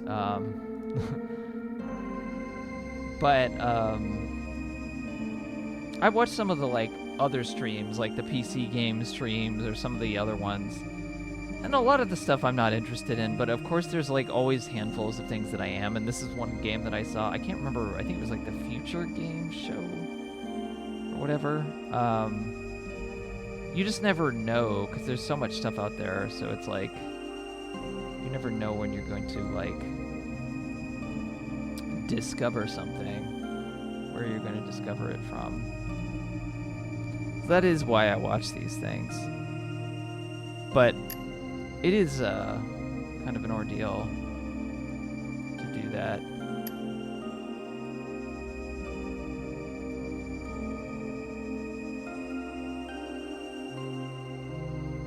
Day of the Devs is generally more interesting than May Show. Yeah, that's true. I mean, there was more stuff that I was interested in then. There's still stuff that I'm, you know, still probably a majority of stuff I'm not that interested in.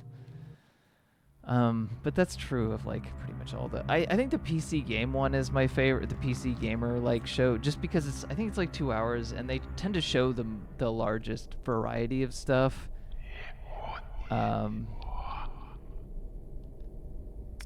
And like some of them, like the like Latin American one, are fun to watch sometimes, just because they might show something that you would never see, you know, anywhere else, or would ever have any reason to know about. Which is what I like about some of those.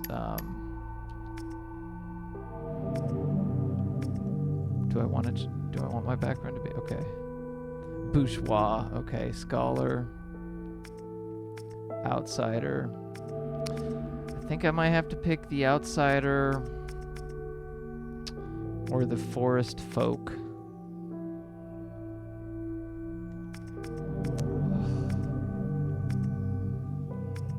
Okay, we're gonna go with the Outsider. I've certainly never been an outsider in any way. Everyone knows the best video game awards are the BAFTAs.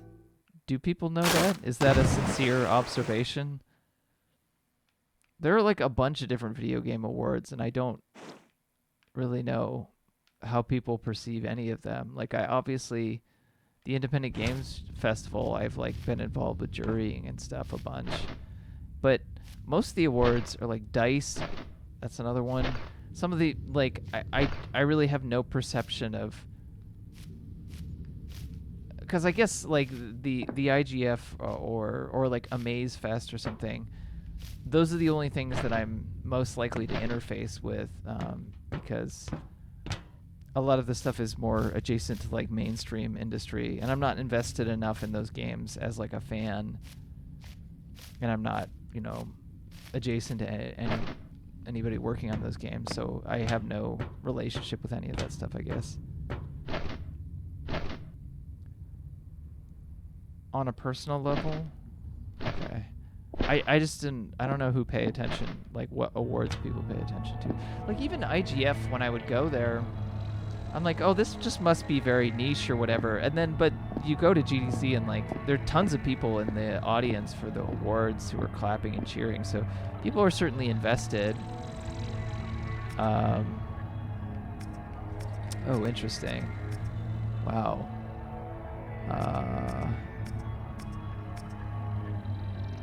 Okay, I have no... Okay, but you can't save. I think this is kind of like a Souls type game. I don't know if it's better for me to be using the mouse here.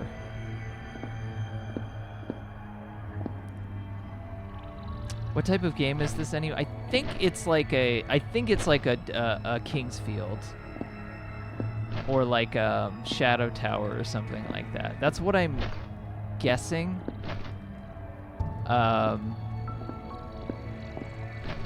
Which I still really need to play those games, but I am at least aware of like what they are, and I have plenty of friends who are into that kind of stuff, so I just thought it looked cool. But yeah, this does feel like, yeah, like Kingsfield or Shadow Tower or something like that.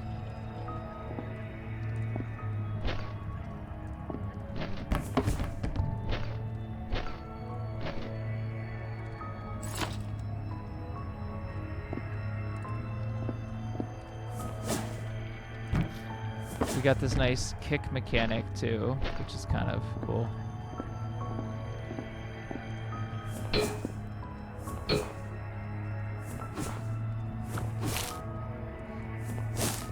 Okay, that doesn't do anything. I mean, it makes a sound.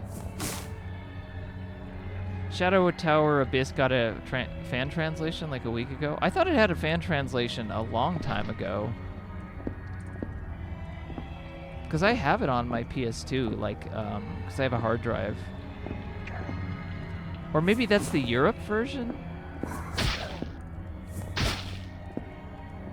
Okay, I don't have a weapon, and this does not seem to be damaging. So maybe I just need to run. I think I'm probably supposed to pick up a weapon. Oh, I have a bomb or something. Right? Okay, no, I have nothing. Grenade. Maybe, okay, maybe I missed. There was another room over here. I don't know if I fully looked at it.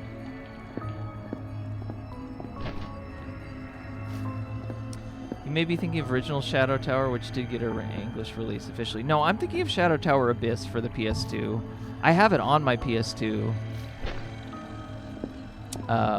And I'm pretty sure there was an English translation, or it at least got released in Europe.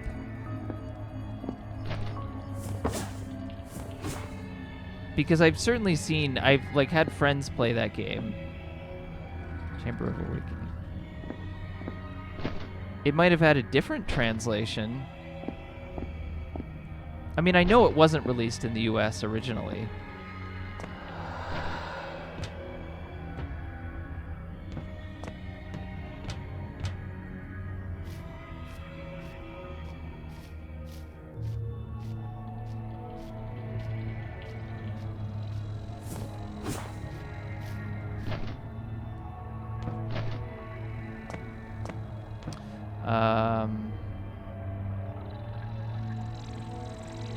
Power of Salamanca said the crate physics and the weird appendage used to interact with the physics is very trespasser-ish. Oh yeah, like the Jurassic Park game. I remember when that game came out because that was around the time when I first started getting PC Gamer. I was like probably 11 or 12, and that they really advertised that game with the boob health. The only thing anyone remembers about it, and then of course it was kind of a disaster.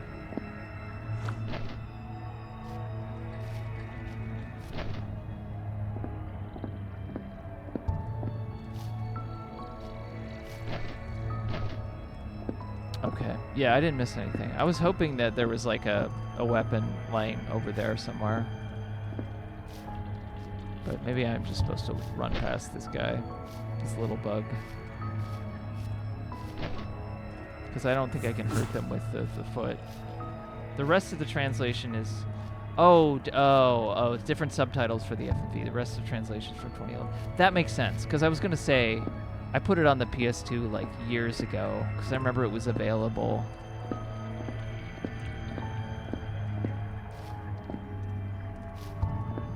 This looks like something. That looks like a weapon that I want.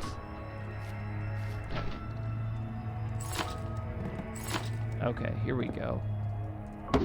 This is cool looking so far. I mean, this does really feel like one of those types of games.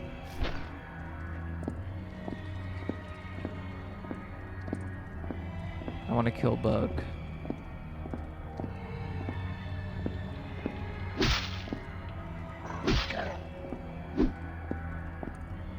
I gotta practice fighting Bug.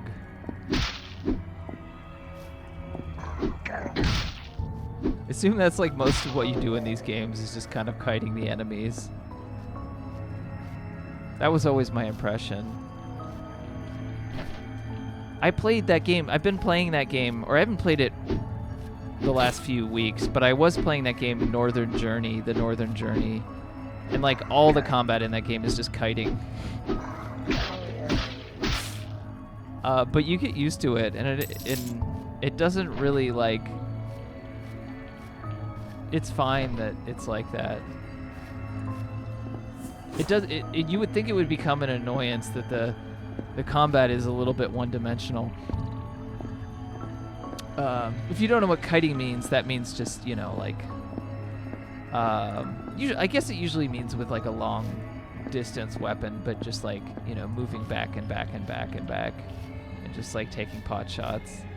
There's so many games with that just have combat that are just that.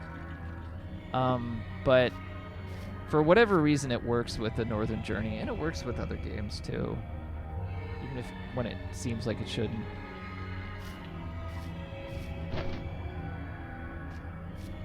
This thing got him. Look at the feet on it and the hands. Weird. Can I get up on this thing? Thought it said interact with selfie. I have no idea why I thought it said that. Maybe I can get up on that. I like that you can kick these boxes around. That one game, the arcane game,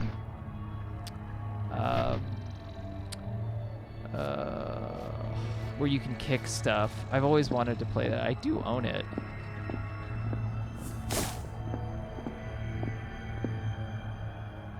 Video I saw about Trespasser was from Monotail Lizard, and IMO is phenomenal as far as game retrospective.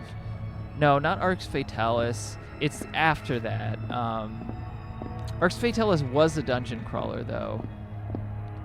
I think I have it, and I've been curious to check it out at some point.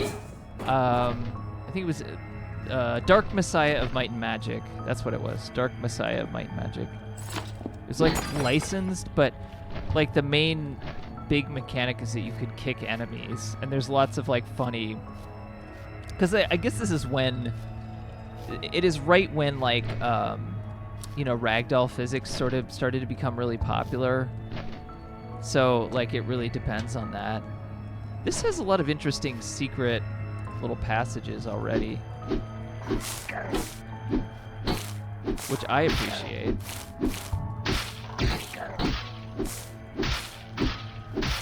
Okay, these things do have like human-like hands, and they do hurt me pretty significantly, so I need to be careful.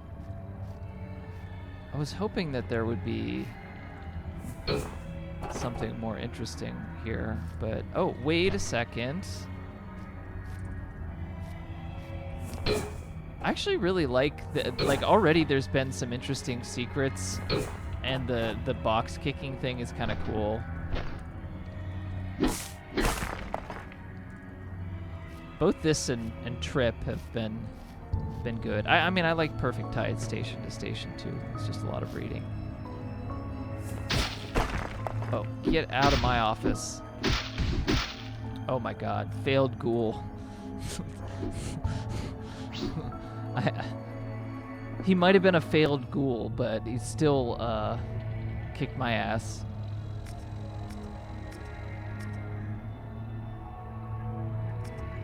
Oh, okay.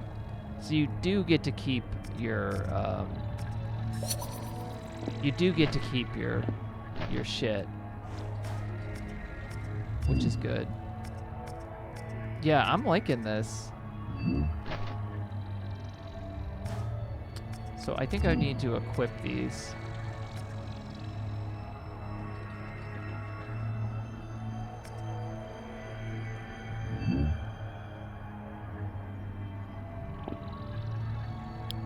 Okay, yeah. Use this style respawns, yeah. But I like the slower, I mean, this isn't quite so, it feels more like Kingsfield in terms of pace and like the perspective and everything. Which is I like, because I prefer first person, to be honest.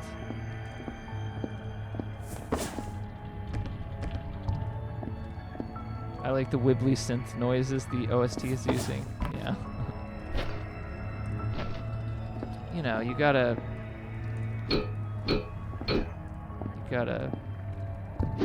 stand up for wibbly noises.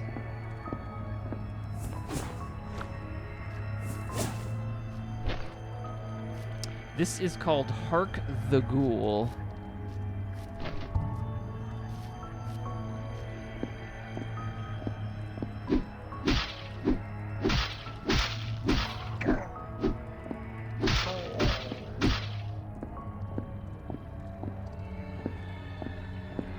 And I just saw a trailer for this at,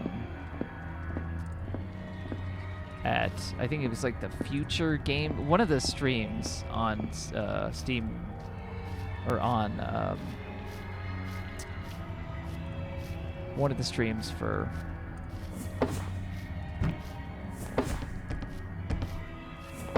Summer Games Fest.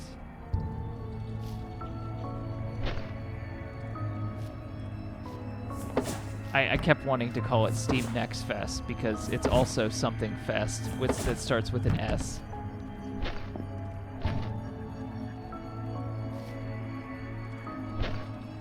See, this is not some. This is something that I feel very.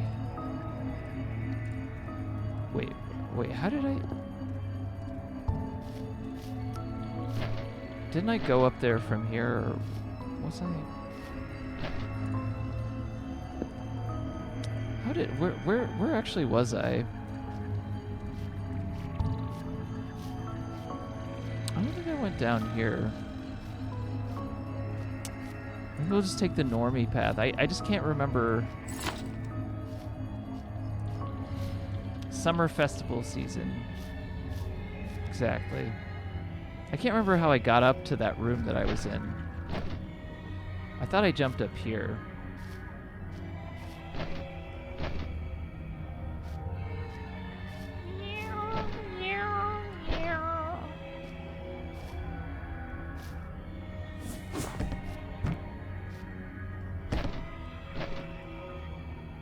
There was something up here. Maybe I missed. Maybe I was actually wrong about that.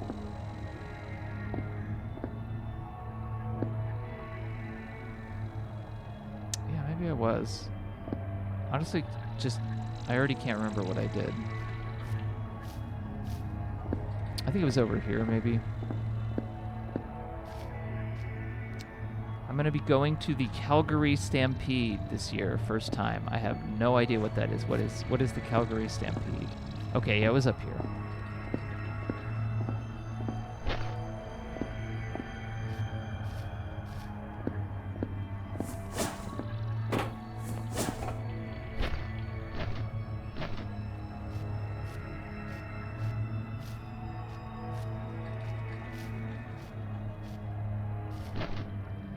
Is it a horse thing?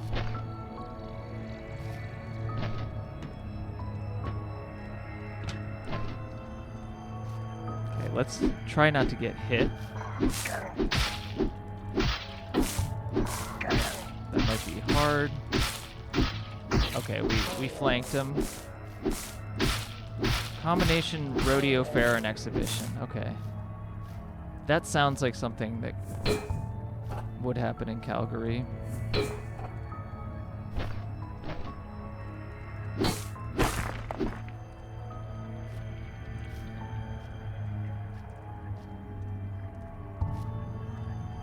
So it's kind of like a state fair or something, equivalent of that. Like the state fair was a pretty big deal in Ohio. Oh my god, he might be a failed ghoul, but he's brutal.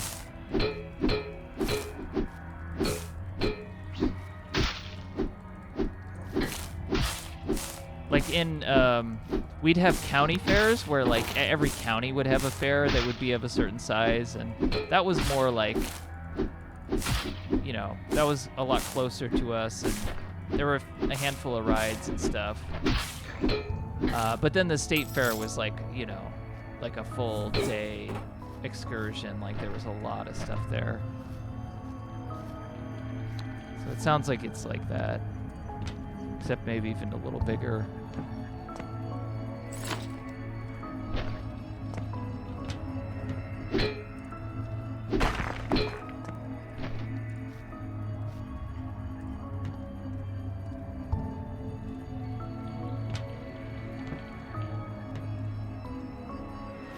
Ooh, interesting. I don't know what that is. Is that like a spell thing? Okay, yeah. Can I use this? R. Okay, I probably didn't need to use all of that, but I probably healed more than 20, but oh fuck. What the fuck is happening? Okay, I fell, and I got hurt significantly, so that was a complete waste of my fucking time. But I did pick up something there, that, like, magic thing.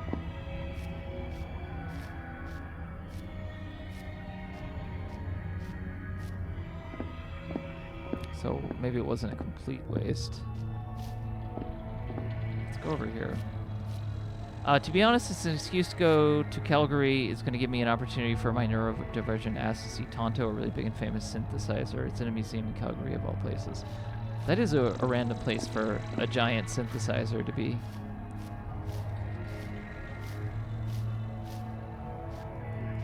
I did get to play around with a... Oh my god, that was not appropriate. I did get to play around with a Moog and a Buchla back, because my friend went to Mills College in Oakland, and they had, one that was donated from somebody back from like the 60s. Okay, so I wanna hit these grubs. I had no idea what the fuck I was doing on the Moog or the Buchla, but kind of cool to be like holding a piece of history. I think one of them had been like the Moog that was used for a famous album, famous recording of some sort.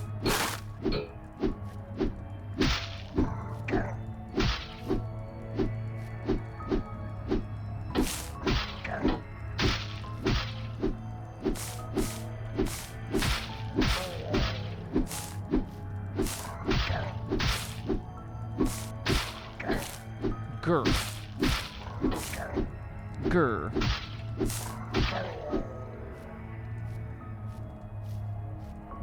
Look at the size of this lad.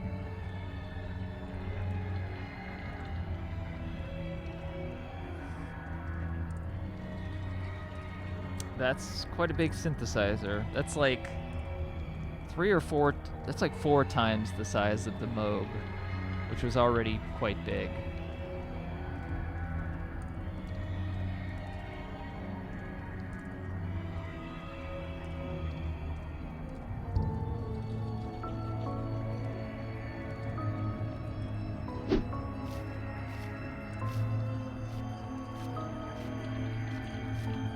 Maybe I want to go back to that little spot so I can officially save.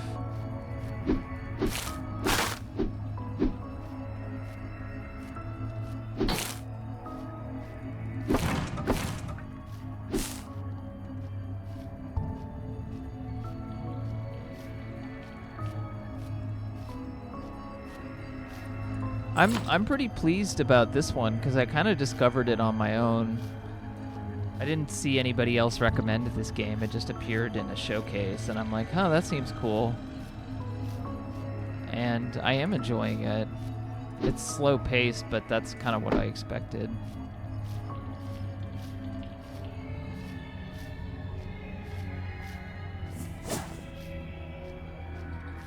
Who's the dev? I have no idea.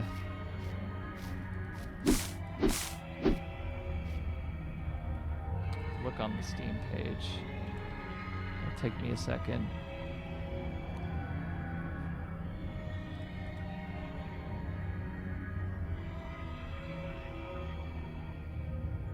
Deep Denizens. This is the only game that they've made. Supposedly the full version is coming out in 2026. It kind of tells me this game might end up being pretty big.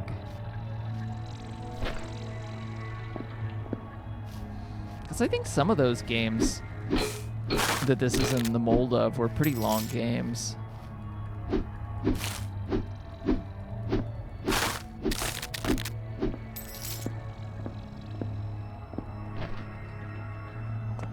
You know what? Maybe we can go up and save.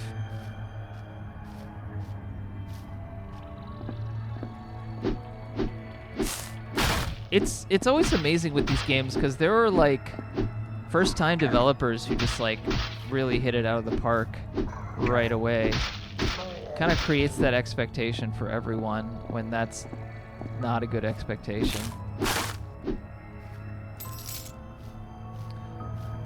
But sometimes, you know, quote-unquote first-time developers are like somebody who worked in AAA or at a company and then just decided to do their own thing. So I guess it depends.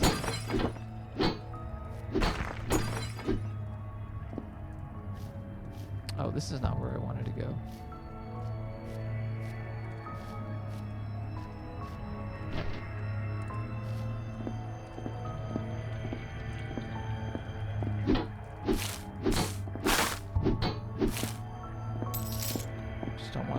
guys to dive out at me. Oh, I didn't pick that up. Yeah, we're gonna go back so I can save. I don't know how long this demo is, so if I wanna cut it short at some point, I might, so I can play one last game.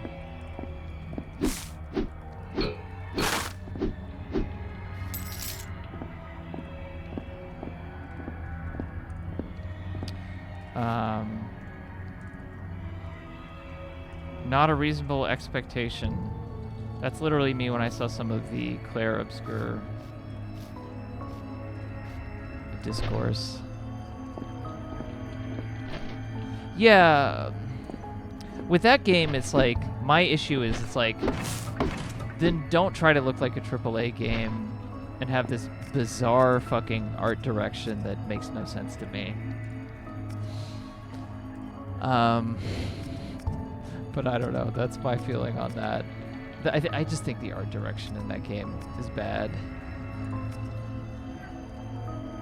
I'm sure the game is fine. I just think it looks really bad.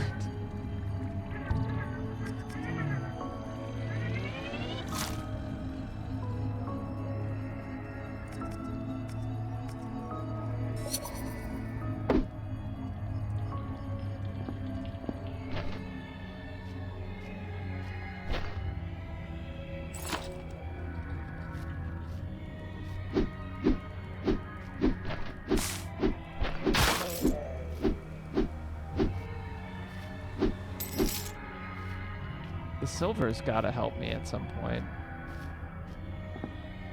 Okay, I think this is just another entrance into this area. I don't know if I can break this one. I think I broke that one too. Yes, this is just an alternate.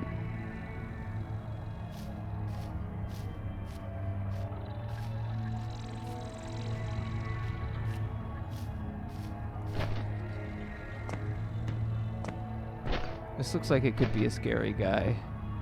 Look at this scary guy. Oh no, it's just a failed ghoul. He did not succeed at being a ghoul. Oh, classic strategy here. Oh, you can't really... Oh, okay, he did come down.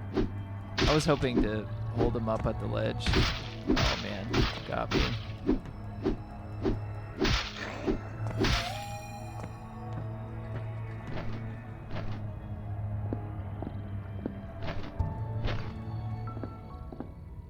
Ooh, different music.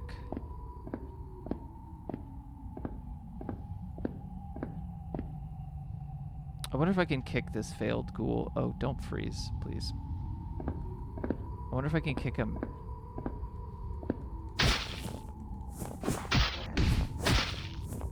Oh, come on. Oh, come on, fall off. Yes! That was janky as hell, but that's exactly what I wanted. Thought he was a cockroach for a moment. Oh, we got more of these guys. Oh, okay. I better learn how to use these fucking spells.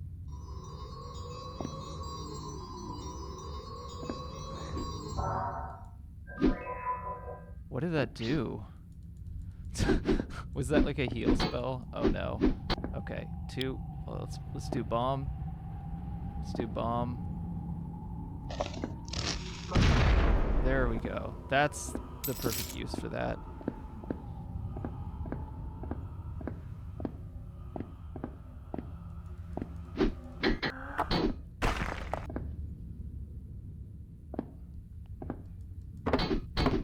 I guess that was a heal spell.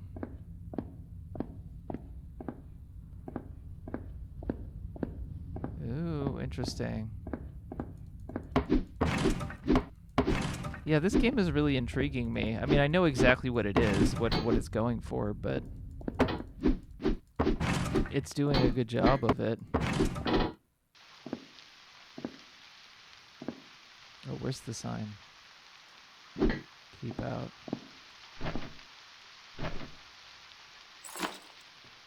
got an extra grenade, so it's grain cross-shaped. That makes sense.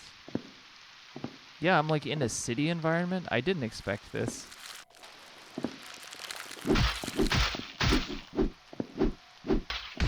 Oh, you butt muncher. Stop munching butts.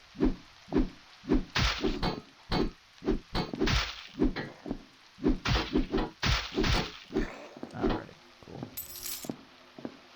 This is when I'm playing like Doom or something like that, the number one things that I say are "get out of my office," like Matt in The Simpsons, where they like try to talk to Matt Groening, and they make him like an old NRA gun-toting guy, which is obviously not what he is. And he says, "Get out of my office." So I say that, and also call them butt munchers.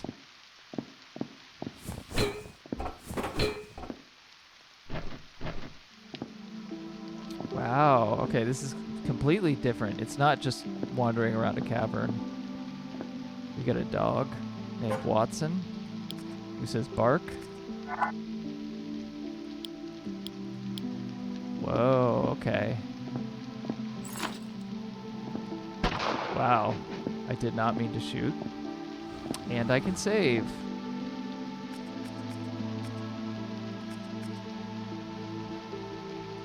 Can't upgrade. The only thing I could upgrade is this. We won't bother with that.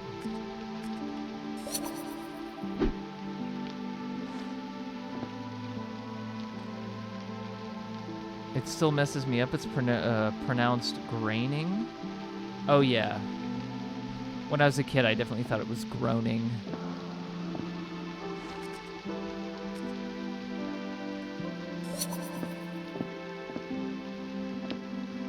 These are pretty cool people designs, too.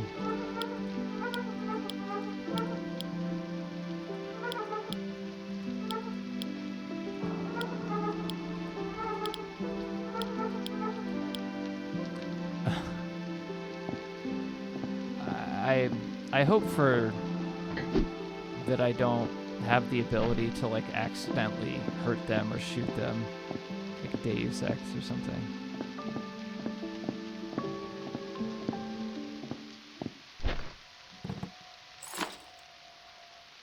Gunpowder pouch. This is really cool because this, like, pretty instantly went from, ooh, this is a pretty fun dungeon crawler to like, oh, I'm in this totally different environment now. And I genuinely was surprised by that. I think both this and Trip like genuinely surprised me, which is hard to do. I mean, this is still like a very specific type of game, but the environment definitely surprised me. Is this guy fighting me? What are you doing, butt muncher? Mad civilian, huh? Get out of my office.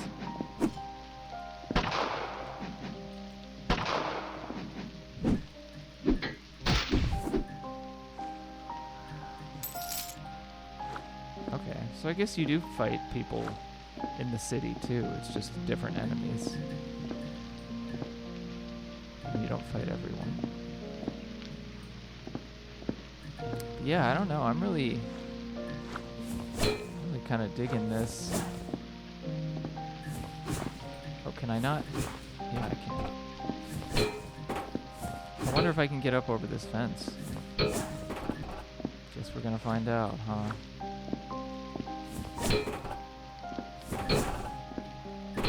Oh, and I knocked the lamppost off, too. This guy was dressed like the motherfuckers at the Salem witch trial, yeah. Oh, it's true that I don't know if I can easily kick these on top of each other. But maybe I can. I don't know.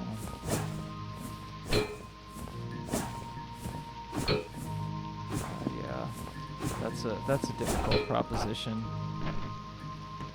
I don't think I would have been able to jump over anyway. So we won't worry about that.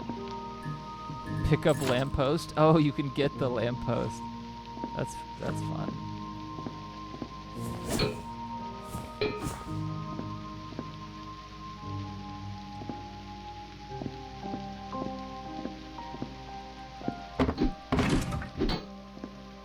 Does this go back down into the cavern? What is this? That looks like a different type. Oh, okay. Well, there you go. That answers that question. I was thinking it was dynamite.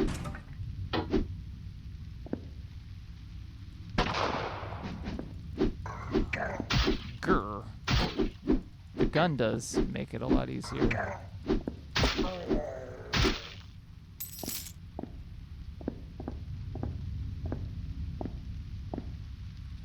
Go near this unless there's an enemy that I want to blow up.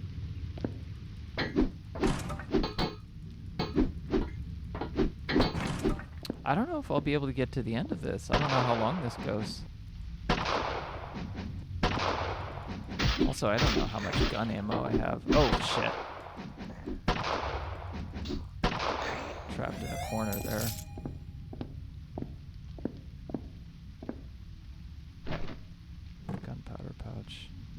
Oh, there's another thing over here. Oh, it just fell.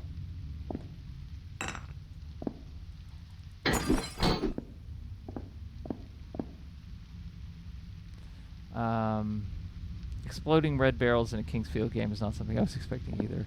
Yeah, this is not like just a pure emulation of one of those types of games. There's definitely other stuff in this. Oh shit. Grr. I wanna eat. Oh, I actually didn't want to do whatever that was. I wanted to, nope, neither that. You know what?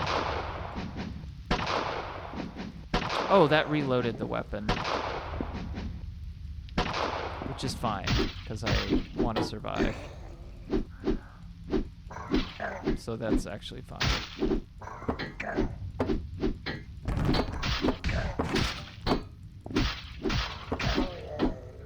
Yeah. Oh, what? Come on. Lose all XP. Oh, that kind of sucks.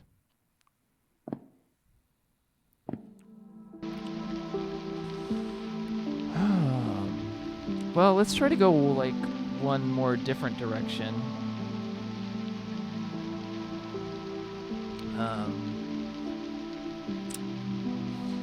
And then we'll try the last game.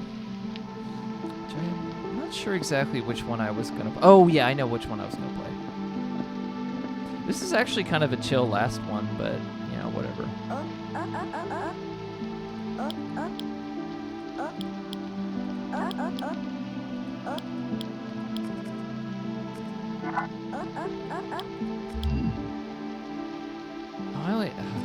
okay.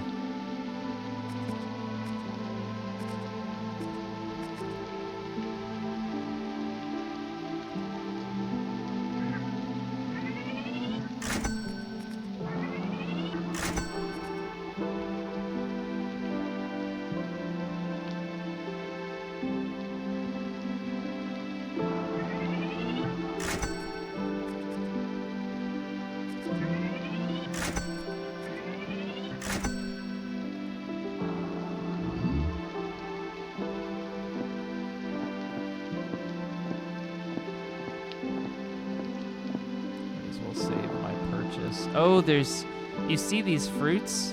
This one's dead, so maybe you can only die so many times.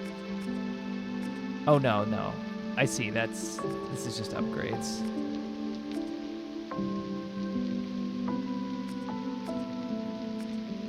That's just upgrades. Never mind. Yeah, this is a cool game.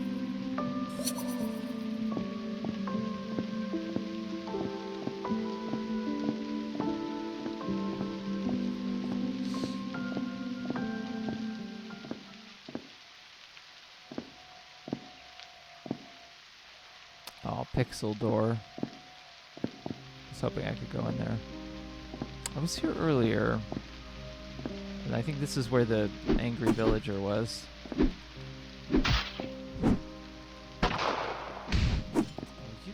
You know what, sir? You got some attitude issues here.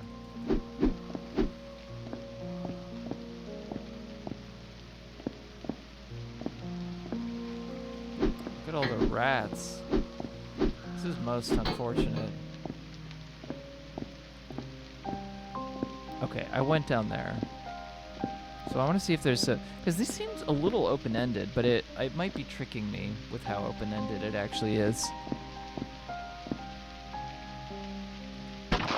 Get out of my office. Oh, these guys aren't as hard to kill as I thought. Oh, man. God dang shovel. Okay. Maybe I should just use my grenade.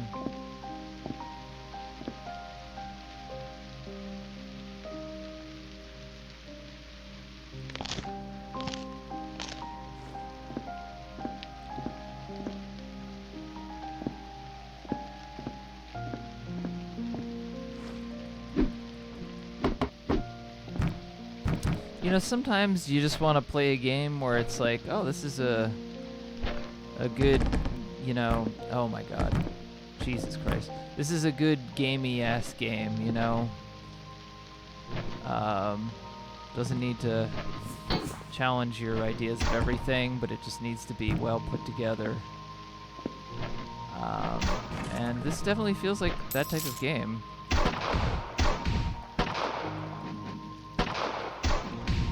Oh, Jesus fucking Christ. These guys have attitude issues, if you ask me.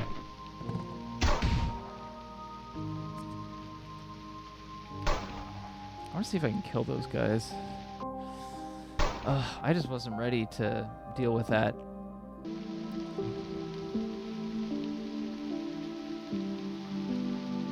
Let's see if we can go over there and kill those guys, and then we can move on to the last game.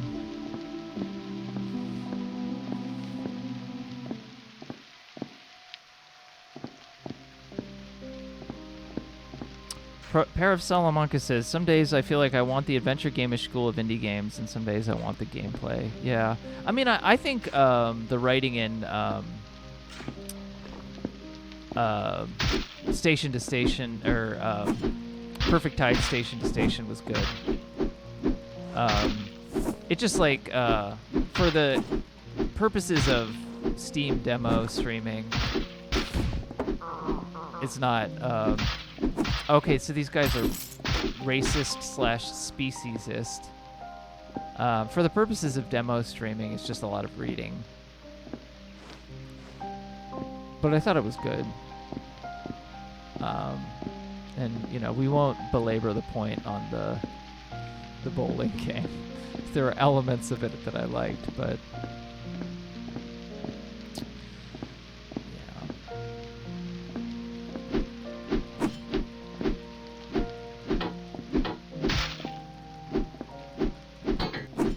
Oh, you.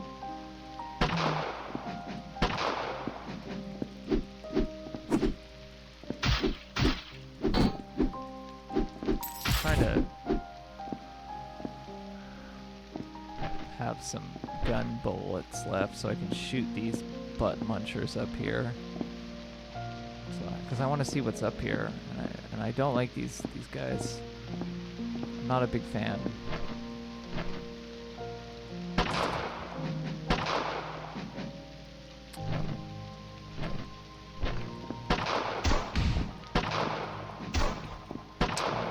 Computer slow down. Okay, let's... Oh, god damn it. Okay. Oh, come on, man. Okay, that wasn't as far away from... I wasn't as far away from there as I thought. So I could probably go back there and...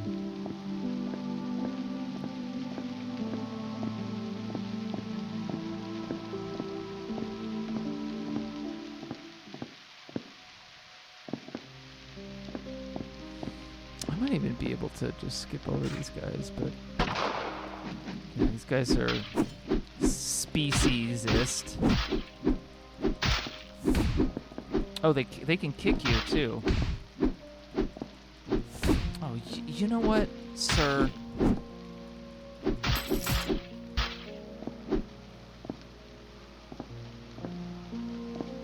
It's very inappropriate. Parasalamanca says, I don't know if I should buy any the Farsight games, bowling games for PS4. I've been aware of their existence.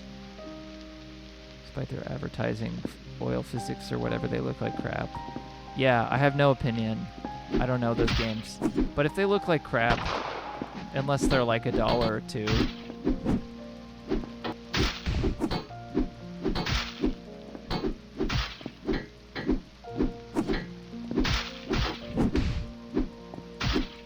Man, I'm kind of pissed because I don't know if that food that I ate got wasted the last time when I died. I don't know if I used it as I was dying.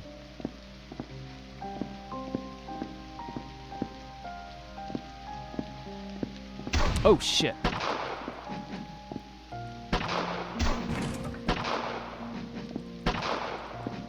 Got him.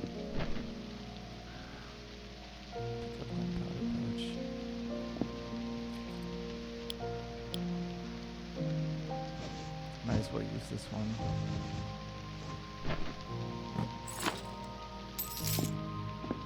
Okay, so I think this is like a heal spell.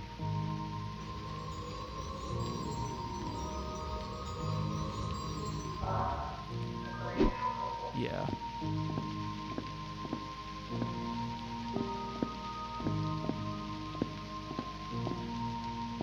But these guys are brutal. I could try to throw a bomb at them. Oh, there's a... Gotta be careful here. Oh man, that didn't get him. This is a different kind of mad civilian. So are these guys just racist, or are they possessed? I guess that's a good question to ask about a lot of people. Are you like, have you got the demon sickness in you, or are you just racist? Never has that question been more applicable.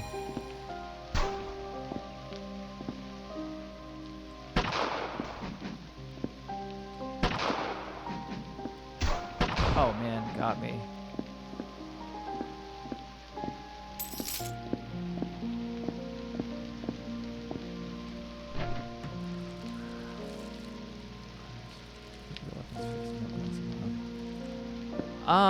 I like this track. I feel like it fits. You said, Pair of Salamanca said, oddly, the Dark Ambient track was more memorable to me than this one. I think it's, I think this track works. I don't know if I say memorable, but I feel like it's a good vibe for this area. This giant dead horse. Oh, okay, this is where I went to earlier. I bet I can... Oh, no, this is different. It's a different area. But I could get over these corpses. So I could... Which is good. If I can get back to one of the save points now, which I don't know which direction that is, then I can use that and feel like a cool person.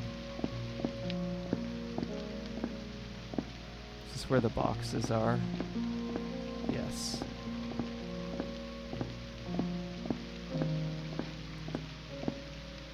I think it was up here.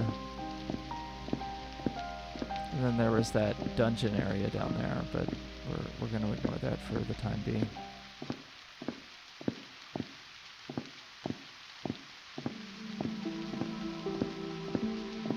Oh, is this the Dark Ambient track you were talking about?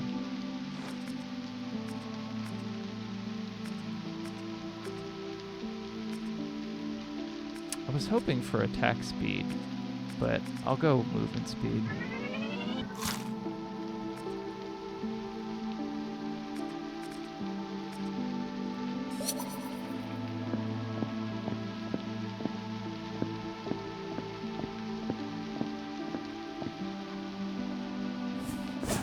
I actually did not mean to do that. Even like what this game does with jumping, like I like the little jumping puzzle, and that it's just like straight away from the beginning. It's like, hey, you can do this. I just kind of like it when games kind of just let you do whatever right from the beginning.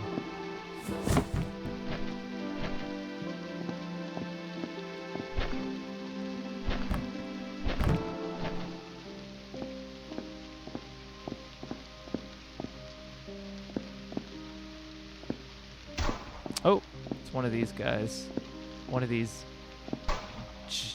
jackalopes.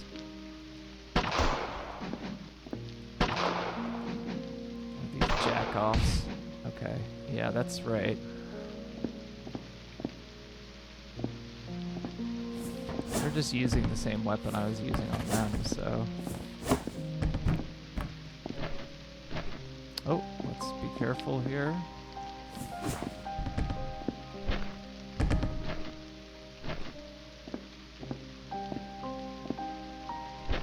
Get all the way to the top of this structure.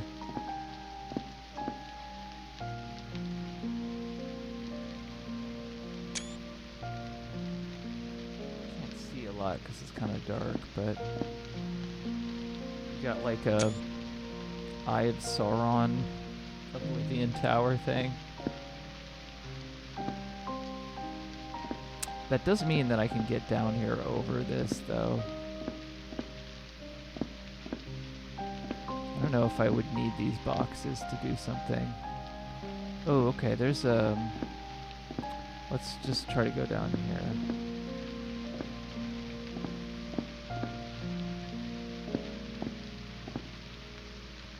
See, this is what I'm talking about. Smart navigation.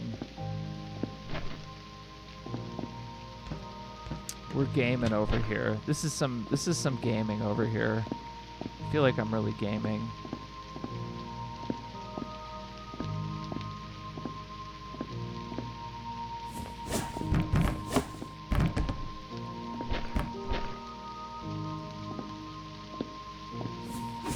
Is there another side of this that I could go on?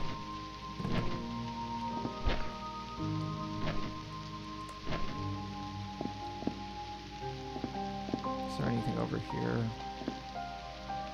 No.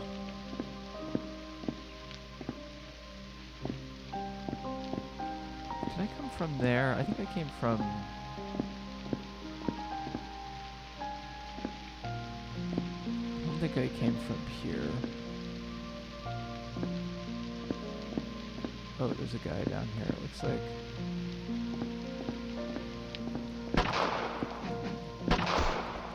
Ouch.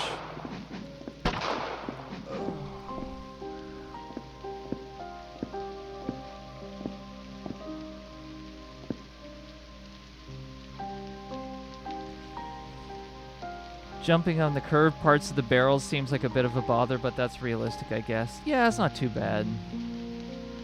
It is a little jank, but it's not that jank, honestly. This is pretty well put together, I must say.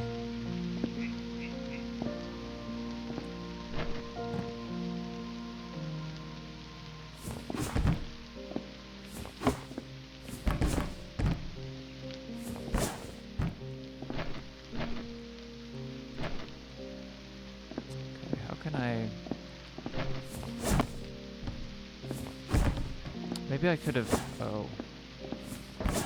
Oh, fudge. Maybe I can, like...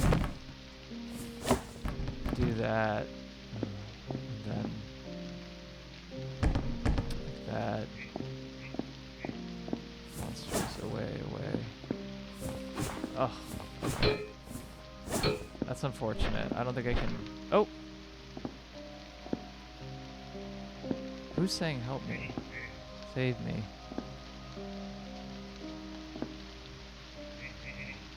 I'm going to die. Is there something on this? Oh, yeah. Okay, so I don't want to use a bomb.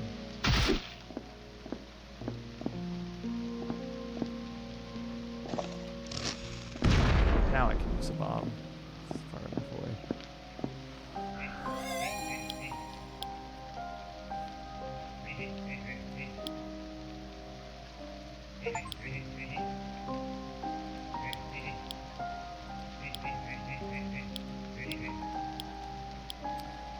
I say Bernie. I'm a Bernie bro.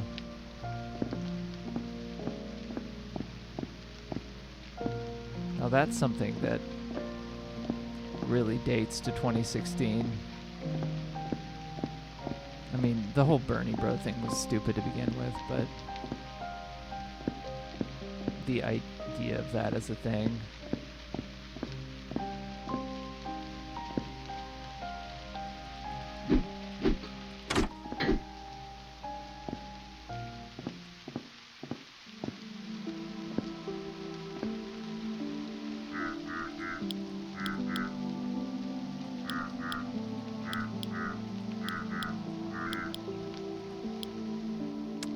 Weapon guy. Okay. Well, yeah, I'm having a lot of fun with this. I do like this track here also. This dark ambient track that I think you were talking about. I think what I will try to find the place to say, oh, it's right here. This is good routing. Yeah, this is a good-ass game.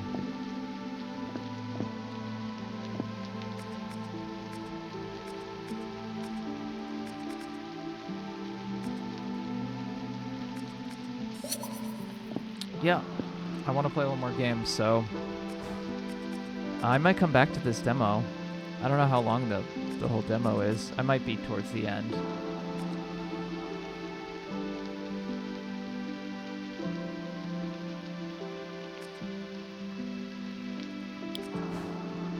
But I've seen a good amount.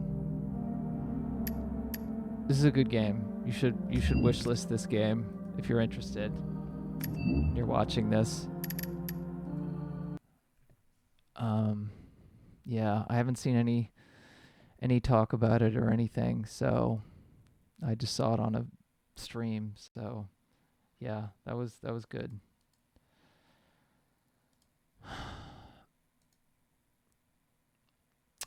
So we'll play one more. This will be kind of a fun lighter game, and then we can call it quits. Normally I would probably be finishing up by now, but because we had one game that was quite long.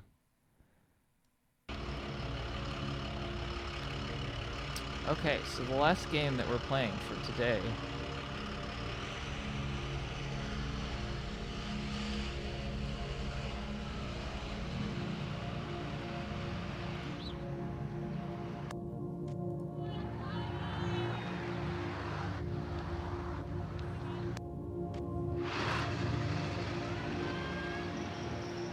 it's called Funi Raccoon Game, spelled F-U-N-I.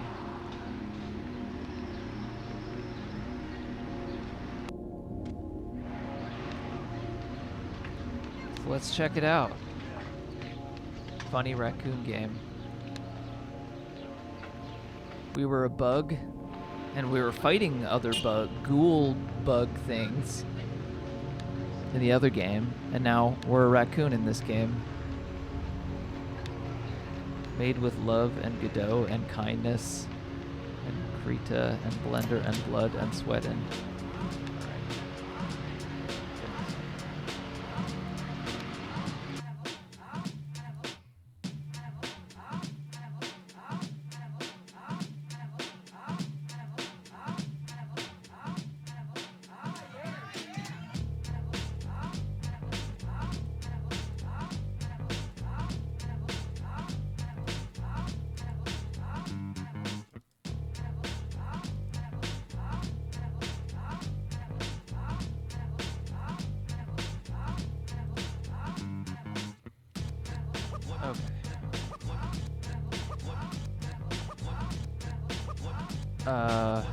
Parasolamonka said you should stream a bit more frequently, like no pressure, but I think you're good at streaming. Yeah, it's just a lot of time and energy for 10 viewers. I mean, I know I'd get more viewers if I streamed more regularly, but I don't know. I have other things that I want to do. Like, I can convince myself to do this because at least I'm getting, like, a lot of you know, I'm getting a lot out of these streams, like knowing, like being able to get to play a bunch of games.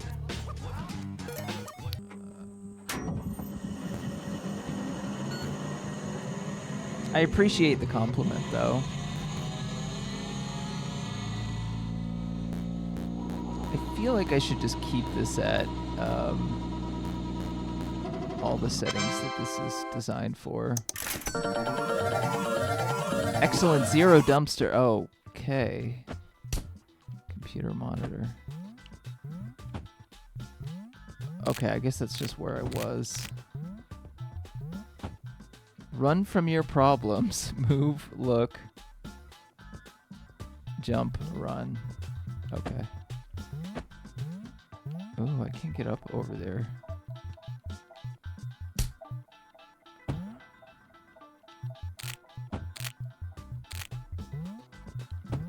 I can like crouch. Is this like a one where you have to? Where you can, oh, okay. You can double jump. Okay. Oh, there is like cars, so maybe I want to avoid.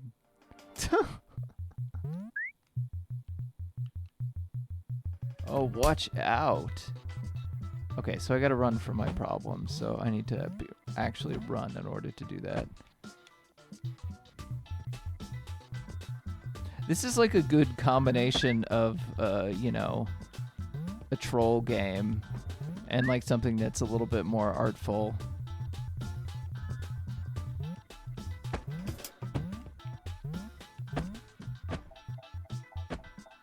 My favorite tea. My favorite chair. A moai head. Whoa. This thing sends me flying. What the fudge? It just sends me up here. I don't want to go up here. Oh, maybe I need to just dump those objects in the dumpster somehow. I like how the moving speeds up. Whoa. How do I pick these up? Okay. Oh, Jesus Christ. How did I do that? Whoa, that's a very close view.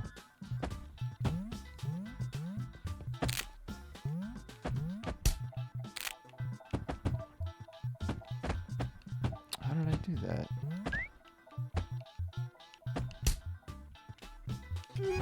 Oh, okay. Is it left? There's a trigger. Oh, okay, there's a trigger button. Oh, okay, it's literally right here. I just was not looking at the... whatever. I figured it out. That's all that matters.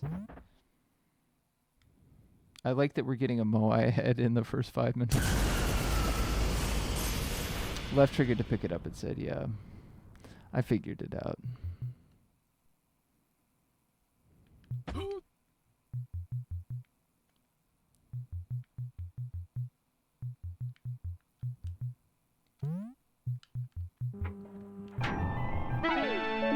Booting. 4-dimensional hypercube. Because the more things you have, the more happy you will be. Go, go, go, go, go through the portal now. I'm going with the moai head. Norwich. Or Norwich, probably.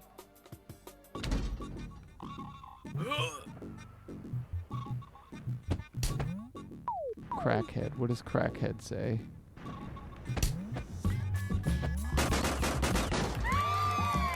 Item stored. No. I still have the moai head also.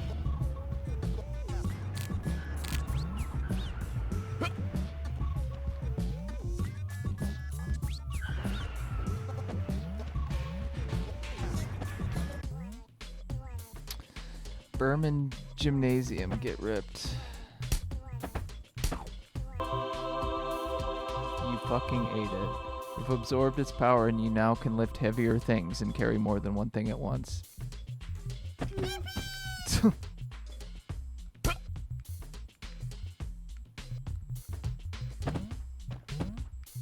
Oh, look, I'm someone different in the mirror.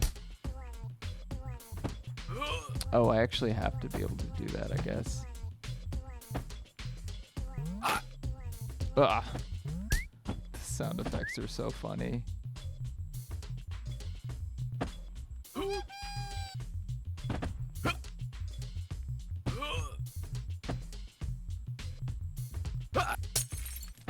Get out of here. Oh yeah.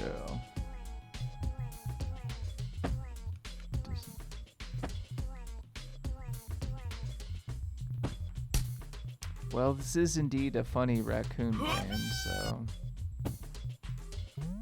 this might have been the one I vibed the most with so far. Yeah, that makes sense. It's the most goofy.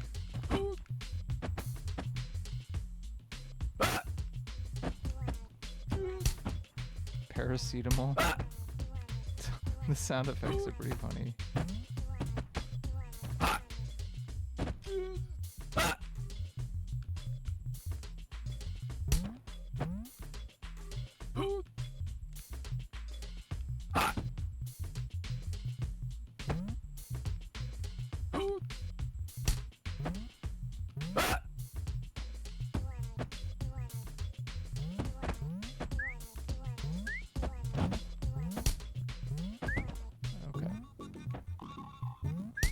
Needed to get strong to leave the gymnasium.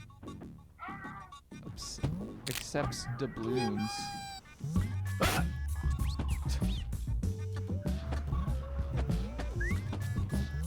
The music's pretty good. 1 of 5 cats.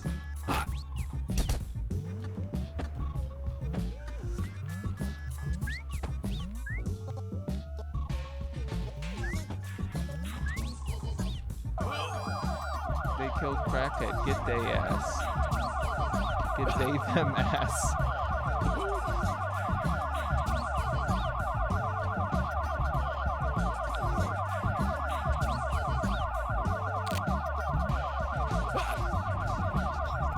Oh, how did I shoot them with that? I don't actually know.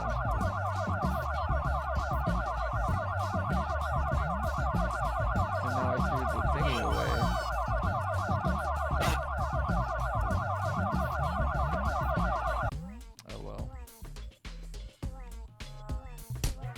Not in the gymnasium though. Oh no, I am in the gymnasium. I'm just in a weird. I was in a weird nether zone. I have to do this to get out again. Whatever. I know what I'm doing now at least. Probably can jump from here.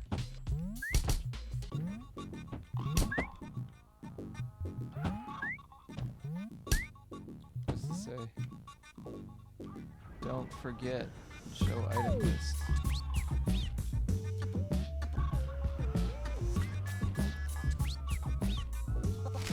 Oh, so do you want to pick up every single item?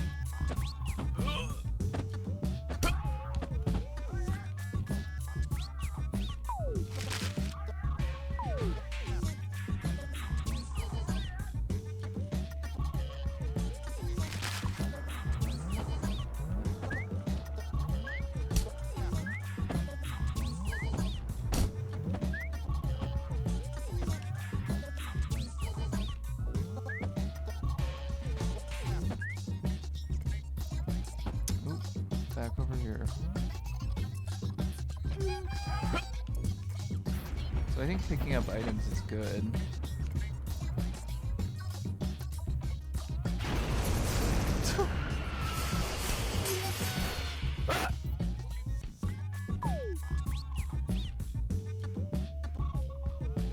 Yeah.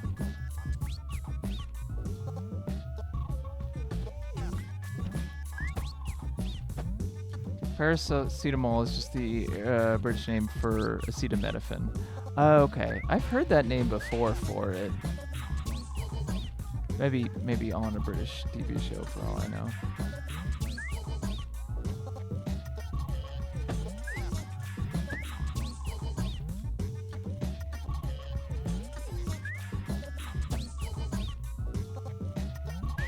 I just wasn't sure if it. I knew it was a painkiller, but I didn't know like if it was just the same kind as some.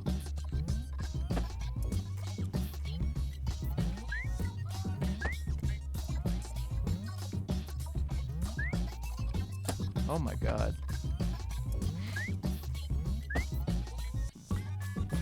Funi Raccoon Game. Oh, I need to... That's probably why I'm like slipping and sliding over here.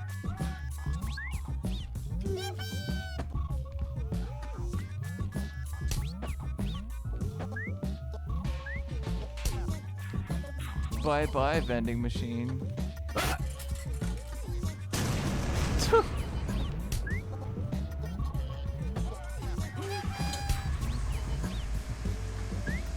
Oh, maybe I needed that to do that jump. Probably. Also, I do want to, you know, take care of the cop issue, but...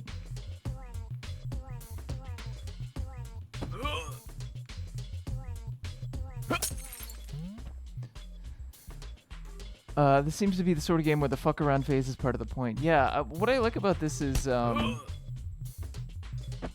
it's like a shitpost game, but it actually has thought, plenty of thought in its like design, which a lot of shitpost games do not. So.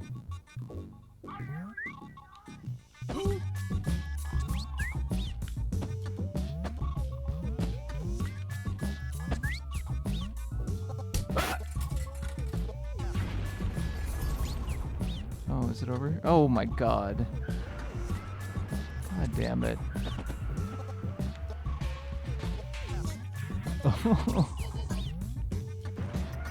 I guess I should have moved the... Well, let's at least... Oh, okay, it is over here. It ended up over here.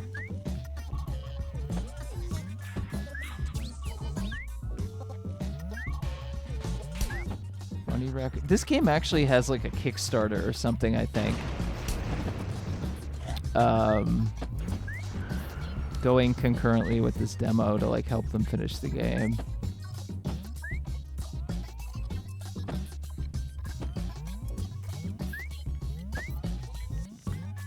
Okay, I'm being dumb and not... The jumping is a little like slidey. It's the momentum's a little...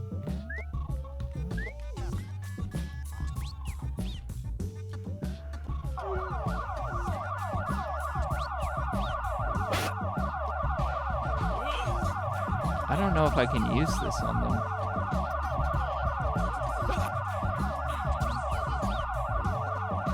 Oh well. Oh, I see. I get mobbed by police officers.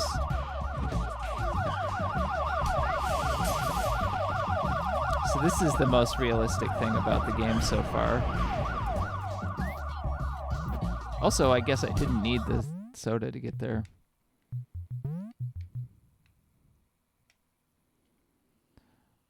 There's also an actual challenge, which a lot of shitpost games don't have. Yeah. Or like egg likes or whatever that people call it. I don't know. People would call that Crypt Worlds an egg like to Lilith, and she's like, "What the fuck is that supposed to mean?" Because of some like goofy walking sim game that Vinesauce Vinny played, and like has no relationship with it, so people are like, "Oh, this is an egg like." It's just like, what are you talking about? It's just a silly, you know, fetch quest walking simulator type game. I don't know. The egg like thing is kind of stupid.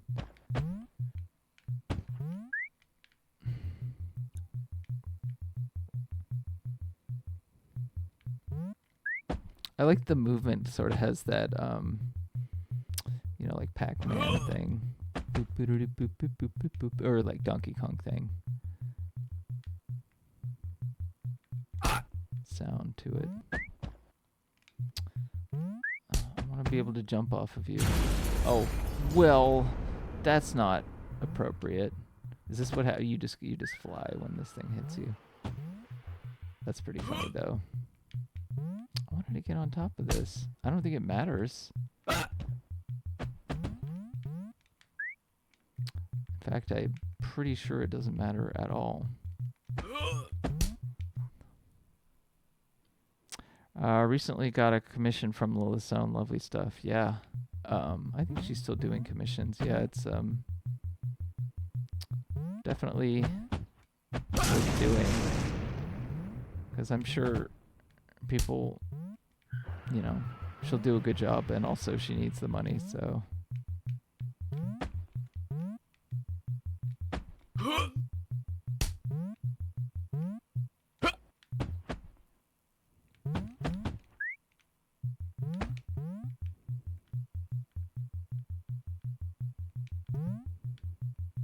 Can I fly up? Okay. It doesn't make me fly very high, unfortunately. I was hoping to fly a little higher.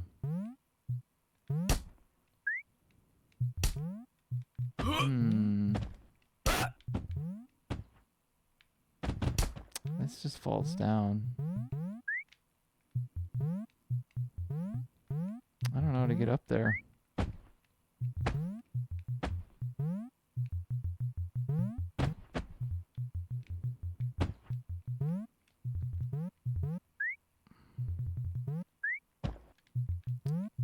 Probably jump off the head from there, but I don't know if I can.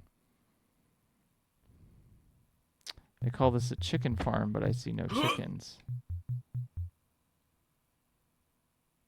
Parasolomachus says, I remember I would download Crypt Worlds and computer in the computer lab when they didn't have any.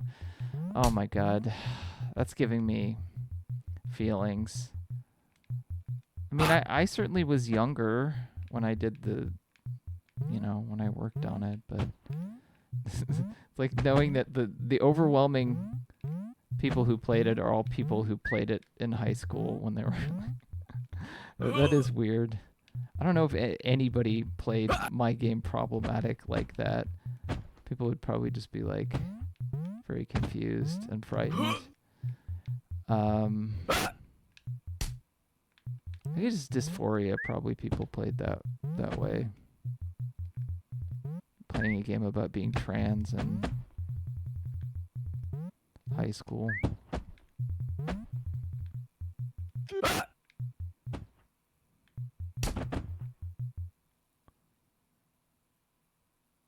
I hadn't heard of problematic.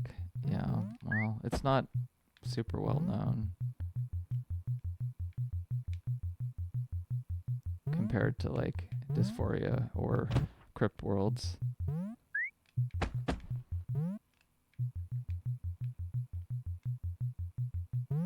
For whatever reason. I don't know how to get up here. What is this door? Do I need to... Am I ignoring this door? It's not a door. It's just like a thingy. Maybe I just need to... Maybe I just need to, like... No, it just sends me over here. Maybe I can fall on top of the door. It'll, like... It starts you up here. I feel like it doesn't... Oh. So I wonder if I can just get on top of the door. Maybe if I, like, jump. No offense? Oh, I'm not offended by it. I'm not offended that you didn't hear of it. This gives me train wreck vibes, but with slightly more polish. Yeah, I could see that.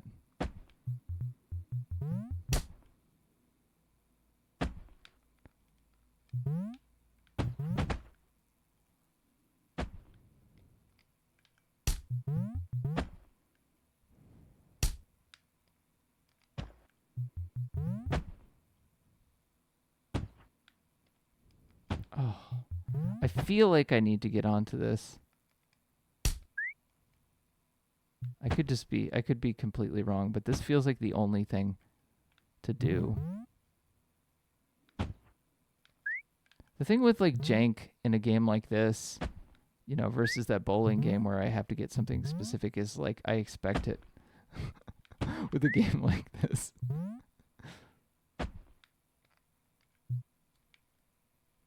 I don't know if this is actually going to help me in any way.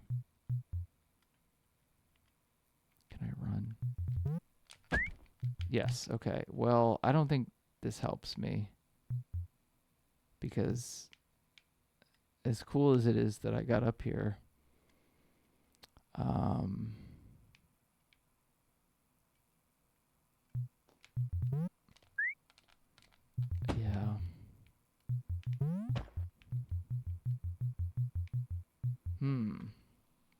Maybe this is an unfinished section? I don't know. To home? Let's do that. Oh, okay.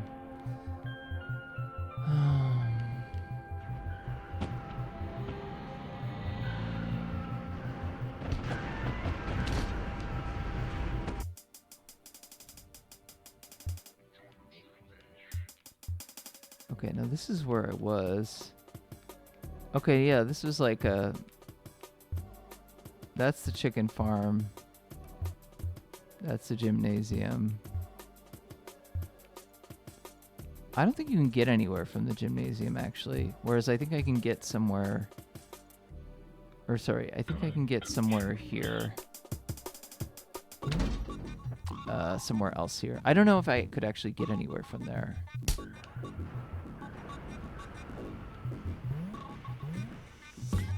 Because there was like this... I didn't need to do that. Okay. Maybe not that far out. You can really zoom far out to this. That's funny. I think that's like fine.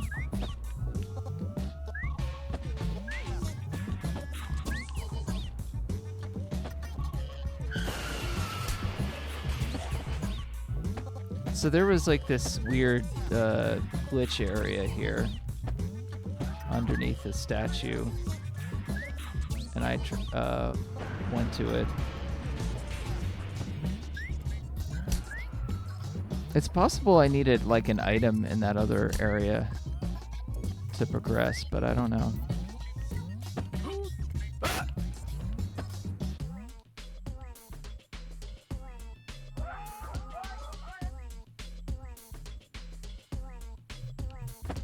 Oh, shit. Whoa, whoa, fuck. Oh no, I didn't want to be thrown back here. I had too much energy. The energy really makes you go crazy.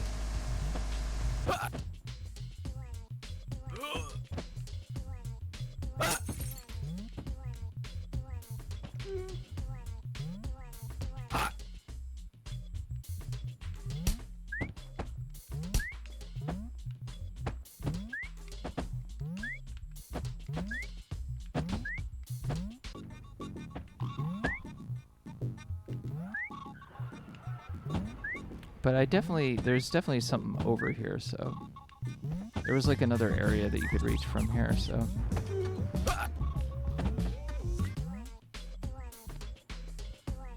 Barrier.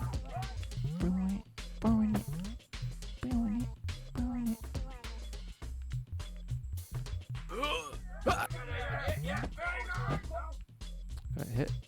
Okay, but I can go here. Cleaners. Oh shit. Fuck.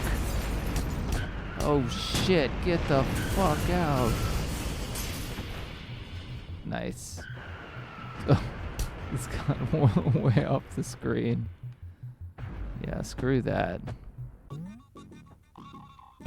Oh, it just sends you over there. Okay, so that was an area.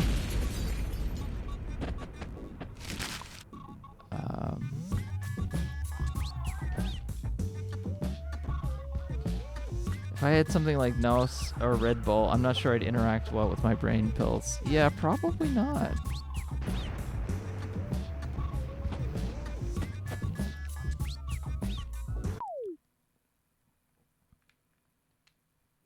Is there anywhere else to go? Get in on her. Is this just exit the game? Okay.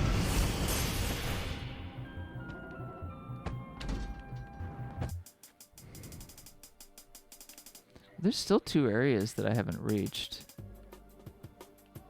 Like, this chicken area doesn't seem to go anywhere.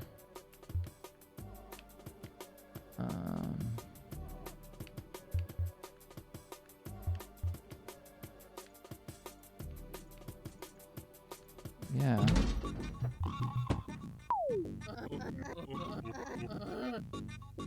$14 items left.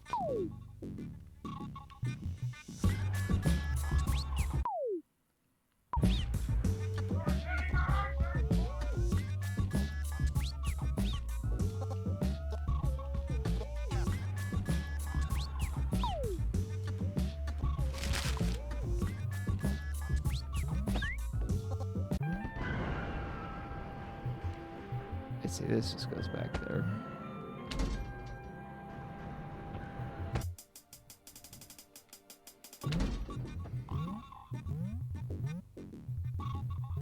I wonder if there's just some back here.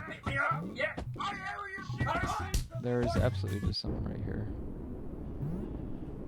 Cliffs of Moher. Whoa.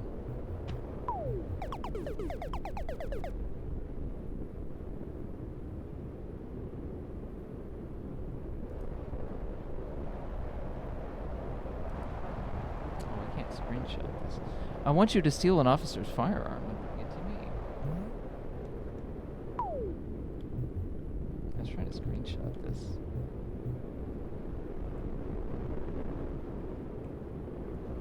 God damn it. It doesn't want me to.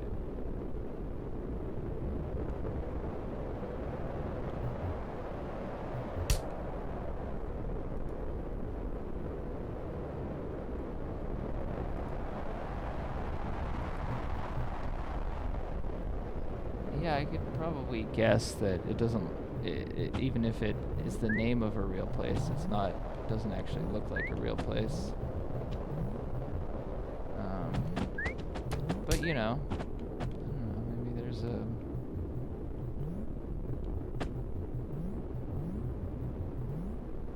What do I know, you know? It could look like a real place. So, but I need to be able to get back to the place to give him a gun. Oh, maybe there's like an entrance over here. Oh yeah, there is. So I need to steal a gun. I need to steal a gun.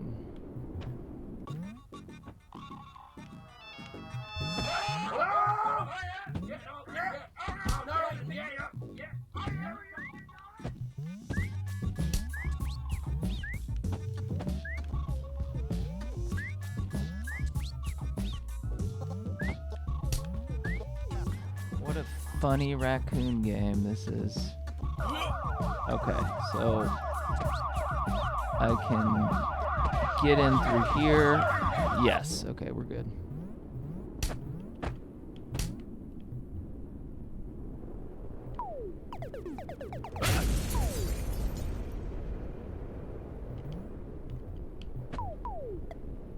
Oh, I don't actually know what he said. Okay, but it brought me somewhere else.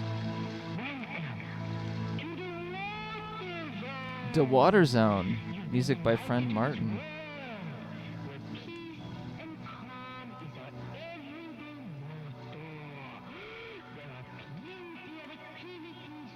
Yeah, it's kind of funny. It's like this Steam demo fest. I liked the first game, but it just took a long time. And then the second game I was a little disappointed by. And then the 3 after this I've like really loved. Like I really like this game, and I really like the last 2 too, even though the first trip was really short. But so I'm glad I played more demos.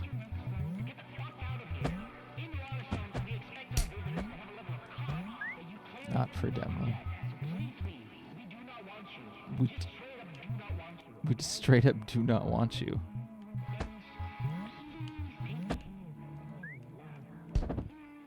Oh shit, what? Oh, I got transported to a different area.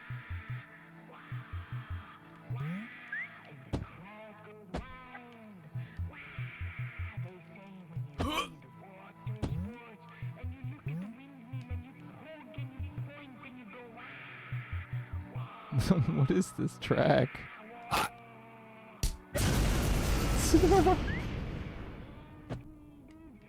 Oh my god, what is happening?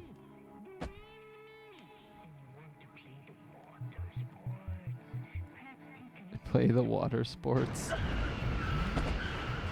I suppose I could just sit here and wait to get run over and see if it'll send me up here.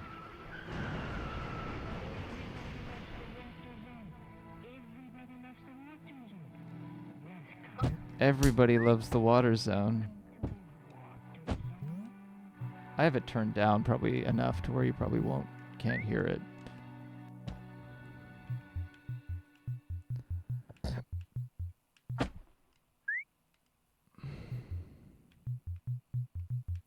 Maybe I just need to like run from... Oop.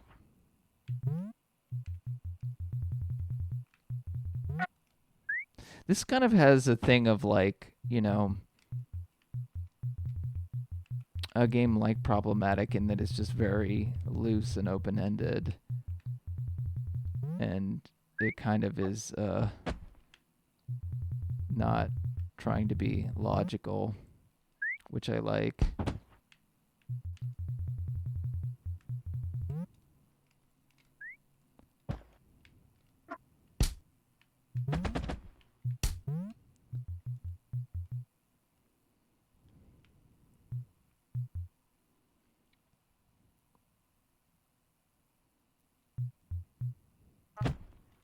No, it doesn't send me in a reliable direction.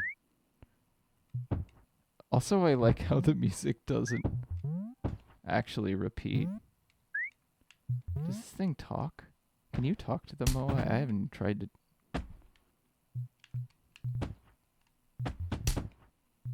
Because there was a...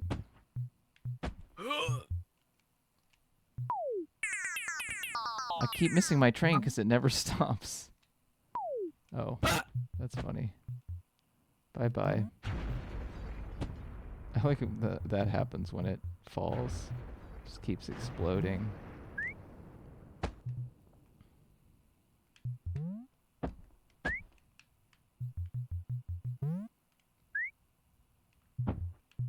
I've had that problem before where, like in Oakland, like when I took the bus, where like 2 or 3 buses in a row just like would not stop at the stop. They just straight up, I don't know. And you never know why. This is why I like stopped trying to rely on buses whatsoever.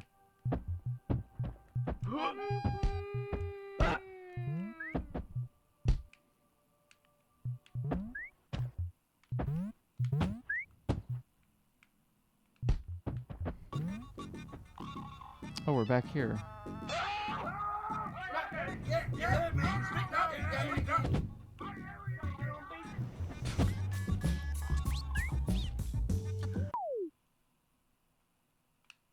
I want to see...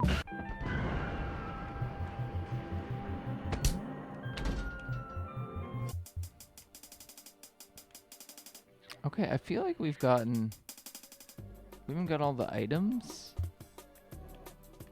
But I feel like we got all the... What, does it go to that specific... Okay, it does.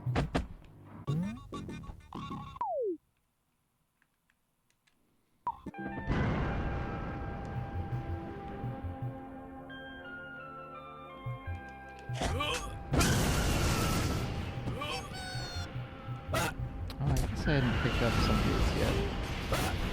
Yeah, I think it makes the yippee sound when you haven't picked stuff up yet.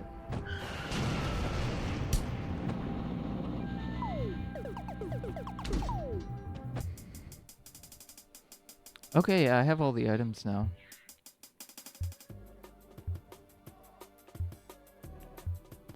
The water zone. Yeah, I don't know what to do with the chicken. Oh, what does the Moai say, actually? Oh, try my chickens. Okay.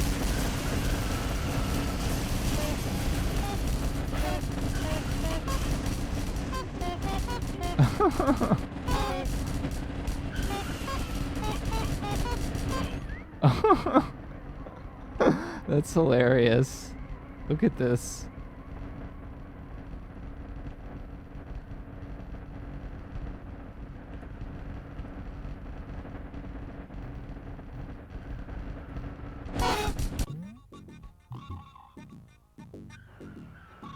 Okay, that's all. That's all that was. I think I've gone everywhere I can go.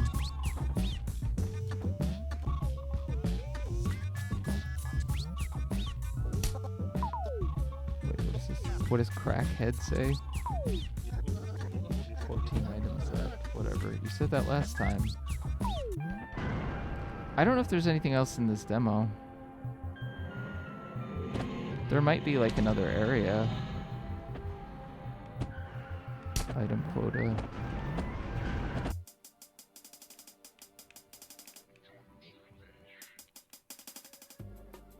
I don't think so though.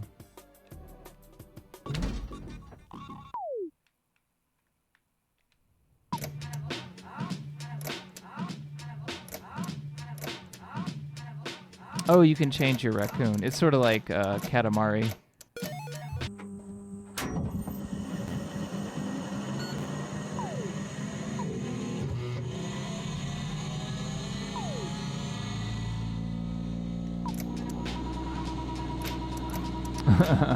I don't think that was supposed to happen.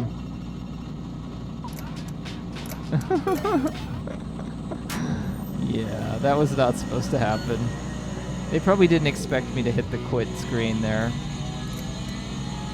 That's funny. That's a funny bug. Oh my god. Oh, that's really funny.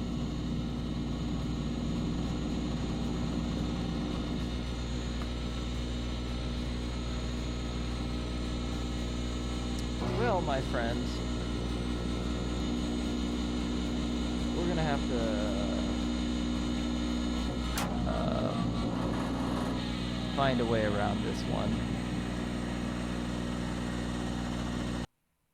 Sorry, Funi Raccoon Game. I'm sorry to end you in such a anticlimactic manner, but I hit the exit during the beginning sequence, which made it freak out because it seemed like there was some bug there. Otherwise, it ran pretty well, though. Okay, great. Yeah. Let's turn the music back on a little bit.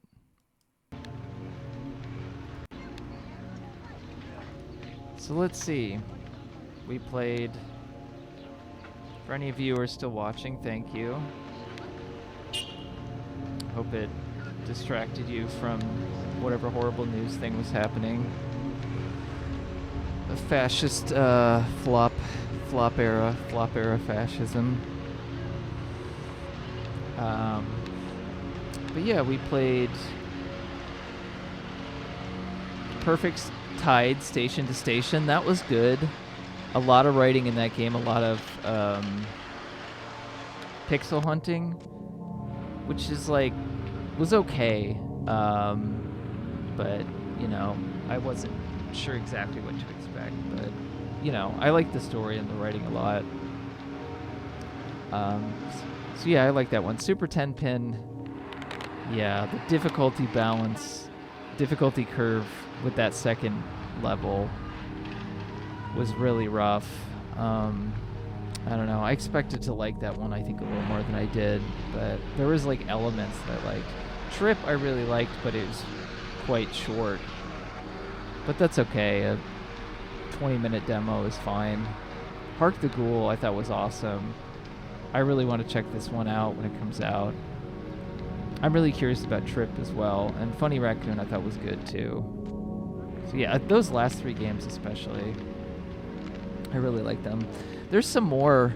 I played a few demos before this stream because I figured I wasn't going to stream them. And I'm kind of glad I did so that I could focus on the ones that seemed the most interesting to me. I have like a handful of others, a bunch of others honestly installed, but I wanted to like focus on the ones that I was specifically the most interested in. So I think I picked a good assortment. Anyway, thank you for coming. Check out the Treasure Room, Unearthed Treasure Room stream video on YouTube.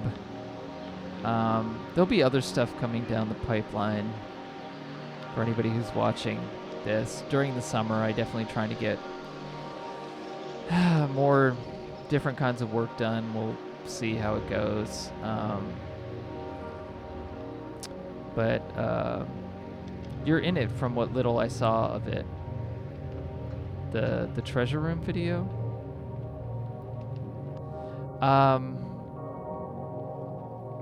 But yeah. So stay tuned. I mean, I'll probably post some stuff to my Patreon that I haven't yet. I had like some podcast appearances I might post on there just so I have record of them. But yeah, hopefully get some stuff done over the summer, and we'll see. But I hope everyone has a good evening, and wherever you are, or whatever time zone it is, and that you enjoyed Steam demos. So yeah.